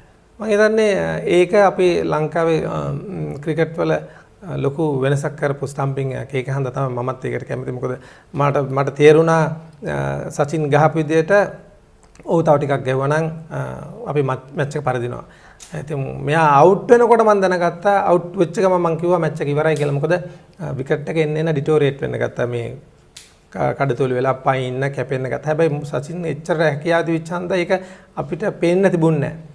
ඉතින් ඒ ස්ටම්පින් එක මම හිතන්නේ තාම මේ මිනිස්සු අපේ ජනත කියන්නේ ක්‍රීඩා වලින් මතක් කරනවා. මම හිතන්නේ ඒක අපේ ක්‍රිකට් වලට සමීපම ස්ටම්ප් එක කිව්වොත් හරි හන්දා. සමහර දේවල් අපේ ජීවිතයට රසවත් ආරම්භයක් ලබා දෙයි. හිත මුතුරෙකුසේ ළඟ රැඳේ. දියුණුවේ කොටස්කරුවෙකු වෙයි. මහපාරෙත් සිත පිනයි. මහමුහුදෙත් තනි රකී. ලෙඩකදී දුකකදී ආදරයෙන් රැකබලා ගනී. ජීවිත කාලය පුරාම අපිත් එක්ක රැඳී සිටිමින් සැබෑ සෙනෙහස කිසිතා වෙනස් නොවන බව හැමෝටම කියා දෙයි. Munchee super cream cracker. Super කියන්නේ නිකන් නෙවෙයි. කළු ඒ 1990 ලෝක කුසලාන සෙමි ෆයිනල් තරඟයේ කල්කටාවල ඒ තිබුණු වාතාවරණය ඇට්මොස්ෆියර් ගැන පොඩ්ඩක් කෙටියෙන් කියන්න පුළුවන් නම්? ඇත්තටම මට මතකයි අපි හිටපු හෝටලේට මේ මගේ හිටපු කාමරයට පෙවුනා මේ එළිය ඒ ග්‍රවුන්ඩ් එක. මැච් එක පටන් ගන්න පැය 4කට විතර ඉස්සෙල්ලා පෙවුනා මේ ග්‍රවුන්ඩ් එක පල්ලෙහා නිකන් තිත්තරයි පේන්නේ කෙනෙක්. මිනිස්සු මම හිතන්නේ ඒ වෙනකොටත් ලක්ෂයක් විතර ඇවිල්ලා තිබුණා. මම හිතන්නේ 1,15,000ක් ඇතුලේ හිටියා තරඟයේදී. ඒ වගේම ප්‍රමාණයක් මම හිතන්නේ එළියේ හිටියා මැච් එක බලන්න ඇතුළට එන්න බැරුව. මම හිතන්නේ මට මතකයි අපි මායිසනතුයි පැට් කරන ළඟට ආවා මෙහෙම කතා කරනවා කෑ ගැහුවත් ඇහෙන්නේ නැහැ. ඉතින් අර සයින් ලැන්ග්වේජ් එකෙන් තමයි කතා කරන්න පුළුවන් උනේ. අපිට 11 හරින්න මම හිතන්නේ සෙමි ෆයිනල් එකේ මම හිතන්නේ 10ක් 20ක් ඉන්නේ නැති ශ්‍රී ලංකන් සපෝටර්ස්ලා. ඒ ආරෙන්න ඔක්කොම අය මම හිතන්නේ ඉන්දියන් සපෝටර්ස්ලා හිටියේ. මේ මැච් එක මම හිතන්නේ මගේ ජීවිතේත් වැඩිම ප්‍රේක්ෂකයන් ඉදිරියේ සහ ලොකුම චැලෙන්ජ් එකක් විශේෂයෙන් සෙමි ෆයිනල් එකක් හන්දා ඉන්දියාවත් එක්ක ඉන්දියාවේදී ක්‍රීඩා කරපු හන්දා මම හිතන්නේ ඒක මට විතරක් නෙමෙයි අපි මම හිතන්නේ ලෝක කුසලානේ ක්‍රීඩා කරපු සියලු ක්‍රීඩකයන්ට ඒක ඉතාම ගොඩාක් මෙමරිස් දුන්න තරගයක්. කොහොමද ඔබ කමියුනිකේට් කරන්නේ එච්චර සෙනඟ වැඩි වුණාම? ඇත්තටම කතා මුකුත්ම බෑ අතපය දික් කළා තමයි මේ කරේ. දුවනකොට මූණ දිහා බලලා දුවන්න විතරයි පුළුවන් උනේ. මට මතකයි මේ කිසිම දෙයක් ඇහෙන්නේ නැහැ. කියන්නේ හැම එකක්ම එළියට යන්න ඉස්සෙල්ලා අර්ජුනයා මට මතකයි කියනවා මේ සාමාන්‍ය අර්ජුනයා කියන විදියට කිව්වා මගේ අත් දිහා බලන්න කියලා. සාමාන්‍යයෙන් එයා සමහරට කතා කරන භාෂාවක් තියෙනවා. මොකද ඒක තමයි ඇටෙන්ෂන් ගන්න යා කරන්නේ. එයා කිව්වා බලන්න කියලා. ඔක්කොම ඒක කරේ නැත්තම් මුකුත්ම පේන්නේ නැහැ. මොකද එච්චරට සද්දයි. ඉතින් මම හිතන්නේ අතපයෙන් ඇරෙන්න කිසිම විදියක් තිබුණේ නැහැ කමියුනිකේට් කරන්න. සනතුයි ඔබයි කඩුව අතර දුවද්දි වැඩි කමියුනිකේට් කරන්න අවශ්‍යතාවයකුත් නැහැ. ඔබගේ හොඳ අන්ඩර්ස්ටෑන්ඩින්ග් එකක් තියෙනවා. ඔව් අපි දෙන්න ගොඩක් මුණ බලලා තමයි දිව්වේ. ගොඩක් වෙලාට මේ දිව අඩුයි ඇත්තරම. දෙන්නම දෙපැත්තෙන් ගහපු එක තමයි කරේ. නමුත් මේ මැච් එකේදී ගොඩක් අපිට ඒක කරන්න වෙලාවක් හම්බුනේ අපි දෙන්නම මුලින්ම දැවුණ නිසා. සනත් කළු සංයෝගය රටේ ගොඩක් අය කතා කරන සංයෝගයක්. කොහොමද ඒ සංයෝගය ඇති වුණේ සහ ඔබ දෙපළ කොහොමද එකෙනා කම්පැනි එක එන්ජොයි කළේ? ඉතින් 95 අපි බෙන්සන් හෙජස් ඕස්ට්‍රේලියාවේ ටුවර් එකේ තමයි මාව යොදාගන්නේ. අතම සනත් ක්‍රීඩා කරගෙන හිටියා. අපි තරඟ 4ක් තිබුණා. එකෙන් 3ක්ම අපිට දිනන්න තිබුණා. ඒකෙන් තමයි ආරම්භය මාව යොදා ගන්නවා. මොකද මම නම්බර 7 ශ්‍රී ලංකාවේ. ඉතින් එතනින් පස්සේ තමයි අපි දෙන්න එකතු වෙන පළවෙනි තරඟෙම මට 75ක් ලබාගෙන අපි මැච් එක දිනනවා. මම මෑන් ඔෆ් ද මැච් වෙනවා. ඒ වගේ මැච් 3ක්ම වුණා. ඉතින් අපිට ෆයිනල් එකටත් අපිට යන්න පුළුවන් වුණා. වෙස්ට් ඉන්ඩීස් උයි ඕස්ට්‍රේලියා ශ්‍රී ලංකා ගාපු සීරීස් එකේ. ඊට පස්සේ ඒක මම හිතන්නේ අපිට ලොකු ලක් වුණා වර්ල්ඩ් කප් එකට. යනකොට මොකද අපිට ගොඩක් කන්ට්‍රොවර්ෂල් ටුවර් එකක් තිබුණේ මුරලිගේ ඉන්සිඩන්ට් එක. එතකොට අපිට සමහරට රස්නිතනෙන් ප්‍රැක්ටිස් මැච් එකක් ගාලා සීතල තැනකට ගිහිල්ලා ලොකු දුරත් ගිහිල්ලා සෙල්ලම් කරනවා. මම හිතන්නේ පොඩි ඒ වගේ දේවල් වුණා. අපි ලෝයර්ස්ලා ගාව හිටියා. ඉතින් ගොඩක් කන්ට්‍රොවර්ෂල් ටුවර් එකක්. ඉතින් ඒකත් එක්ක අපි ගොඩක් වර්ල්ඩ් කප් එකට එනකොට මයින්ඩ් එක ගොඩක් ස්ට්‍රෝං ඕන දෙයක් කරන්න පුළුවන් මයින්ඩ් එකක් තිබුණා. ප්ලේයර්ස්ලා ඔක්කොම එකට ජෙල් වෙලා තිබුණා. ඒ අපි ජයග්‍රහණත් එක්ක අපි ලෝක කුසලාන්ට අපි ලංකාවේ ක්‍රීඩා කරනකොට අපිට ඒක ගොඩක් පහසු වුණා. අපිට පසුබිම හදාගන්න මෙන්ටලි. ඉතින් මම හිතන්නේ ඒක තමයි අපිට උනේ ලෝක කුසලානේ අපි ජයග්‍රහණ කරන්න ලොකු ලකුණක් වුණා. ඒකම ඉතින් සනතුයි මායි ගොඩක් කල් ක්‍රීඩා කරලා අපි දෙන්න ඕපන් කරලා අපිට ගොඩක් හොඳ ජයග්‍රහණයක් අපිට ලබා ගන්නත් පුළුවන් වුණා. සනත් එක ක්‍රීඩා කරපු එක මම හිතන්නේ මගේ ජීවිතේ කරගත් හම්බෙච්ච ලොකුම ජයග්‍රහණය. මොකද මාර ටැලන්ටඩ් ක්‍රිකටර් කෙනෙක් මම හිතන්නේ ලෝකේ බිහි වෙච්ච හොඳම ඕපනින් බැට්ස්මන් කෙනෙක්. ඒකම අඩු කතාවක් වුණාට ගොඩාක් ප්‍රතිඵල වලින් අංග සම්පූර්ණ ක්‍රීඩකයෙක් නිසා ඒකම අපි දෙන්නත් එක්ක ඒ අතර ඒ යනකොට පුදුම අභිමානයක් තිබුණා. අපි දෙන්න එළියට යනකොට මිනිසුන්ගේ ලැබිච්ච ප්‍රචාර ඒ වගේම සනතුයි මා යනකොට තිබිච්ච හැඟීම මම හිතන්නේ ඒක අදටත් මට හරි ආඩම්බරයි. බෙන්සන් එජස් තරඟාවලියේ තිබුණු කන්ට්‍රෝවර්සිස් ගැන කතා කරා. ඒ ෆයිනල් එකේ දුන්නු සමහර තීරණ ගැන කතා කරේ නෑ. කණ්ඩායමකට ඔබ පුදුමයටපත් වුණාද ඒ තීරණ ගැන? සමහරට කනගාටුයි කියන්න. ඒ දවස්වල අම්පයර්ස්ලා නියුට්‍රල් අම්පයර්ස්ලා හිටියේ නැහැ. ඒ රටේ අම්පයර්ස්ලා තමයි හිටියේ. ඉතින් ඔවුන්ට ඕන විදියට ඒක ලස්සනට කරගන්න පුළුවන් විදියක් තමයි ඒ දවස්වල තිබුණේ. ඉතින් ওই තත්ත්වය අපේ ඒගොල්ලන් අපි එහෙ ක්‍රීඩා කරනකොට විතරක් නෙමෙයි අපි මෙහෙ ක්‍රීඩා කරනකොටත් ඒක තිබුණා. ඉතින් මම හිතන්නේ ඒක සමහරට අවාසනාවන්ත තත්ත්වයක් සමහර ක්‍රීඩකයන්ට වුණා. හැබැයි 95 මට මතකයි ටුවර් එකේදී මට නම් ඒ වගේ ගොඩාක් අවාසනාවන්ත තත්ත්වයල් තිබුණා. ඉතින් අවුට් එක දුන්නම ඔළුව බිම දාගෙන ඇවිල්ලා ක්ලබ් පැඩ්ස් දෙක ගලවන්න තමයි අපිට උගන්වලා තිබුණේ පාසලේ ඉඳන්ම. ඉතින් මම හිතන්නේ ඒකට වඩා මම දෙයක් කරේ නැහැ. ඒ තරඟවලිය ඔබ බටහිර නිකොදෙව් කණ්ඩායමත් සමග පර්ත් වල පවතින තරඟයකදී කට්ලි අම්බ්‍රෝස්ට අය පාරක් කියලා කරනවා. ඒ ගැන ගොඩක් කතා බහ කරනවා. ඔව් ඒ ඇතරම ඒ ටුවර් එකේදී ගොඩාක් මෙමරිස් තියෙන මේක ටුවර් එකක්. ඒ පර්ත් කියන්නේ මම හිතන්නේ ලෝකෙ තිබිච්ච මේ ෆාස්ට්ම තරණීලක් තිබිච්ච අම්බ්‍රෝස් කියන්නේ ලෝකේ අම්බ්‍රෝස් කියන්නේ මම හිතන්නේ අඩි 9කින් වගේ අත එන්නේ උසින් 9-10කින්. ඒ වගේම මේක බවුන්ස් එක ගොඩක් තියෙනවා ඒ විකට් වල සෙල්ලම් කරනකොට. ඉතින් ඒ පර්ත් පළවෙනි මැච් එකට ගියාම මම ලොකු චකිතකින් තමයි අපි ගියේ. මට මතකයි පළවෙනි බෝලේ සනත් සෙල්ලම් කරනවා. විකට් කීපර් හිටියේ 30 යාඩ් සර්කල් එකේ. එච්චරට බවුන්ස් තිබුණා ඒ විකට් එක. ඉතින් ඇත්තරම ටිකක් බයක් හිතුණ අවස්ථාවක් තමයි මට තරඟේ මතකයට ආවේ. කලු ඔබ සමහර අවස්ථාවලදී ස්පෙෂලිස්ට් බැට්ස්මන් කෙනෙක් හැටියට කණ්ඩායම පාවිච්චි කර තිබිලා තියෙනවා නේද? මම කඩළු රකින්නෙක් හැටියට තමයි ක්‍රීඩා කරේ. හැබැයි කඩළු පන්දුවට පහර දීම කියන්නේ බැටිං හන්ද මම ගොඩක් අවස්ථාවේදී ඒක යූස් කරපු වෙලාවත් පහලවල් ගොඩක් තිබුණා. ඒ වගේම කලු දැන් ඔබ ක්‍රීඩාවෙන් සමුගත්තට පස්සේ පුහුණු කරුවෙක් හැටියට පටන් ගන්නවා ශ්‍රී ලංකා ඒ කණ්ඩායමත් සමග සෑහෙන කාලයක් ඔබ ගත කරනවා. වර්තමාන කණ්ඩායමේ ඉන්න ගොඩක් ක්‍රීඩකින් ඔබ තුලින් ජාතික කණ්ඩායමට ආපු ක්‍රීඩකින් ඒ ගැන සිතද්දී පොඩි සතුටක් තියෙනවද? ඔය අතර මම ඇත්තටම හිතුවා ක්‍රිකට් වලින් පස්සේ මොනවද මම කරන්න කියලා. මම හිතුවා මම මේ ලබාගත් අවුරුදු පොඩි කාලේ ඉඳන් අවුරුදු 9 ඉඳන් ක්‍රීඩා කරනවා. ලබාගත් දේ මට හිතුණා නැවතත් අපි ක්‍රිකට් වලට මට දෙන්න පුළුවන් නම් හොඳයි කියලා. ඉතින් ඇත්තටම කෝචින් කියන එක හරි අමාරුයි. ගොඩාක් කැපවීම කරන්න ඕන, අවුවේ ඉන්න ඕන, ක්‍රීඩා කරපු වගේම මහන්සි වෙන්න ඕන.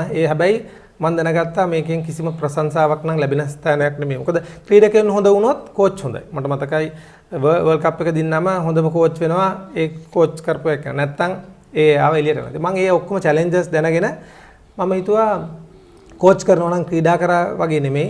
අනිවාර්යයෙන්ම එක්ස්පීරියන්ස් එක තියෙන්න ඕන.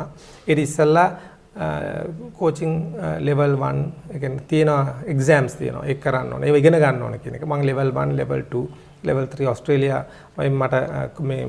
මට ක්වොලිෆයි වෙන්න පුළුවන් වුණා. ඊට පස්සේ අවුරුදු 4ක් මම ක්ලබ් එකේ මට අවස්ථාව ලැබුණා ක්ලබ් එක කෝච් කරන්න කෝල්ස් ක්‍රීඩා සමාජයේ. අවුරුදු 4මාරක් එතන හිටියා. ඊට පස්සේ තමයි මට අවස්ථාව ලැබෙන්නේ ඒ ටීම් එකේ.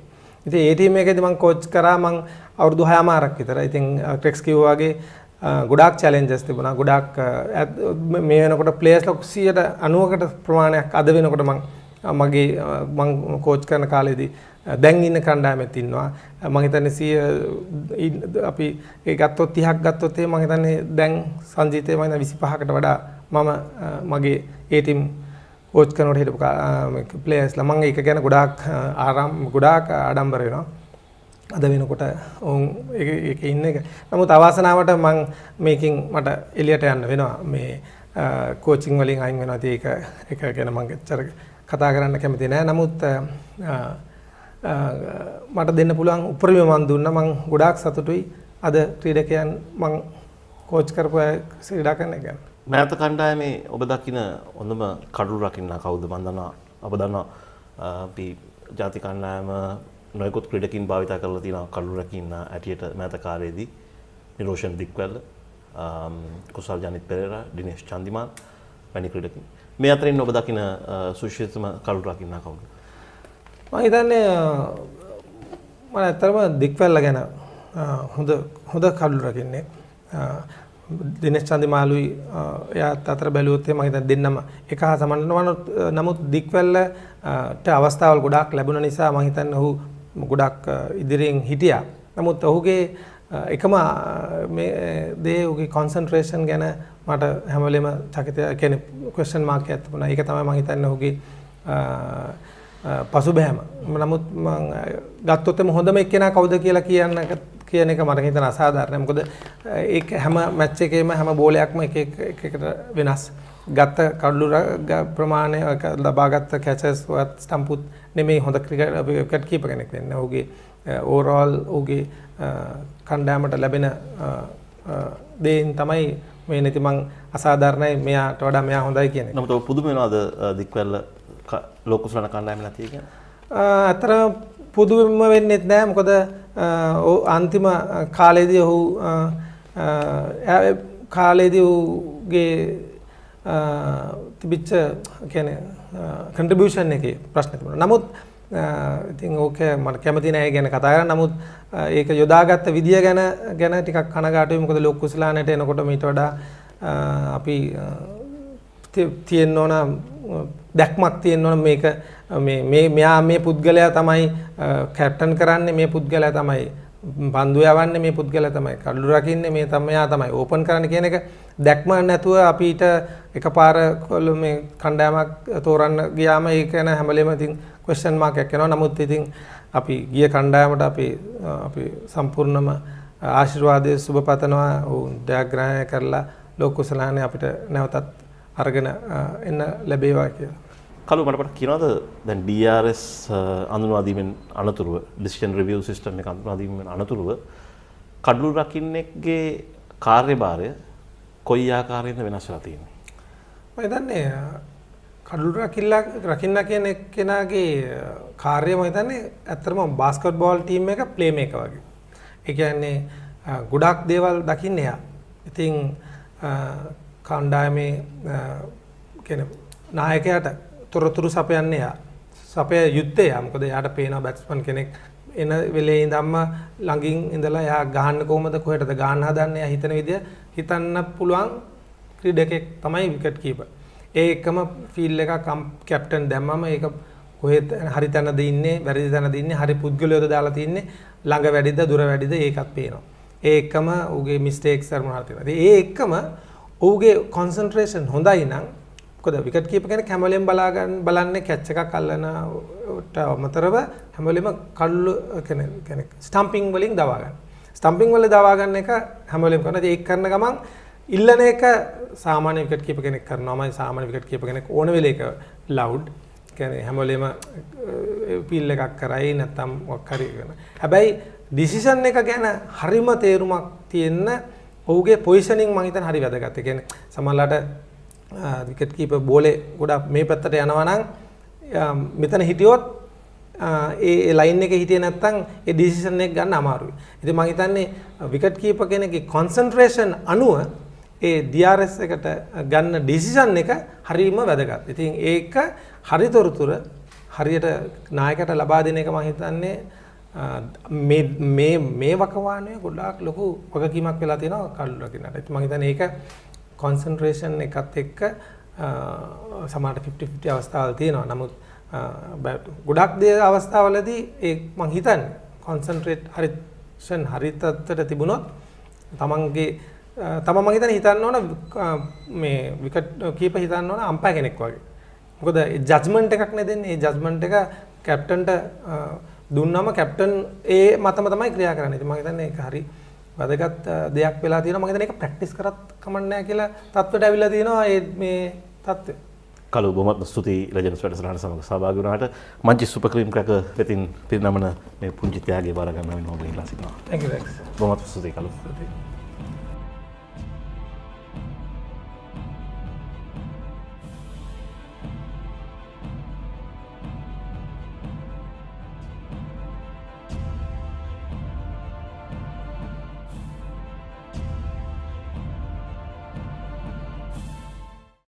තවත් ක්‍රීඩා පුවත් සහ ක්‍රීඩා වැඩසටහන් නරඹන්න papare.com YouTube channel එක subscribe කර bell icon එක click කරන්න.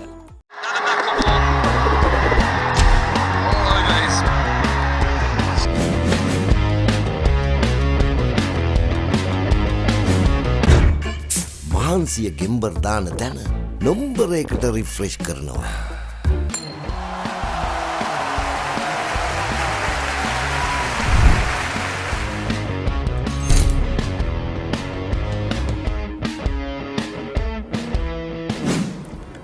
මුලින්ම කියන්න ඕන මුලින්ම අපිට තිබි 4 days matches දෙක 4 day matches දෙකේ කණ්ඩායම යම් තරමක් පසුබෑමකට ලක් වුණා. ඊට පස්සේ one day එකට ආවට පස්සේ කණ්ඩායමේ පළවෙනි තරඟය පරාජයටපත් වුණත් දෙවෙනි තරඟය තුන්වෙනි තරඟය ජයග්‍රහණය ගන්න පුළුවන් වුණා. ඒකදී කට්ටියගේ කැපවීම මුලින්ම කියන්න ඕන. කට්ටිය හැම එක්කෙනා විශ්වාස කරලා කට්ටිය පුළුවන් උපරිම කරලා මැච් එක දෙවෙනි තරඟය තුන්වෙනි තරඟය ජයග්‍රහණය කරන්න පුළුවන් වුණා කට්ටියට. ඒ වගේම හතරවෙනි තරඟය පස්වෙනි තරඟය උපරිම ශ්‍රී ලංකා කට්ටිය උපරිමෙන් අවසනාවකට අපි ඒ තරඟ දෙක මේ පරාජයටපත් වුණා. ඒ තරඟාවලියේ වන් ඩේ එකේ අපි 3-2 විදියට පරාජයටපත් වුණත් කට්ටියගේ හැටියට විශ්වාසයයි කට්ටියට ඇති වුණ කොන්ෆිඩන්ස් එකත් එක්ක මම කියන්න පුළුවන් සංචාරයේ වන් ඩේ එකේ මේ තරමක් හොඳට කට්ටිය ශ්‍රී ලංකාවලා ගියා.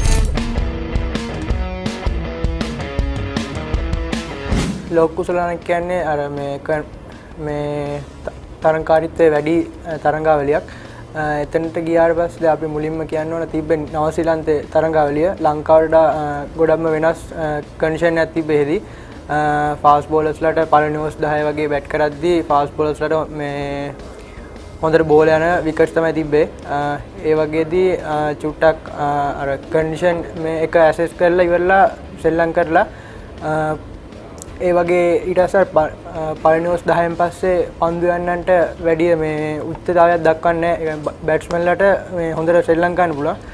ඒ වගේ තමයි කියන්න පුළුවන්. ඒ තරංගාවලියේදී ගොඩක්ම කියන්න පුළුවන් අපිට හම්බුනේ එක එක මේ කන්ඩිෂන් හම්බුණා. චේස් කරලා ගහන්න තිබ්බේවා මුලින් බැට් කරලා සමහරක් මැචස් වලට වර්ෂාපත් වුණා.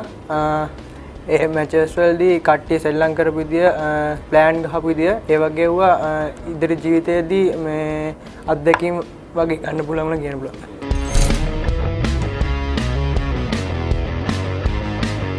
මුලින්ම කියන්න ඕන සාමාන්‍ය වර්ල්ඩ් කප් එක යනවා කියද්දී චුට්ටක් හිතේ චකිතයක් ඇති වෙනවා සාමාන්‍යයෙන්. ඒ වගේ දැන් එක වර්ල්ඩ් කප් එකක් ගහලා තියෙන නිසා මේ කියන්නේ දැන් සාමාන්‍ය සීනියර් ප්ලේ හැටියට අනිත් කට්ටියට ආදර්ශයක් කියලා ඒගොල්ලොත් එක්ක හැම වෙලාවෙම ඉඳලා කොහොමද මේ වගේ සිටුේෂන් එක කරන්න කියලා කට්ටියත් එක්ක කතා වෙලා ඒ වර්ල්ඩ් කප් එක කොහොම හරි දිනන්න තමයි කට්ටියද බලාපොරොත්තු වෙන්නේ.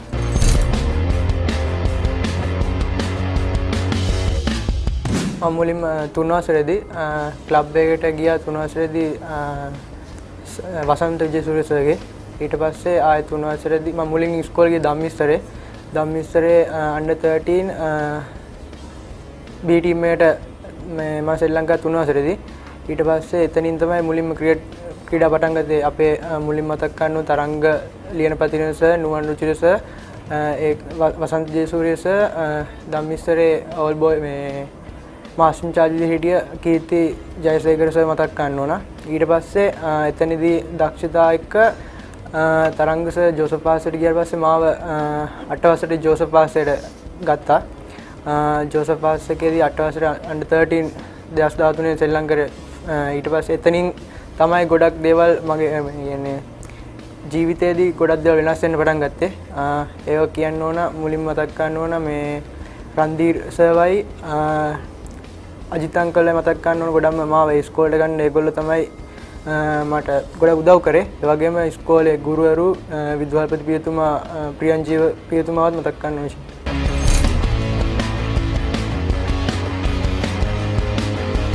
මුලින් 2013 අපේ මැචස් 6ක් දාලා තිබ්බ ෆස්ට් රවුන්ඩ් එකේදී under 13 එකේ ඒකේ මැච් 6ට ලකුණු 614ක් ලබා ගත්තා. ඊට පස්සේ under 15 සෙකන්ඩ් එකේදී මැලේසියා ටුවර් කැප්ටන් කරන්න හම්බුණා. ඒකේ man of the series මම වුණා.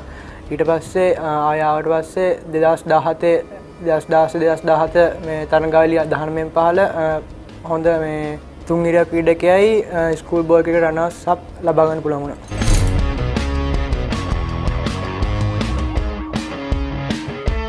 මුලින්ම කියන්න ඕන සාමාන්‍ය ප්‍රැක්ටිස් කරද්දි සාමාන්‍ය ගේම් සිටුේෂන් එකකදී බැට් කරන්න ප්‍රැක්ටිස් එකේදී net එක බැට් කරත් මැච් එකේදී බෝල් එක කියන්නේ මැච් එකේදී මෙතන ગેප් එකක් මෙතන තියෙනවා කියලා හිතාගෙන සාමාන්‍ය සෙල්ලම් ගන්න.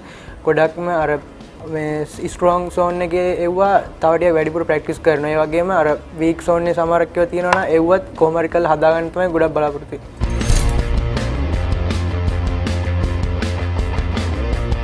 මම ෆස්ට් ක්ලාස් එකක් ගහන්න තමයි බලාපොරොත්තු වෙන්නේ. ඒ කියන්නේ කොහරි ක්ලබ් එක.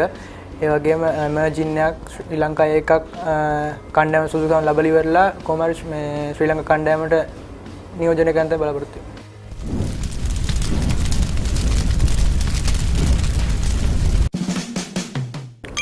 කුමාර සංගක්කාර ස්ලිප් ඇත්ලටික් ක්‍රිකට් කියන්නේ හොඳ ක්‍රීඩාවක්. එන්ජොයි කරන්න පුළුවන් ගොඩක් දේවල් ක්‍රිකට් වලින් ලබා ගන්න පුළුවන්. ෆ්‍රයිඩ් රයිස් ගෙදර එක්කෙනෙක්ට ගහලි වල දන ගසා දීපා කට්ටිය බට්ට කියලා කියන්නේ. තුන්වසරේ ඉඳන් ක්‍රිකට් ගහන්න නිසා ඒ කට්ටිය එතන හිටිය පොඩි මෙක් කෙනා මම. ඒ නිසා කට්ටිය මට බට්ට කියන්නේ ගත්තා. SLC ක්‍රීඩන්නේ. Melbourne cricket. Nishan Madushka. Simon Russell Ananda. පාකිස්තානයේ ශහීන් අෆ්රිඩි. under 15 ගහද්දී 200,000ක් ලබාගත්තා කළුතර විද්‍යාලයේ. one day නෝනිල් Fernando science Australia 2007 World Cup song cricket World Cup song shirt දික්කයිස පවුලේ තුන් දෙනෙක් සම්බෝලා. මම හිතනවා ක්‍රීඩා වලට ගොඩක් ජනප්‍රිය ක්‍රීඩකයන්ගේ සාමාන්‍ය රටක්ම දන්නවා කියලා මම හිතනවා පපරික් කියන්නේ. ගොඩක් උදව් කරන ක්‍රීඩාවට හැම දෙයකටම උදව් කරන හොඳ channel එකක්. මුලින්ම කියන්න ඕන තාත්තා ක්‍රිකට් සෙල්ලම් කරපු කෙනෙක්. තාත්තා තමයි ගොඩක් මාව ක්‍රිකට් වලට යොමු කරේ. පොඩි කාලේ ඉඳන් අර සොෆ්ට්බෝල් තාත්තා සෙල්ලම් කරනකොට එහෙම සාමාන්‍ය මාව එක්කන් ගිහිලි වෙලා තාත්තා සෙල්ලම් කරලා කොහොම හරි 3 වසරේදී වසන්තගේ ක්ලබ් එකට මාව දැම්මා. ඉතින් ඉතින් තමයි ගොඩක්ම මේක ක්‍රිකට් පටන් ගත්තේ. අම්මයි තාත්තයි ගොඩක් මාත් එක්ක හැම වෙලාවෙම හිටියා.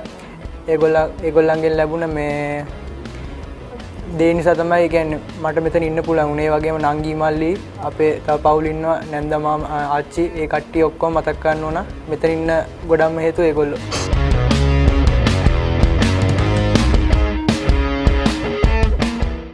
මේ ස්ප්‍රයිට් ජීවිතේ හිතන තරම් ලේසි නෑ යාළුවා. ගඟේ පීනන්න බැරුව අනුන්ගේ ටබ් එකක පාවෙන රබර් තාරාවෙක්ට නම් ජීවිතේ ලේසි. ඒකට ස්ප්‍රයිට් මහන්සිය ගෙම්බර් දාන තැන නොම්බර එකට රිෆ්‍රෙෂ් කරනවා. වැඩේ අමාරුයි කරන්නත් එපැයි. පැහැදිලිනේ?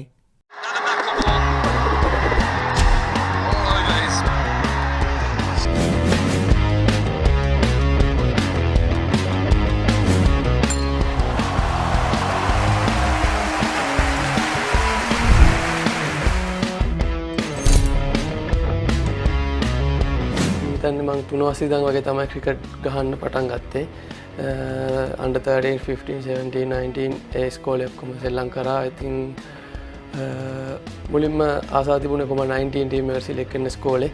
ඉතින් මං කොහොම හරි ඒකට තේරුණා. ඉතින් ඊට පස්සේ තමයි මං හිතන්නේ ප්‍රීමා කියලා ටූර්නමන්ට් වගේක් තිබුණා. ඊපස්සේ තව ප්‍රොවින්ෂල් වගේක් ආවා. ඒවලත් මං හොඳට කරා. ඊට පස්සේ තමයි මං හිතන්නේ මම under 19 එක කතා කරලා තියෙන්නේ. ඊට පස්සේ ඉතින් මට ඉස්කෝලේ කෝචස්ලත් කිව්වා හොඳට කරන්න හොඳට පන්දු යවනවා ඔයාව හොඳ තැනකට ඒවි කියලා. මුලින්ම කෝච් මං හිතන්නේ ඉස්කෝලේ අපේ කුසුම් නන්දසිරි. ඊට පස්සේ එයා මිය දුනාට පස්සේ ජයන්ත් ජයවීර එයා තමයි දැන් ඉතින් දිගටම පුහුණුවීම් වල නිරත වෙන්නේ.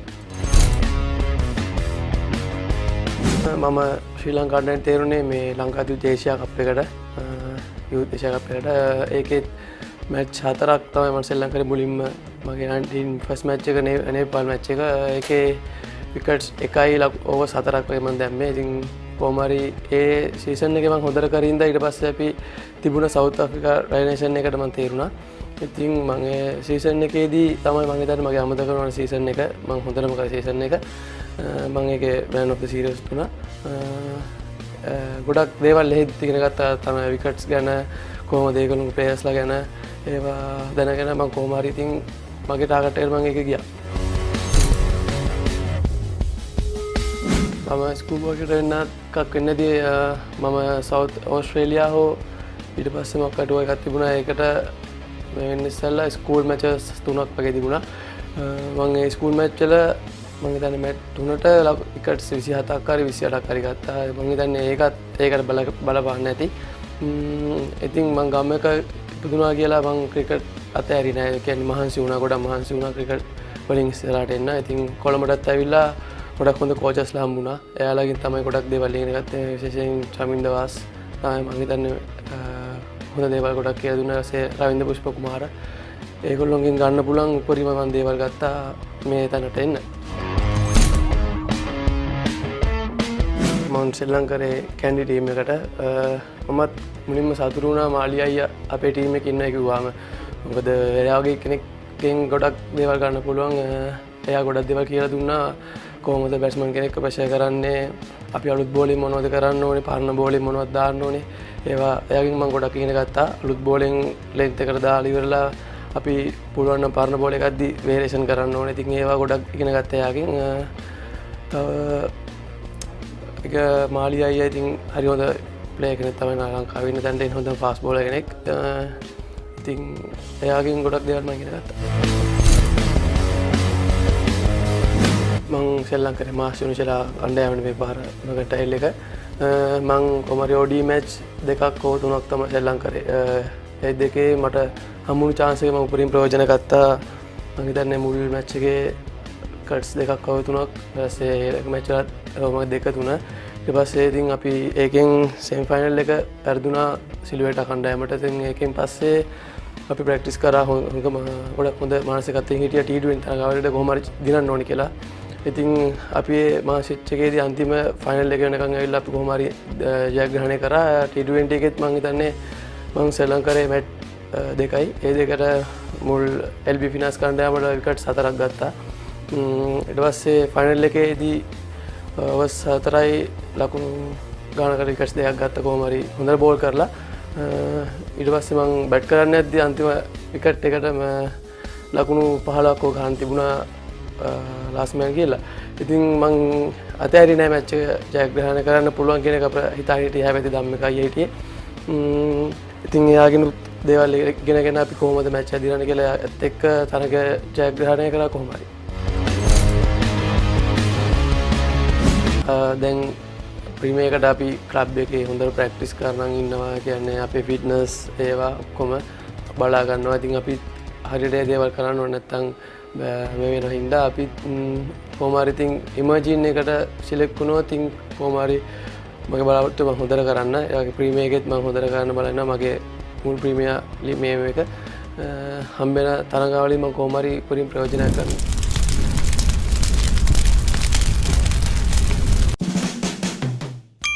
චමින්ද වාස් කොහොම හරි චමින්ද වාස්ගේ කඩලු ගන්න පහු කරලා ඊට වැඩිය සංඛ්‍යාවක් තියාගෙන ඉන්න.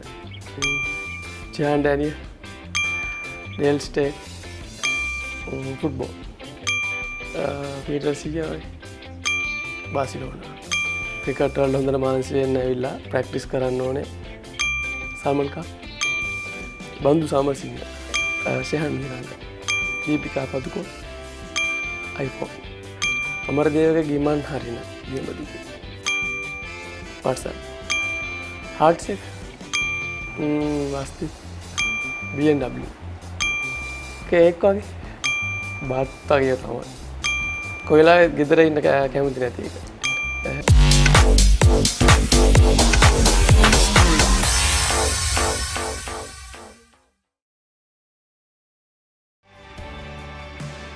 ඕනවතත් අප SSC ක්‍රීඩාංගණයේ සිට ඔබ හමුවන්නේ යුද හමුදා ක්‍රීඩා සමාජයත් කුරුණෑගල තරුණ ක්‍රීඩා සමාජයත් අතර T20 තරගය වර්ෂාව නිසා බාධාවට ලක් වුණා. ඒ වගේම මේ වන විට වාර්තා වන්නේ නිල වශයෙන් තරගය අත්හැර දැමීමට විනිසුරුවන් තීරණය කර තිබෙන බව. ඉතින් ඒ නිසා අවාසනාවන්ත දිනයක් අද ආරම්භය. අප දන්නේ නැහැ මීළඟ තරගය අපට ආරම්භ කරන්න පුළුවන් කුමන වෙලාවෙද කියලා. මේ ඔබට පෙනෙන්නේ තත්වය ඊටාම දැඩි වර්ෂාවක් අපිට දකින්න ලැබුණා. ඒ වගේම තවමත් තත්ත්වය පහව ගොස් නැහැ. ඉතින් ක්‍රිකට් ක්‍රීඩාවට සුදුසු වාතාවරණය නැවතත් පැමිණෙන තෙක් අපට තරගය පවත්වන්නට හැකියාවක් නැහැ. ඉතින් ප්‍රථම තරගය මේ වන විටත් අත්හැර දමා අවසන්. අපි බලමු අද දිනේදී පැවති පන්දු අර කිහිපයේදී කෙසේද මේ තරගය ක්‍රියාත්මක වුණේ කියලා. කුරුණෑගල කණ්ඩායම තමයි ප්‍රථමයෙන් පන්දුවට පහර දීමට තීරණය කළේ. ඔන්න පළමු පන්දු වාරයේදී ලකුණු 10ක් ලබා ගත්තා. නමුත් දඟපන්දු යවන්නන්ගේ පැමිණීමෙන් පස්සේ ඕන යම් කිසි අපහසුවකට ලක් වුණා. දඟපන්දු යවන්නන් යුද හමුදා කණ්ඩායම වෙනුවෙන් ඉතාමත් හොඳින් දිනය ආරම්භ කළා කියන්න පුළුවන්. ඔවුන්ගේ උගුලට කුරුණෑගල පිතිකරුවන් හසුවන බව තමයි අප දුටුවේ. පිතිකරුවන් කෙතරම් උත්සාහ කළත් කඩළු දැවී යාම වළක්වා ගන්නට නොහැකි වුණා. ඒ වගේම ඉන්පස්සේ දැඩි වර්ෂාපතනයක් SLC ක්‍රීඩාංගණය ඉහළින් අපට දකින්නට ලැබුණා. විශේෂයෙන්ම යුද හමුදා ක්‍රීඩකයන් මේ තත්ත්වය පහ කිරීමට ආවරණය කිරීමට ක්‍රීඩාංගණයේ ආවරණ කටයුතු සඳහා සෑහෙන උපකාරයක් ලබා දුන්නා මේ කාර්යභාර බාරගෙන සිටින කම්කරුවන්ට. ඒ වගේම අපි මේ දකින්නේ ඒ වන විට පැවති ලකුණු තත්ත්වය. කෙසේ වෙතත් මේ වන විට තරගය අත්හැර දැමීම තමයි තීරණය කොට තිබෙන්නේ. අප මේ දකින්නේ තරගය පැවති අවස්ථාවේදී ලකුණු තත්ත්වයන් කුරුණෑගල කණ්ඩායමේ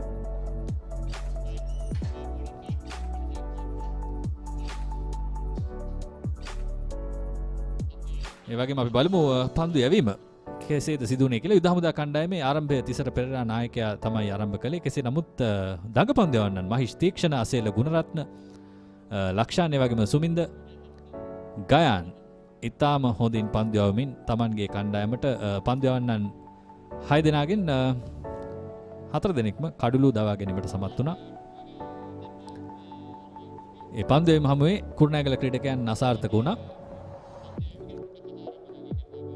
විශේෂයෙන්ම අසේල ගුණරත්න අප දුටුවා ඉතාම හොඳින් Tamanගේ රිද්මයට පැමිණ තිබෙනවා. පන්දු අර 3ක් තුලදී ලකුණු 8ක් පමණයි ලබා දුන්නේ. කඩුල්ලක් දවා ගත්තා. සමහර විට කාලගුණ තත්ත්වය හොඳින් තිබුණා නම් අපට තරගය නරඹන්නට තිබුණා. ඒ වගේම යුද හමුදා කණ්ඩායමට මේ තරගාවලිය තුල Tamanගේ ඉදිරිය සකසා ගැනීමට අවශ්‍ය පන්නරේ ලැබෙන්නට තිබුණා මේ තරගයෙන් පස්සේ. මොකද ජයග්‍රහණය ඔවුන්ගේ ආසන්නයේ තිබුණා වගේ තත්ත්වයක් තමයි උදෑසන පෙනෙන්නට තිබුණේ. මොකද ඔවුන් ඉතාමත් හොඳින් විශ්වාසයෙන් ක්‍රීඩා කරමින් සිටියා. ඉතින් නමුත් තත්ත්වය අභියෝගාත්මකයි. මීළඟ තරගය පැවත් වේවිද නැද්ද කියන සැකය මේ වෙන විට අපට තිබෙනවා. නමුත් වර්ෂාව අවසන් වුණොත් අපට මේ තරගය නරඹන්නට හැකි වේවි. ගුවන් හමුදා ක්‍රීඩා සමාජය තේස් කැපිටල් කණ්ඩායමත් අතර මීළඟ තරගය පැවැත්වීමට නියමිතයි. කාල වේලාවේ යම් කිසි වෙනසක් වන්නට පුළුවන්. 1:45 තමයි නියමිත කාලය. නමුත් අප බලමු වර්ෂාපතනය අපට අවශ්‍ය ඉඩකඩ ලබා දේවිද කියලා මේ තරගය පවත්වන්නට. එසේ සිදු වුණොත් අපට පුළුවන් ඔබට තරගය සජීව ලෙසින් නරඹීමට අවස්ථාව ලබා දෙන්න. තවමත් ආවරණය කොට තිබෙන SLC ක්‍රීඩාංගණය ආවරණ මත අපට පෙනෙනවා ජාලය තිබෙනවා තවමත්. ඉතින් අප බලමු ඔබට කනගාටුවෙන් තොර වාසනාවන්ත අවස්ථාවක් ලබා දෙන්න පුළුවන්ද කියලා. අපත් බලා සිටිනවා තරගයක් පැවැත්වෙන තෙක්. ඉතින් රැඳී සිටින්න මේ දිනය තුල සිදු විශේෂ දේවල් සමගින් ඔබට රැඳෙන්නට අවස්ථාව ලබා දෙනවා. හමු යමු ඉක්මනින්ම වර්ෂාවෙන් ඉවත් වුණු සැනින්.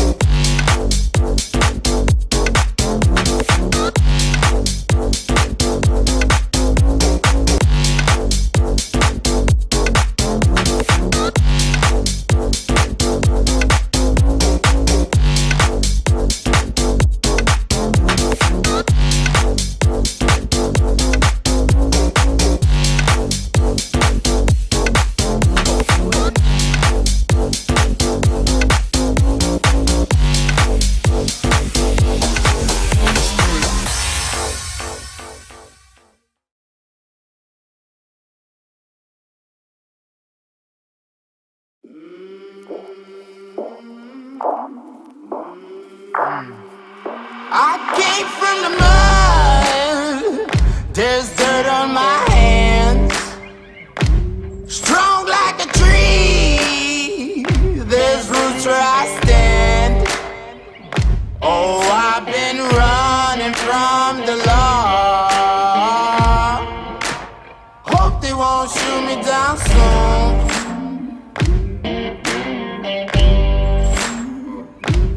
They sing on a sleepless night. Try to catch me howling at the moon.